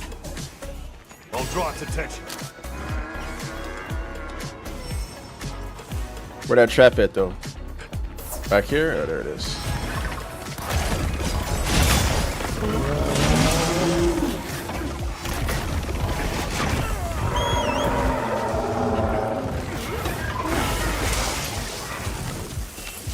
That irredeemable kind, the same bastard. Yeah, I know.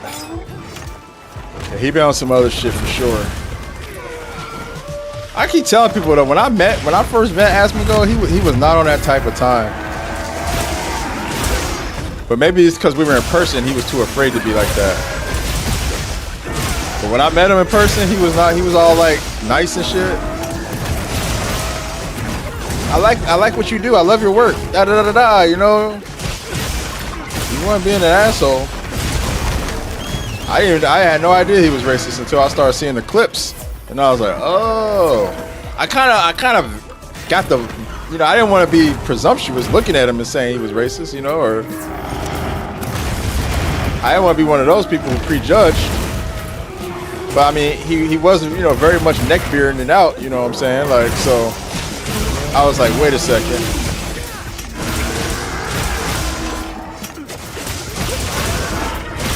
Grifters are actors, yeah, you ain't lying about that.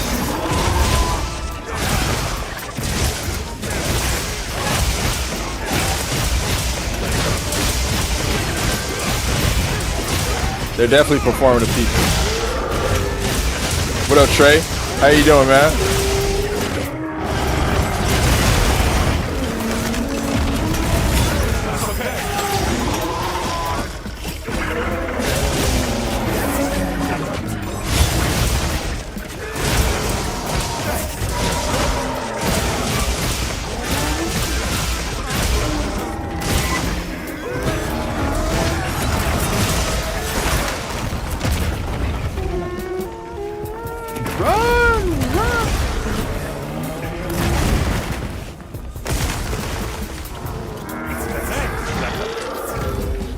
We survived.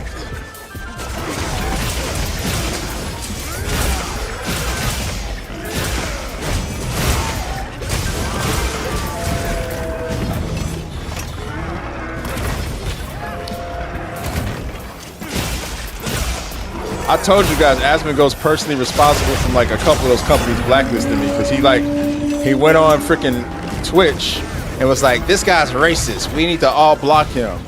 And so like a couple of like companies did it. They listened to what he said.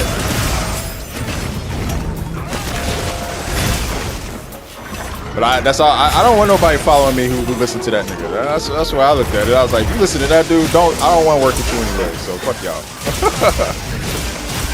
My feelings were not hurt by that shit.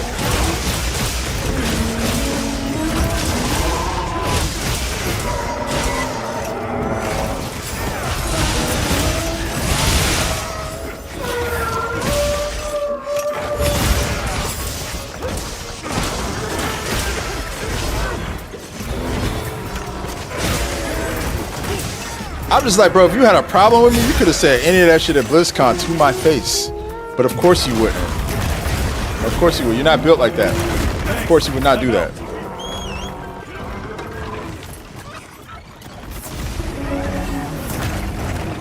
Wait until you get behind your little computer and shit, you know?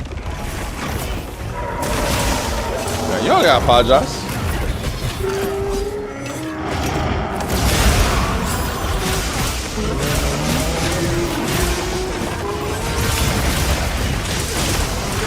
If I saw someone playing an instrument after they knocked me down,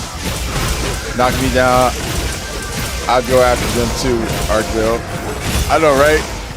This man just gonna play his horn after I get my ass beat. Never really thought about how disrespectful a weapon the hunting horn is. Like, this motherfucker's playing music and dancing while beating your ass. That's so disrespectful, bro.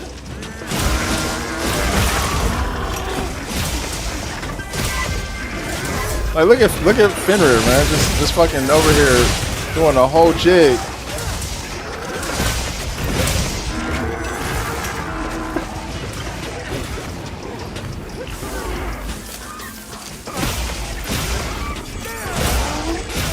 Give me my gauge, give me my gauge. Yes. I'll draw its attention. Tap down to the grave before it's dug. Facts.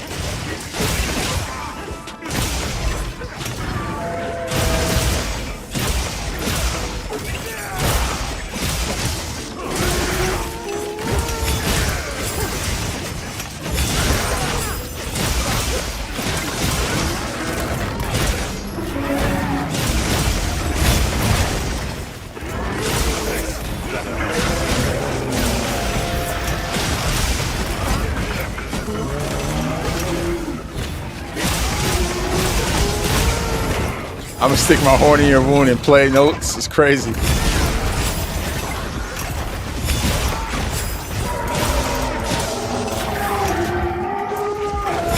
While you're crying and screaming, I'm gonna play the sweetest song ever.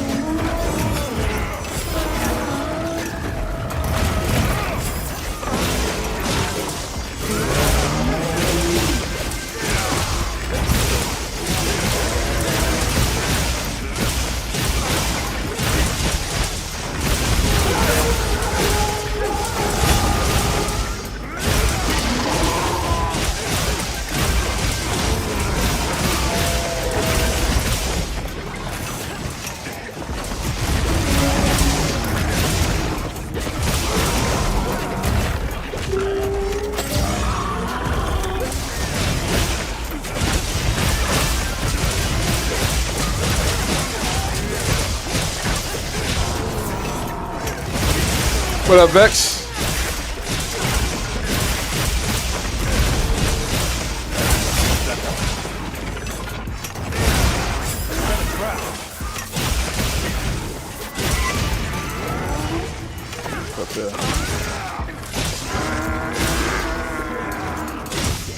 me that wound.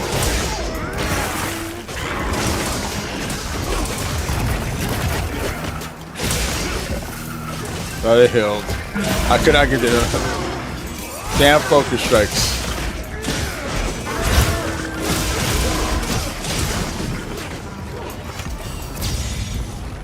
Damn. Oh my god.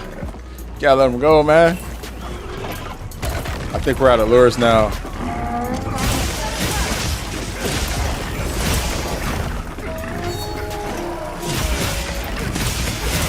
Y'all gotta learn the strat. Y'all gotta learn the Arkville's trap strat. How that works. Save a lot of time and resources that way.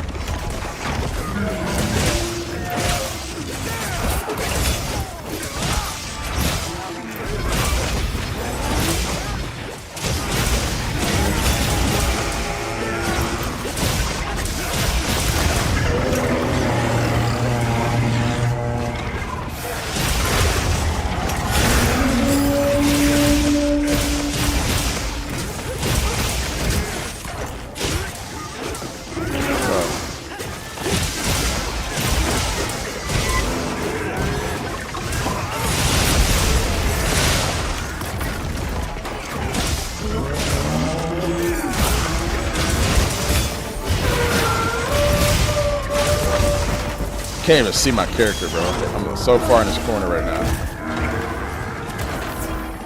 So deep in the corner.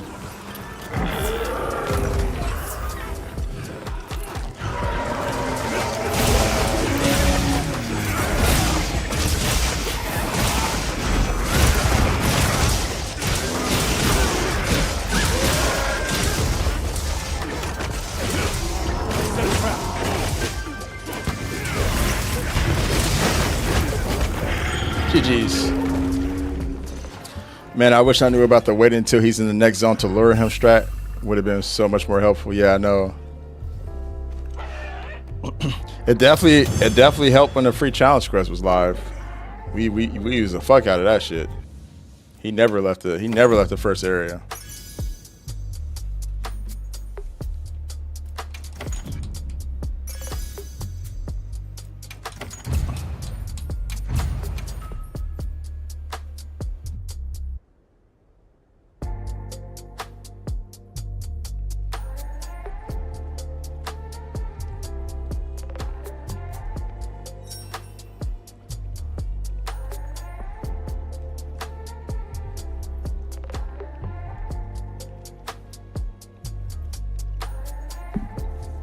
Yeah, I'm not sure who was throwing lures beside me. I think it might have been Johnny, or I'm not sure, but just an FYI if you want to make that Arkville quest really easy, wait until he touches the second area before you lure him.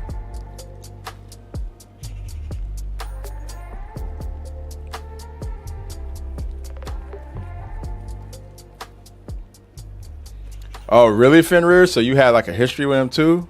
Damn, that's crazy. Yeah, I know he was heavy on. That's how I met him. He was like a because I was hosting BlizzCon. I hosted BlizzCon for like 5 years. And every year they would have us do like a table signing. Anybody who was on the virtual ticket team, and he would they would always put our table like in the same room as Asmongold's all the time. Him and all the other like streamers and influencers. Thrall. Oh, I've heard about that server. That server's actually got like a lot of like history. A lot of like the Twitch streamers and creators came out of that server. Didn't Tally come from that server too? There's like a couple other people I know who were on that server. That's crazy. You played on that's insane.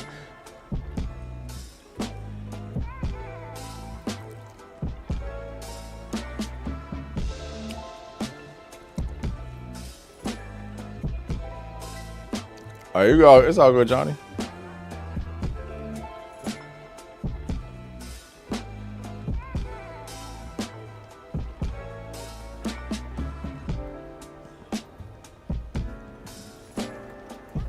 Yeah. You can run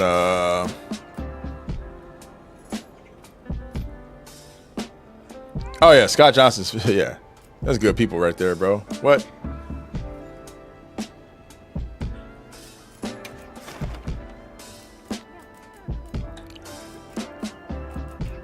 Wonder what he's up to these days.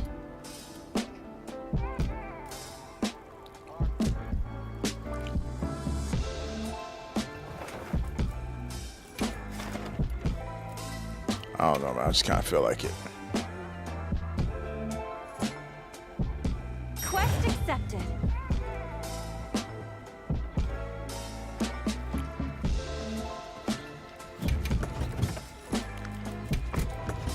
Oh, he's still at it? Yeah, man, I've been out of the loop.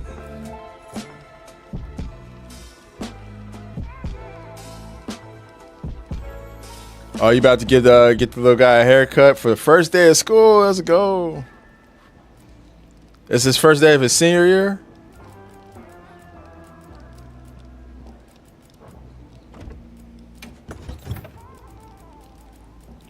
Hell yeah.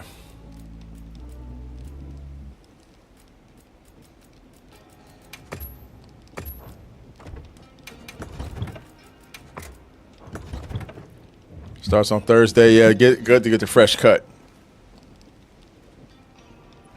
Nothing like starting a new year with a fresh cut, some fresh clothes, fresh supplies. There's something about being able to go to school with everything refreshed, coming back after the summer. Especially if you had like a growth spurt over the summer, so you basically like a new kid, damn near.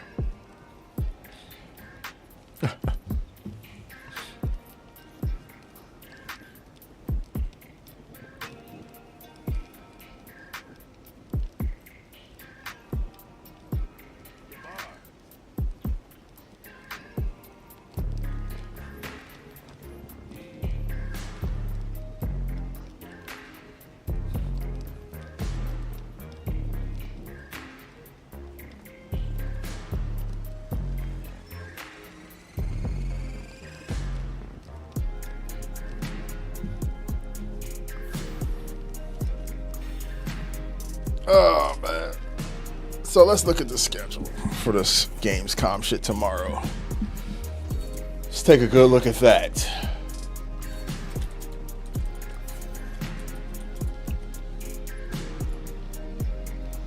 Opening night live. 1 day and 4 hours.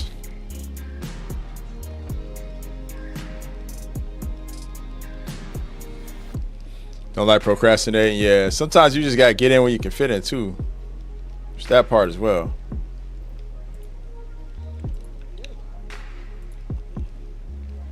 English. Don't do it German. I can't read German. I'm not that adept.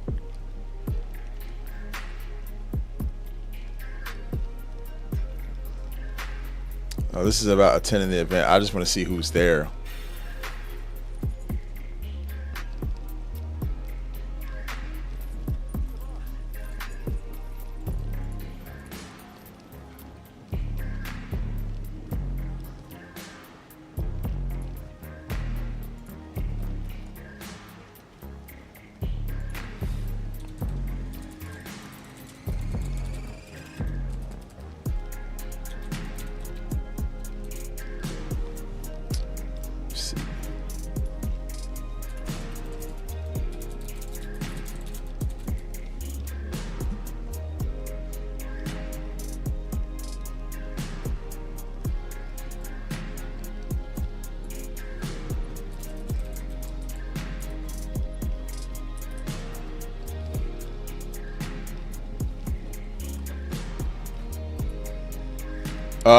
Confirmed titles coming to opening night live: Gears of War E-Day, Final Fantasy VII Revelation. The Witcher 3 expansion will be shown, the new Metro game. Rumors say that we're going to see Alien Isolation 2 as well as Hogwarts Legacy 2.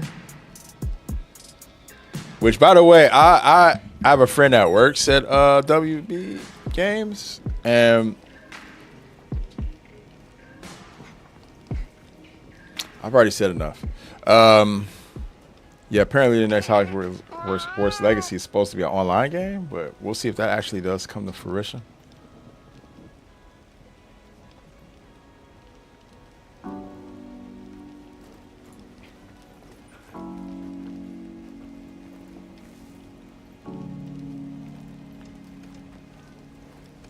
I wonder if they actually, is that a rumor that's out there?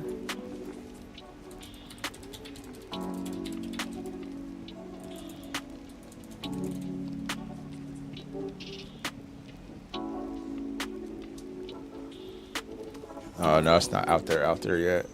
Oh no, there's speculation about it. Yeah, the next Hogwarts Legacy is supposed to be multiplayer. Now, I didn't really vibe with the first game.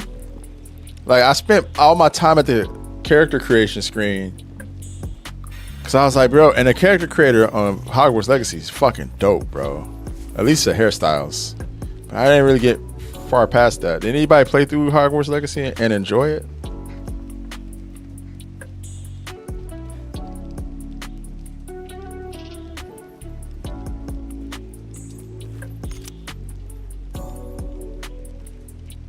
It was just alright.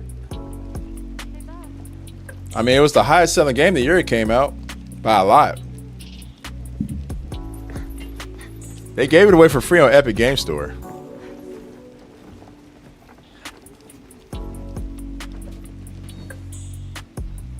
The biggest criticism I heard was that the gameplay was kind of like boring, but I'm like, how true can that be if so many people bought it? Well, I guess sales don't really determine things though. Crimson Desert. But yeah, I don't know. Oh, so you played it, Jules. Nice. So it was a pretty good game. Okay.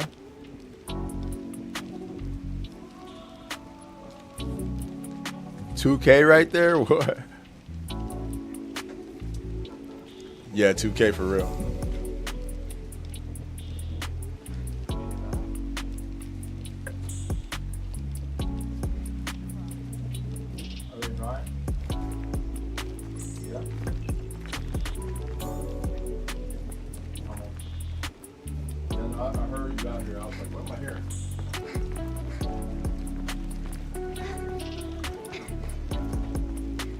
Nah.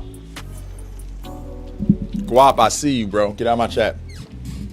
Get out of my chat, Guap, man. I don't appreciate people who put Oreos in lemonade, man. It's just crazy work. You gotta atone for that, man. You gotta atone for putting Oreos in lemonade and not liking spinach. There's a serious problem with that.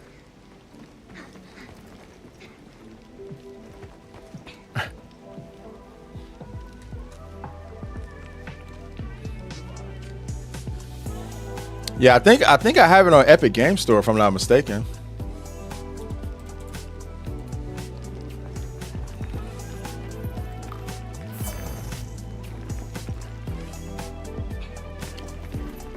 Let me open up the launcher.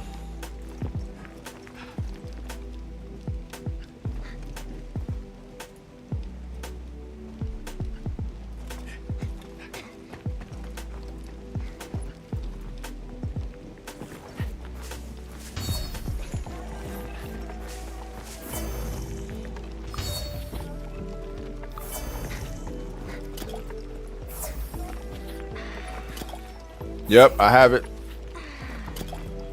And Arc Raiders. What? Arc Raiders on Steam. Why is that here? Oh no, this is the server slam. Okay. I was like, what the hell? I never bought Arc Raiders on.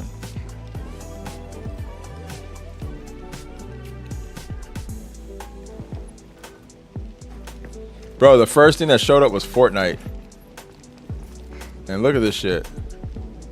Bro, what's going on in Fortnite, bro? Somebody explain to me what's going on in Fortnite. Look at this shit. You mean to tell me they got Mega Man, Master Chief, Persona 5, Joker, they got Sonic, Ryu, Crash Bandicoot, Blanca, Pac-Man, Spyro the Dragon. Like, what is this? This is Fortnite? They got everything, bro. They got everybody in this game.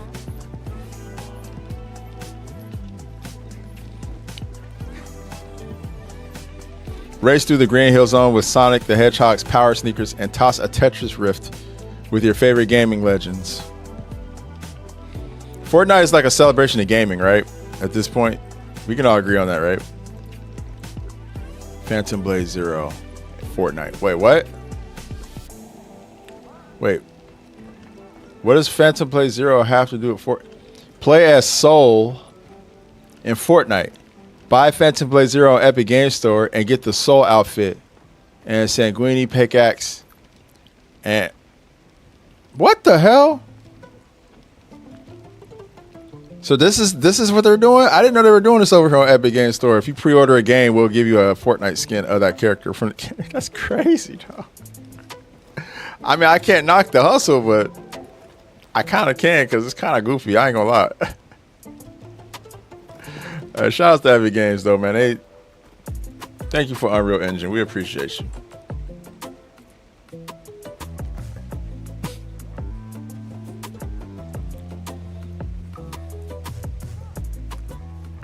Yeah, man. They got a lot of collabs, man. Oh yeah, that's right. That's like a running joke, right? Anything that's been in Fortnite, you'll be like, oh yeah, that's from Fortnite. They're calling LeBron the guy from Fortnite.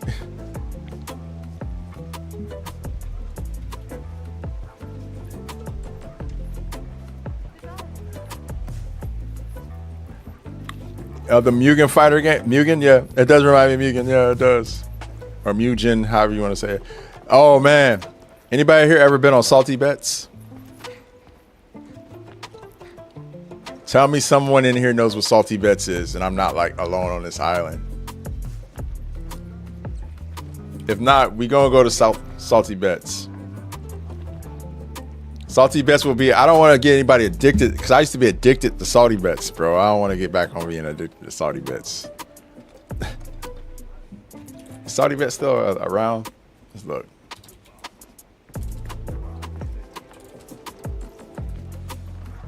Yep, it's still here. Damn. Fuck it, we're here.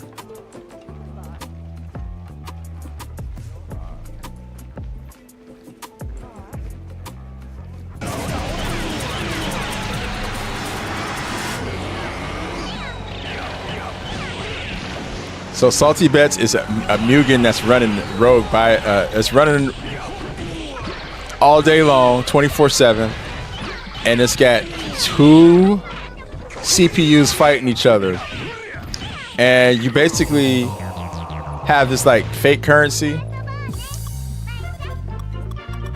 and you take the fake currency and you bet who's gonna win, and yeah. It's time consuming. It's nothing real money though.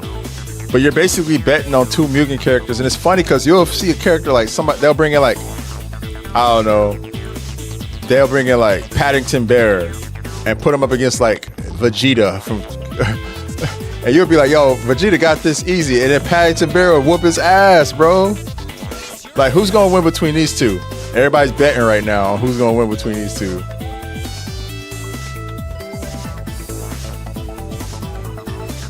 Also, the music is good too, so you hear music like this. I can't believe I'm on fucking Salty Bet right now. I ain't seen this shit in eons. It's still here though. So who do y'all think? Is it gonna be Scion or is it gonna be King of Zero? I'm gonna go with King of Zero because it's Zero, right? Obviously, Zero gonna take this. Let's find out.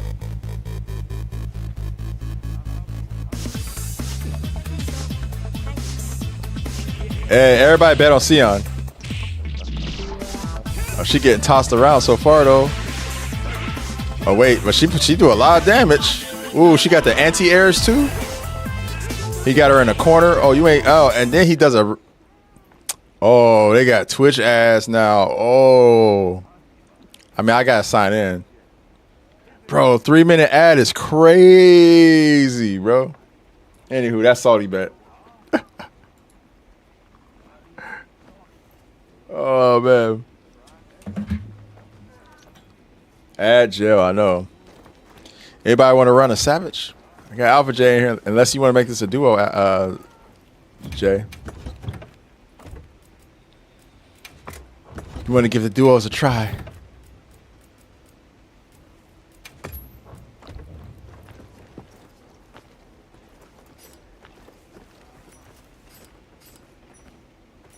I'll give time for anyone else to hop in that wants to run it. And if not, we'll just go.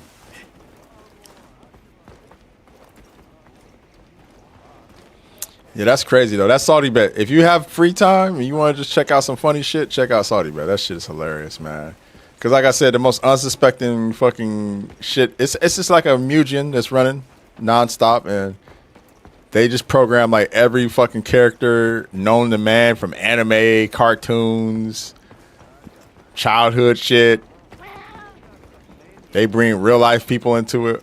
One time I saw Peter Griffin from Family Guy going up against Magneto from X-Men, and Peter Griffin got his ass whooped, but it was hilarious because he almost looked like he wasn't going to lose. Like, he was beating Magneto's ass like the entire time, and then Magneto one-tapped him. Shit like that stay happening in Saudi Bet, where you're like, oh, I'm going to win this, and then like the character is like got like god tier power and will one-tap the others. It's so funny, bro. And then you just see people in the chat crashing out because they lost the money. Homer Simpson versus Dr. Yep, that's exactly the type of shit you see on there, dog. Exactly.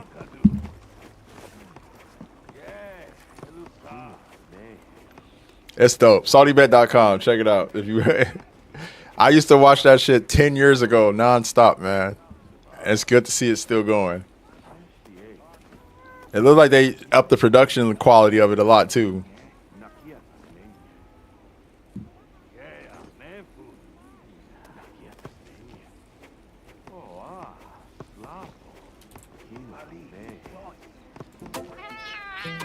All right, well, I guess we just in here, man.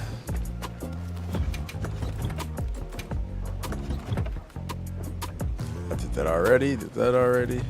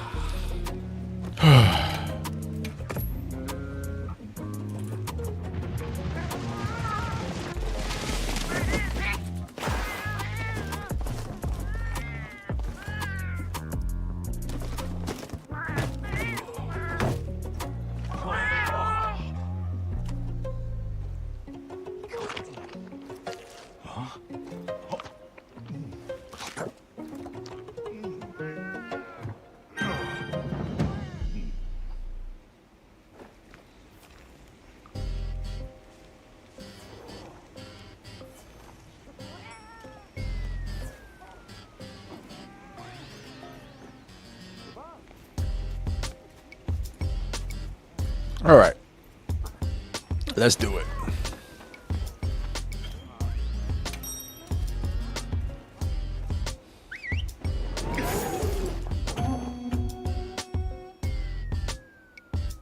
Oh, I forgot.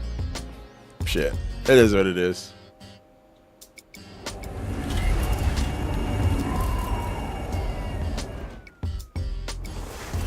Let's get to it.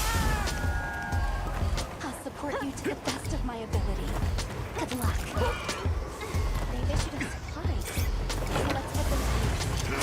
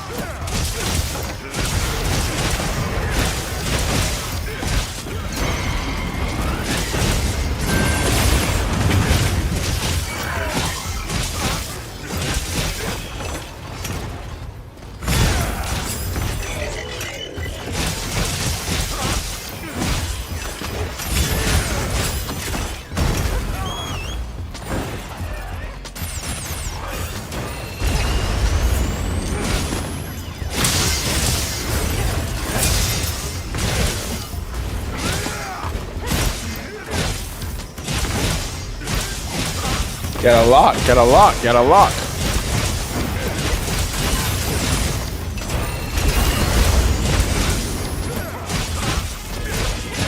Nice. W first phase. Let's see how we do dealing with the mustard bomb onslaught that's coming here. Phase 2.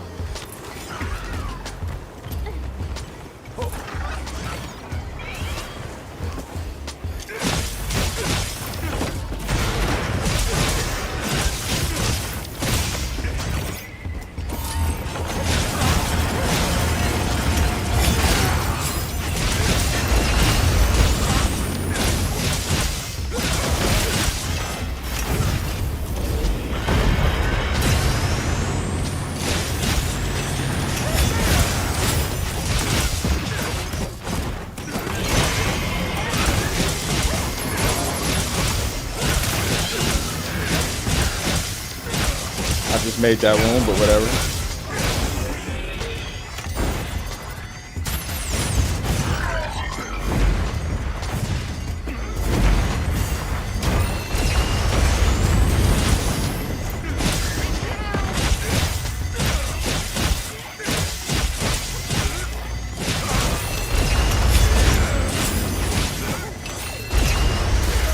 Oh, what?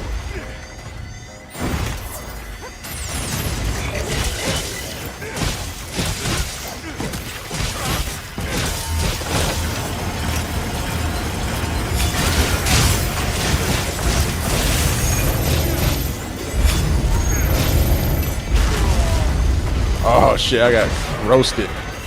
Flambéed.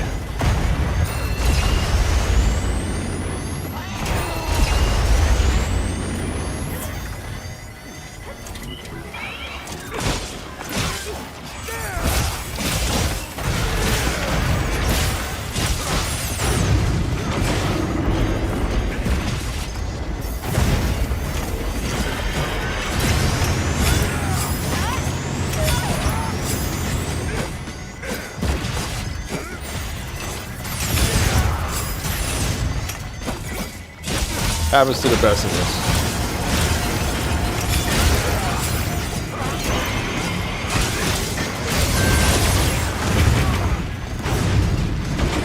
I did that because that fist came out of nowhere.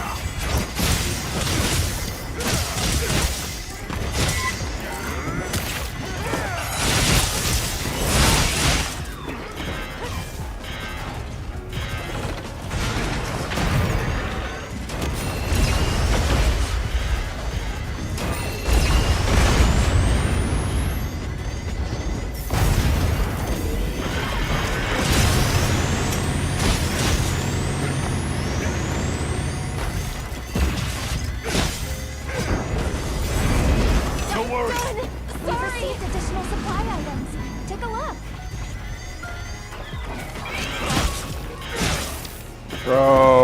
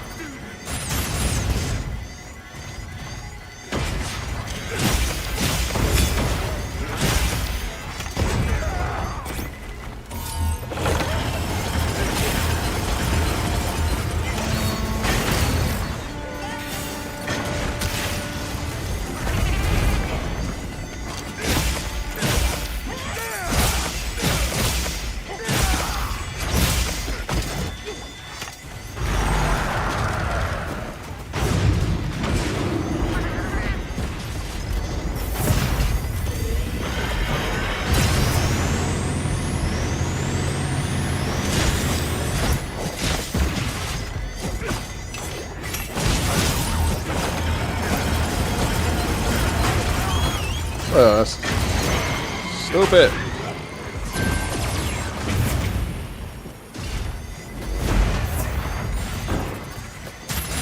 Sorry, I don't mean to be riding around like a maniac here.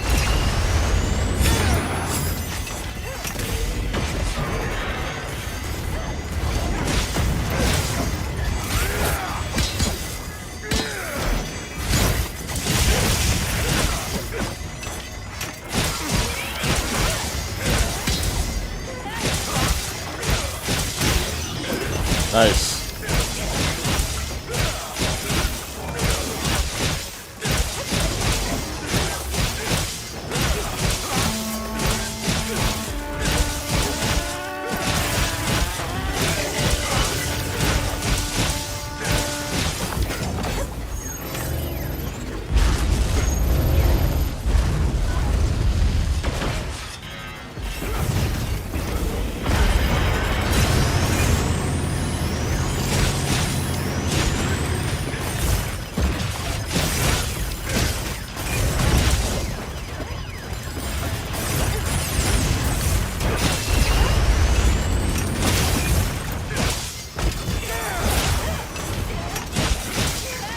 What up, means?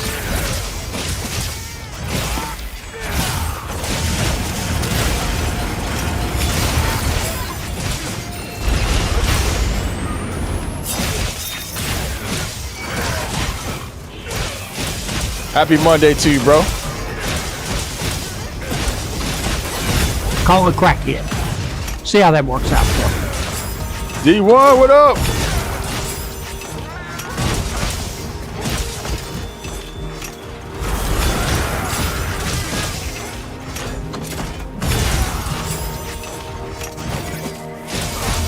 Happy Monday, everybody. What's up, Raiders? What up, D1?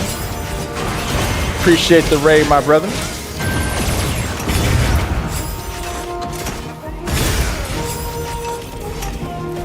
Good shit, Alpha J. We got through it. Grand Blue Mondays, like Monster Hunter Mondays, nice. Hey, that's what's up, bro. I love it, man. Shout outs to D1, of course. Y'all know D1 by now. He raids us quite a bit, and I've raided him as well whenever I can. The homie, gaming extraordinaire. A commentating, when it comes to esports commentary, Hall of Famer, without a doubt. I think most people in esports would agree on that. And nowadays, just chilling in his own corner, own pocket of the internet.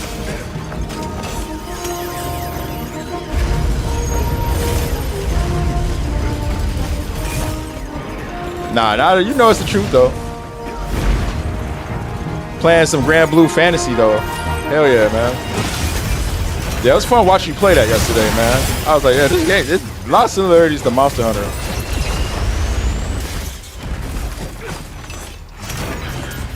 Watch out.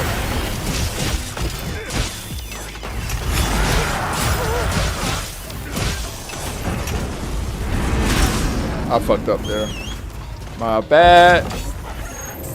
I'm gonna die. I'm gonna die.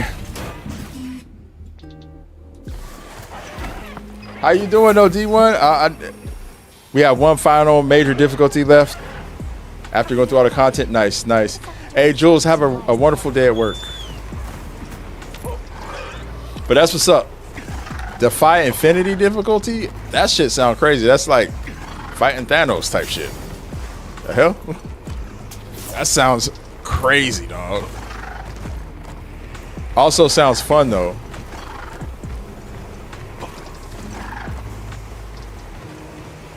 It's okay. This is it. I got caught in the corner myself.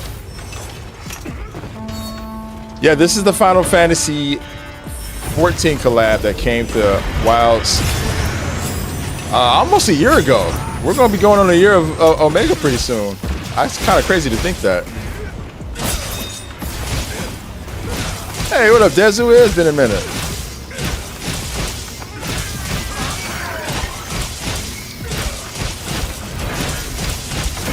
Yo, D1, before you get out of here, because I know it's late and you're probably getting ready to go to bed. I know you saw the PlayStation 5 news and stuff, man. How are the internet streets been treating you since that shit has come about?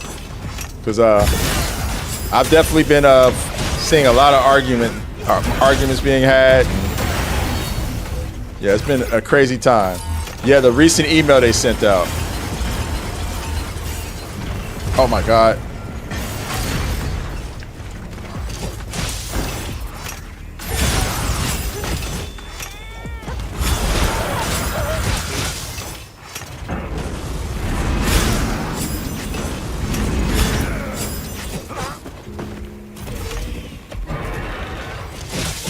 People were saying it isn't new. I mean, it's not new, but the language they used was new language. It was new language that they did, and the fact that they did it, yeah, it was a reminder, but still, it's still the language they yeah, it's never been this direct, and it's the timing of it that's crazy. Yeah, that's what I was telling people too.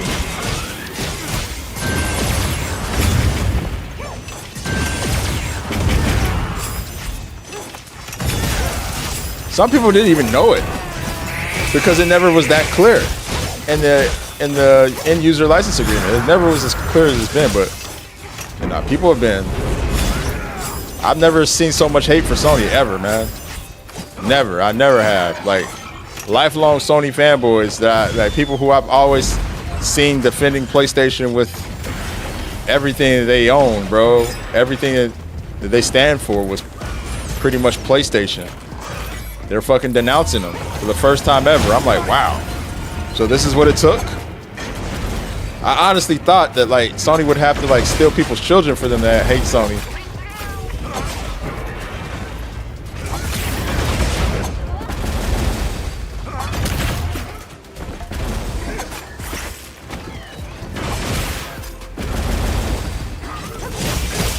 I'm gonna keep it a buck. I've got so many recent comments of people telling me they are not getting PS6 and they're done with PlayStation. Yeah, dog, me too. I guess it's part of course. That's what I was telling people. I'm like, well, yo, I'm just the messenger. Don't shoot me. I game primarily on PC anyway, so let me be. Let me live.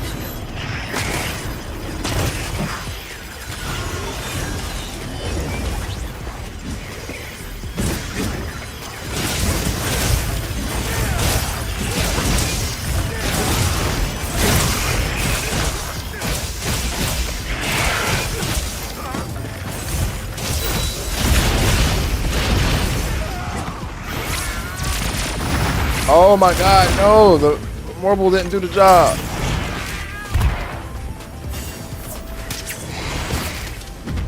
Got him.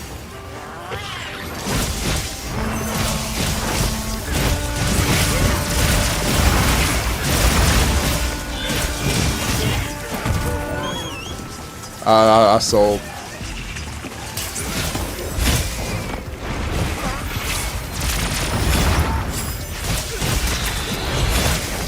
Nice one.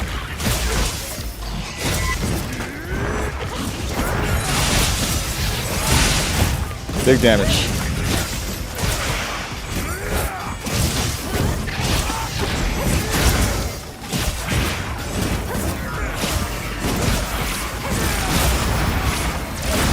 That hit me. Crazy.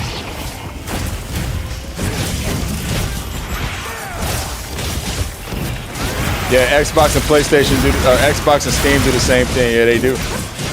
Oh, we're so close. Helm time. I got a helm. I'll throw this out here. Lots of damage. Come on, let's go. Ah, we were so close. All good. No worries. Nice try, bro. Had a little bit of a rough go at the beginning because the marbles fucking didn't stun him. But hey, overall, good attempt. Tell them people why wait when you can sell it now and come to PC at midnight. Thank you for the first time chat. I've actually told a lot of people that. I've been preaching the PC stuff for a while, but not everybody has that type of money or patience. Like it's not for there's like a good amount of people. It's not about money. It's about the ease of use and accessibility. And for them, they don't want to get a PC because they don't want to have to deal with troubleshooting. They don't want to have to deal with all the bells and whistles that come with maintaining a PC. And yeah, I understand that. You want to just be able to sit on your couch, press a button, and you're straight into gaming. I heard Xbox, Steam did yesterday, but Steam lets you still play your stuff offline. Yeah, they do. You're still licensing games. The thing is, licensing games has been a part of gaming since like the early 2000s, late 90s. It's been in gaming. Like they start changing the end user license agreements around year 2000. And so it's been like this for a while, even with physical games. And the main reason they done it that way is because if you had full ownership of a game, then theoretically you could go copy the game and resell it and do all this stuff. So they wanted to make sure legally they were covered in these end user license agreements. So people wouldn't do that, to deter people from bootlegging, to deter people from copying games, to keep game resellers in check from going too crazy. And so it's been this way for a long time. It's just as time has evolved, the language has gotten more and more clear because now they have so many different things in that clause, basically saying like, hey, this is a licensed game. You don't own it. You can't do this. You can't do that. Yada, yada. So yeah, that's the main thing. And I think now that people are aware of it, it's going to inform a lot of people's purchases moving forward. But, these are things that we were yelling about a couple years ago. And it didn't seem like that many people cared then. But yeah, Nintendo, Nintendo, PlayStation, Steam, Epic Games Store, Xbox, they all do it. The difference with PC is that you're not like confined to one storefront. On PC, you can still go and do multiple storefronts. Yeah, Fenrir, we can run it back. Yeah. Let's do it. Make sure you're prepared.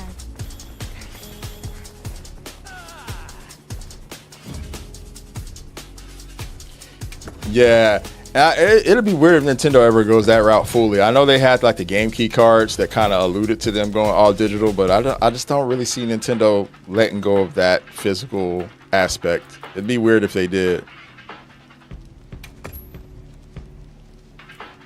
Because it's a portable device, I'd imagine they still make a lot of money on that, If somebody's taking their Nintendo Switch into the Netherverse, where there's no Wi-Fi, it's much easier for them to pop a cartridge in,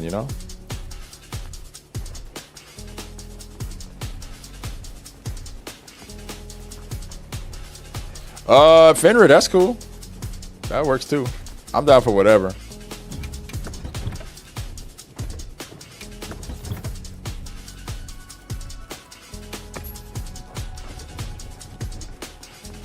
Typically, when we play with more than two people, we just burn his ass anyway, so.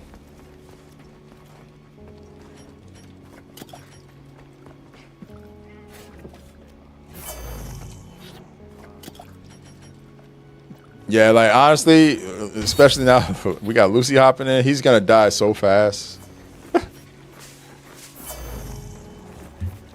yeah, Nintendo makes mad off physical sales. I don't really see them ever going in that direction. It makes sense for Sony, because they're, following the trends that they're seeing behind closed doors, cutting costs where they can. And I think Xbox will follow suit for sure. But man, people are so up in arms about it. I just thought it was funny that PlayStation decided to do this shit the day the PS blackout started, they sent those emails out. That to me was funny because it was like, bro, it's almost as if they're saying like, hey guys, I know you guys are doing this blackout, but keep in mind you don't own shit. That's what it said to me. I was like, oh God. They pumping their chest out. I want to hop in the hunts. Hop in, means. I like legit waited that last one. You might not have been here when we started the last Savage, but I waited some time. We were waiting for someone to hop in. It's really Lynx. What up? Oh, it's the Juggernaut. Oh, it's the Juggernaut. And I got a bitch with me. You ugly as fuck. You out of pocket. 2 ATMs. You stepping on what? You out of pocket. I'm the Juggernaut. I've been ready to fuck. Oh, my suit's so tight.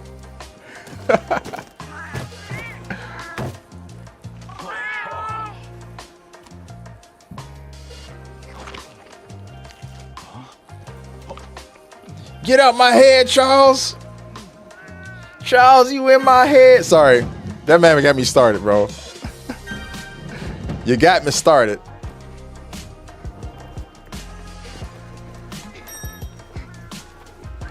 Straight up classic, yo.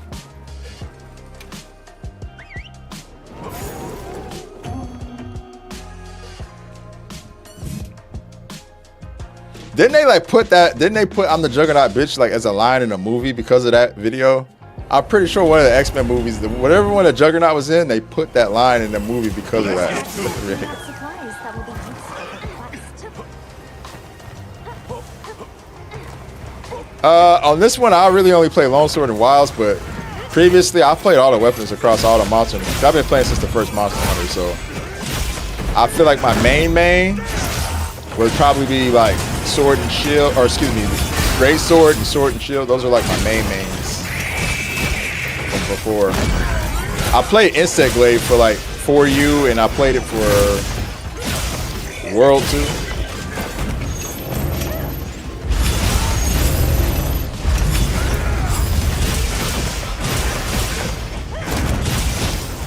They put it in the third X-Men movie? Oh, okay.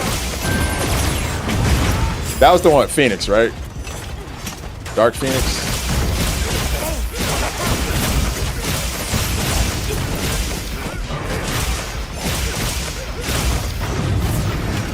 I don't know. There's been so many X-Men movies.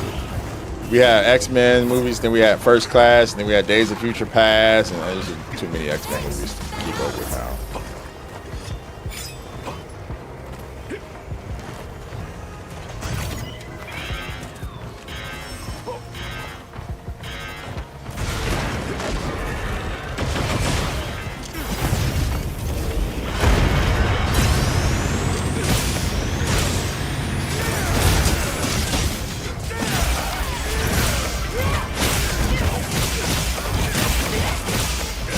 Oh, yeah.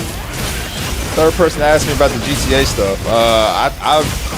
It's all entertainment for me, man.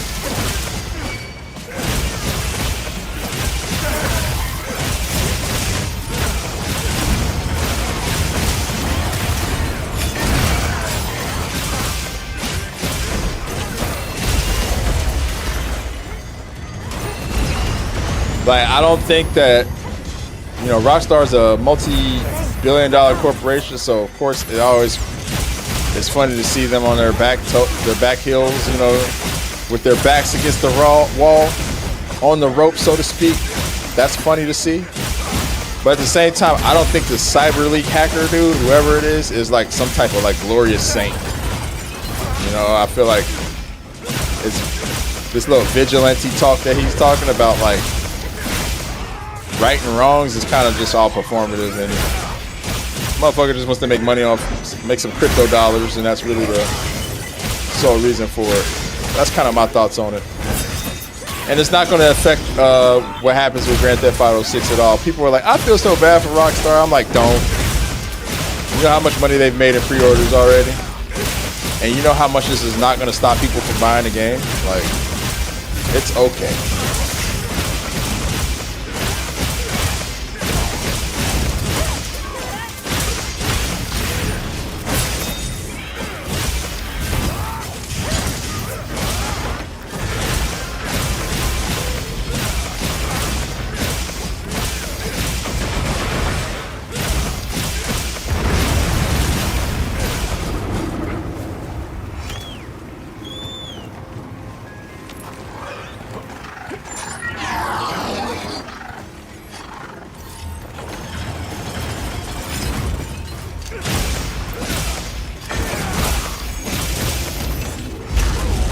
I'll goof around there. That helps.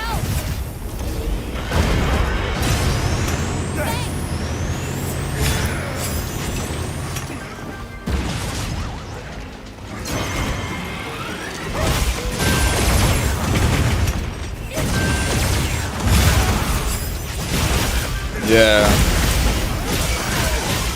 Yeah. The league only makes people want to buy the game more. Exactly. And like for me, I'm not gonna play GTA 6. You know, at least not before it hits PC eventually. So, like for me, it's all entertainment. I'm just kind of just sitting there watching and observing. But I got no hype for the game. I don't like giving my money. I don't give my money to Take-Two Interactive. I don't like them as a publisher. They're probably my #1 most hated publisher right now. It used to be Activision. It used to be back in the day.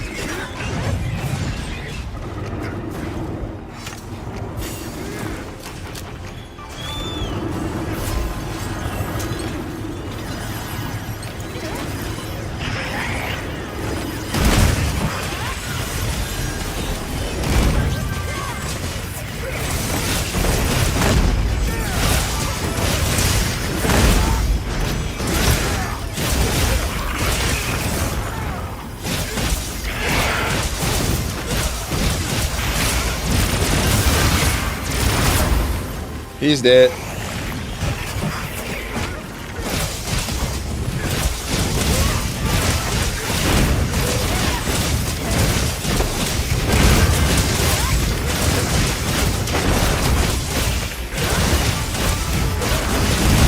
He gone.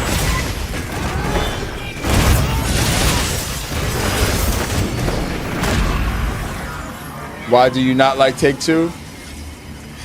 I feel like they have very predatory practices and are very anti-consumer publisher. A lot of it mainly comes from the Take-Two side, or excuse me, the 2K game side, like what they do with all the 2K games, specifically NBA 2K. It's just such like a greedy ass racket that they have going on with that game. That's very, very frustrating to like. You know, being a hoops game fan and just kind of witnessing it, I don't like it at all. And they're so unapologetic about it, you know?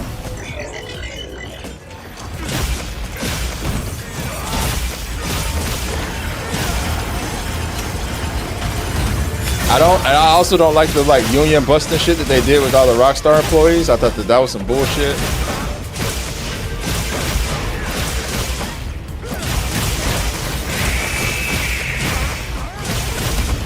They're just very greedy, man.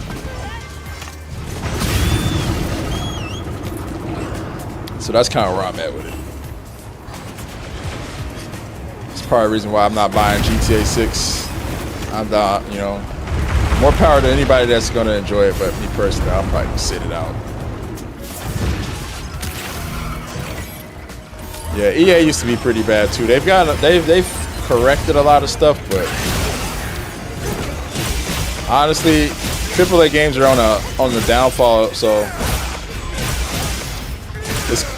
it's less worrisome than it used to be because the industry is correcting for all the overspending and growing too fast that it's done over the last several years. That bubble almost got me killed.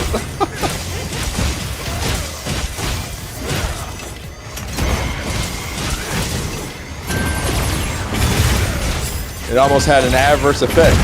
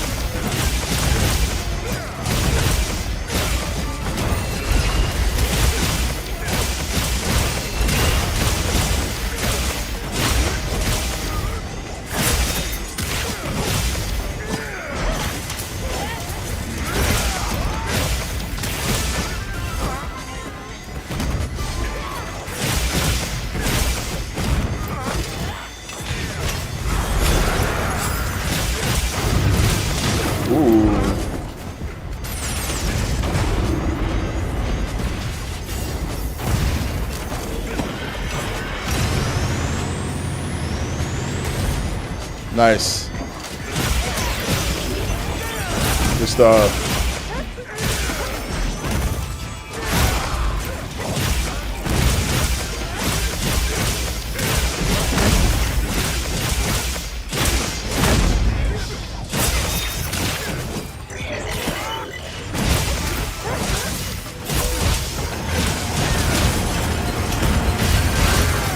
Good work.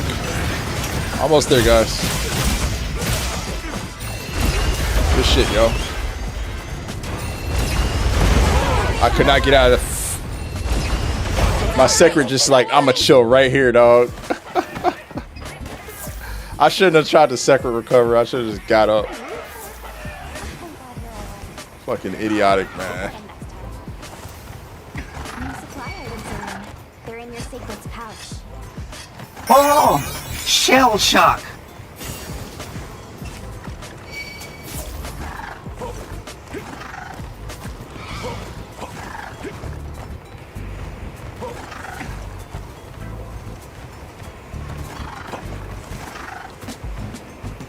You guys both, yeah. It was stupid. My secret recovered and just did not move. He like, I jumped on the secret and he just stood there, dog. It was crazy. It's like, thanks, bro. I should have just got. I could have did better myself, man. I was trying to be flashy with it.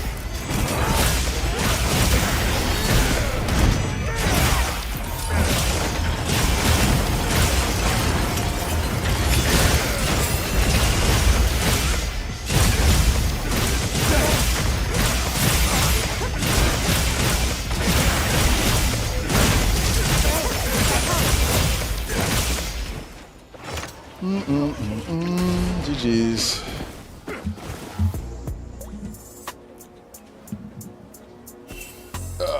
I think that's like 483. You almost at 500.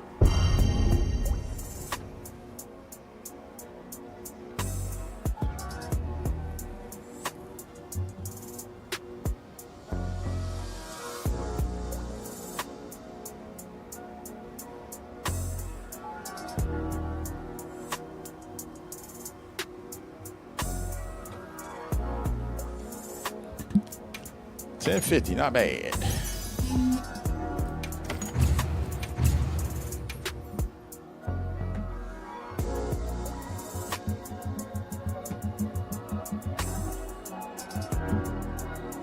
I did not notice it was almost 4 o'clock. I gotta bounce. I gotta pick my son up a little early from daycare today. I told you guys why I think earlier. Keep the vibes going though, guys. I appreciate y'all for chilling on this Monday, man. Oh, everybody has a fantastic rest of your Monday.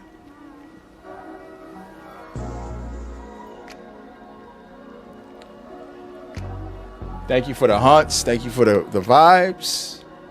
Thank you for the chats. We'll be back at it tomorrow.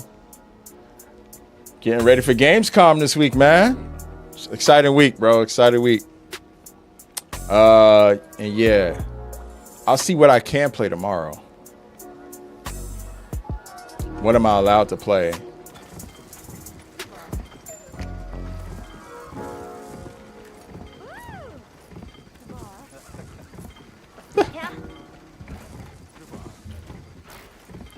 Oh, I can't.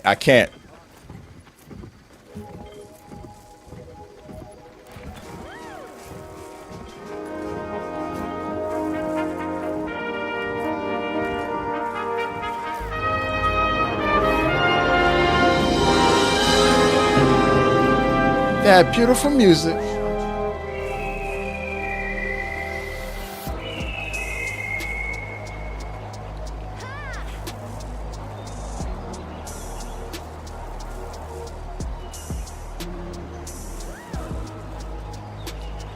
Yeah, man, appreciate y'all. Oh, bro, I can't believe it, man. It's been what? We're about to be in September, dog. It's insane.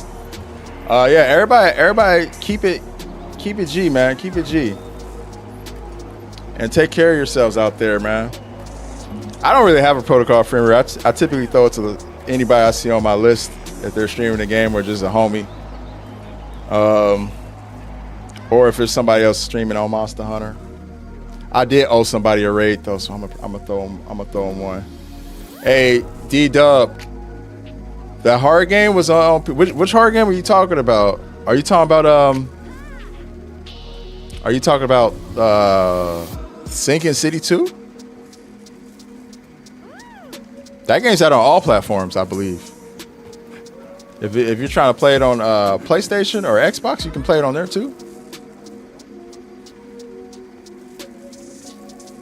Who'd you have in mind? Nah, Fimber, who'd you have in mind? Who's streaming in the lobby? Just so I'll know for the future, at least, to look at them, look for them. I always like to stay tapped in with the community. I typically raid like Ada, if she's typically on when I'm off, or Grace is typically on.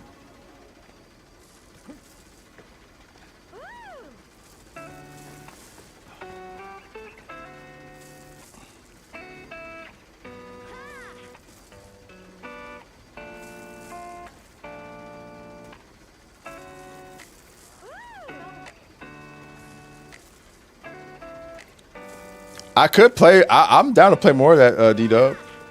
I haven't really played any more of it. Yeah, I haven't really played any more.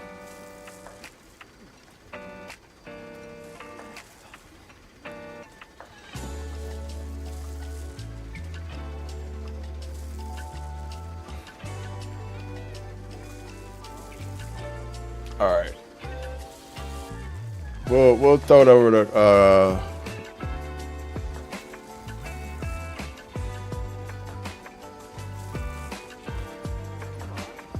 yeah, no.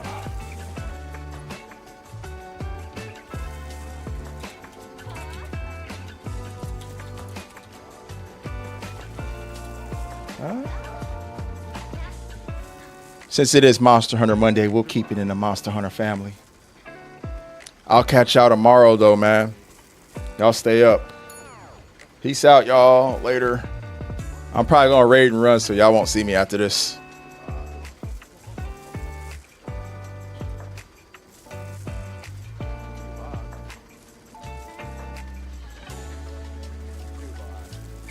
Oh, you talking about when I switch? You talking about me switching up? DW, I know, right? I know. That game is like ebbs and flows, bro. You just, 1 minute you're like good, the next minute you're like, oh my God. 1 minute I'm talking shit, the next moment I'm screaming like, oh my God. I'm about to die. But all right, man, y'all take care. Peace out, though.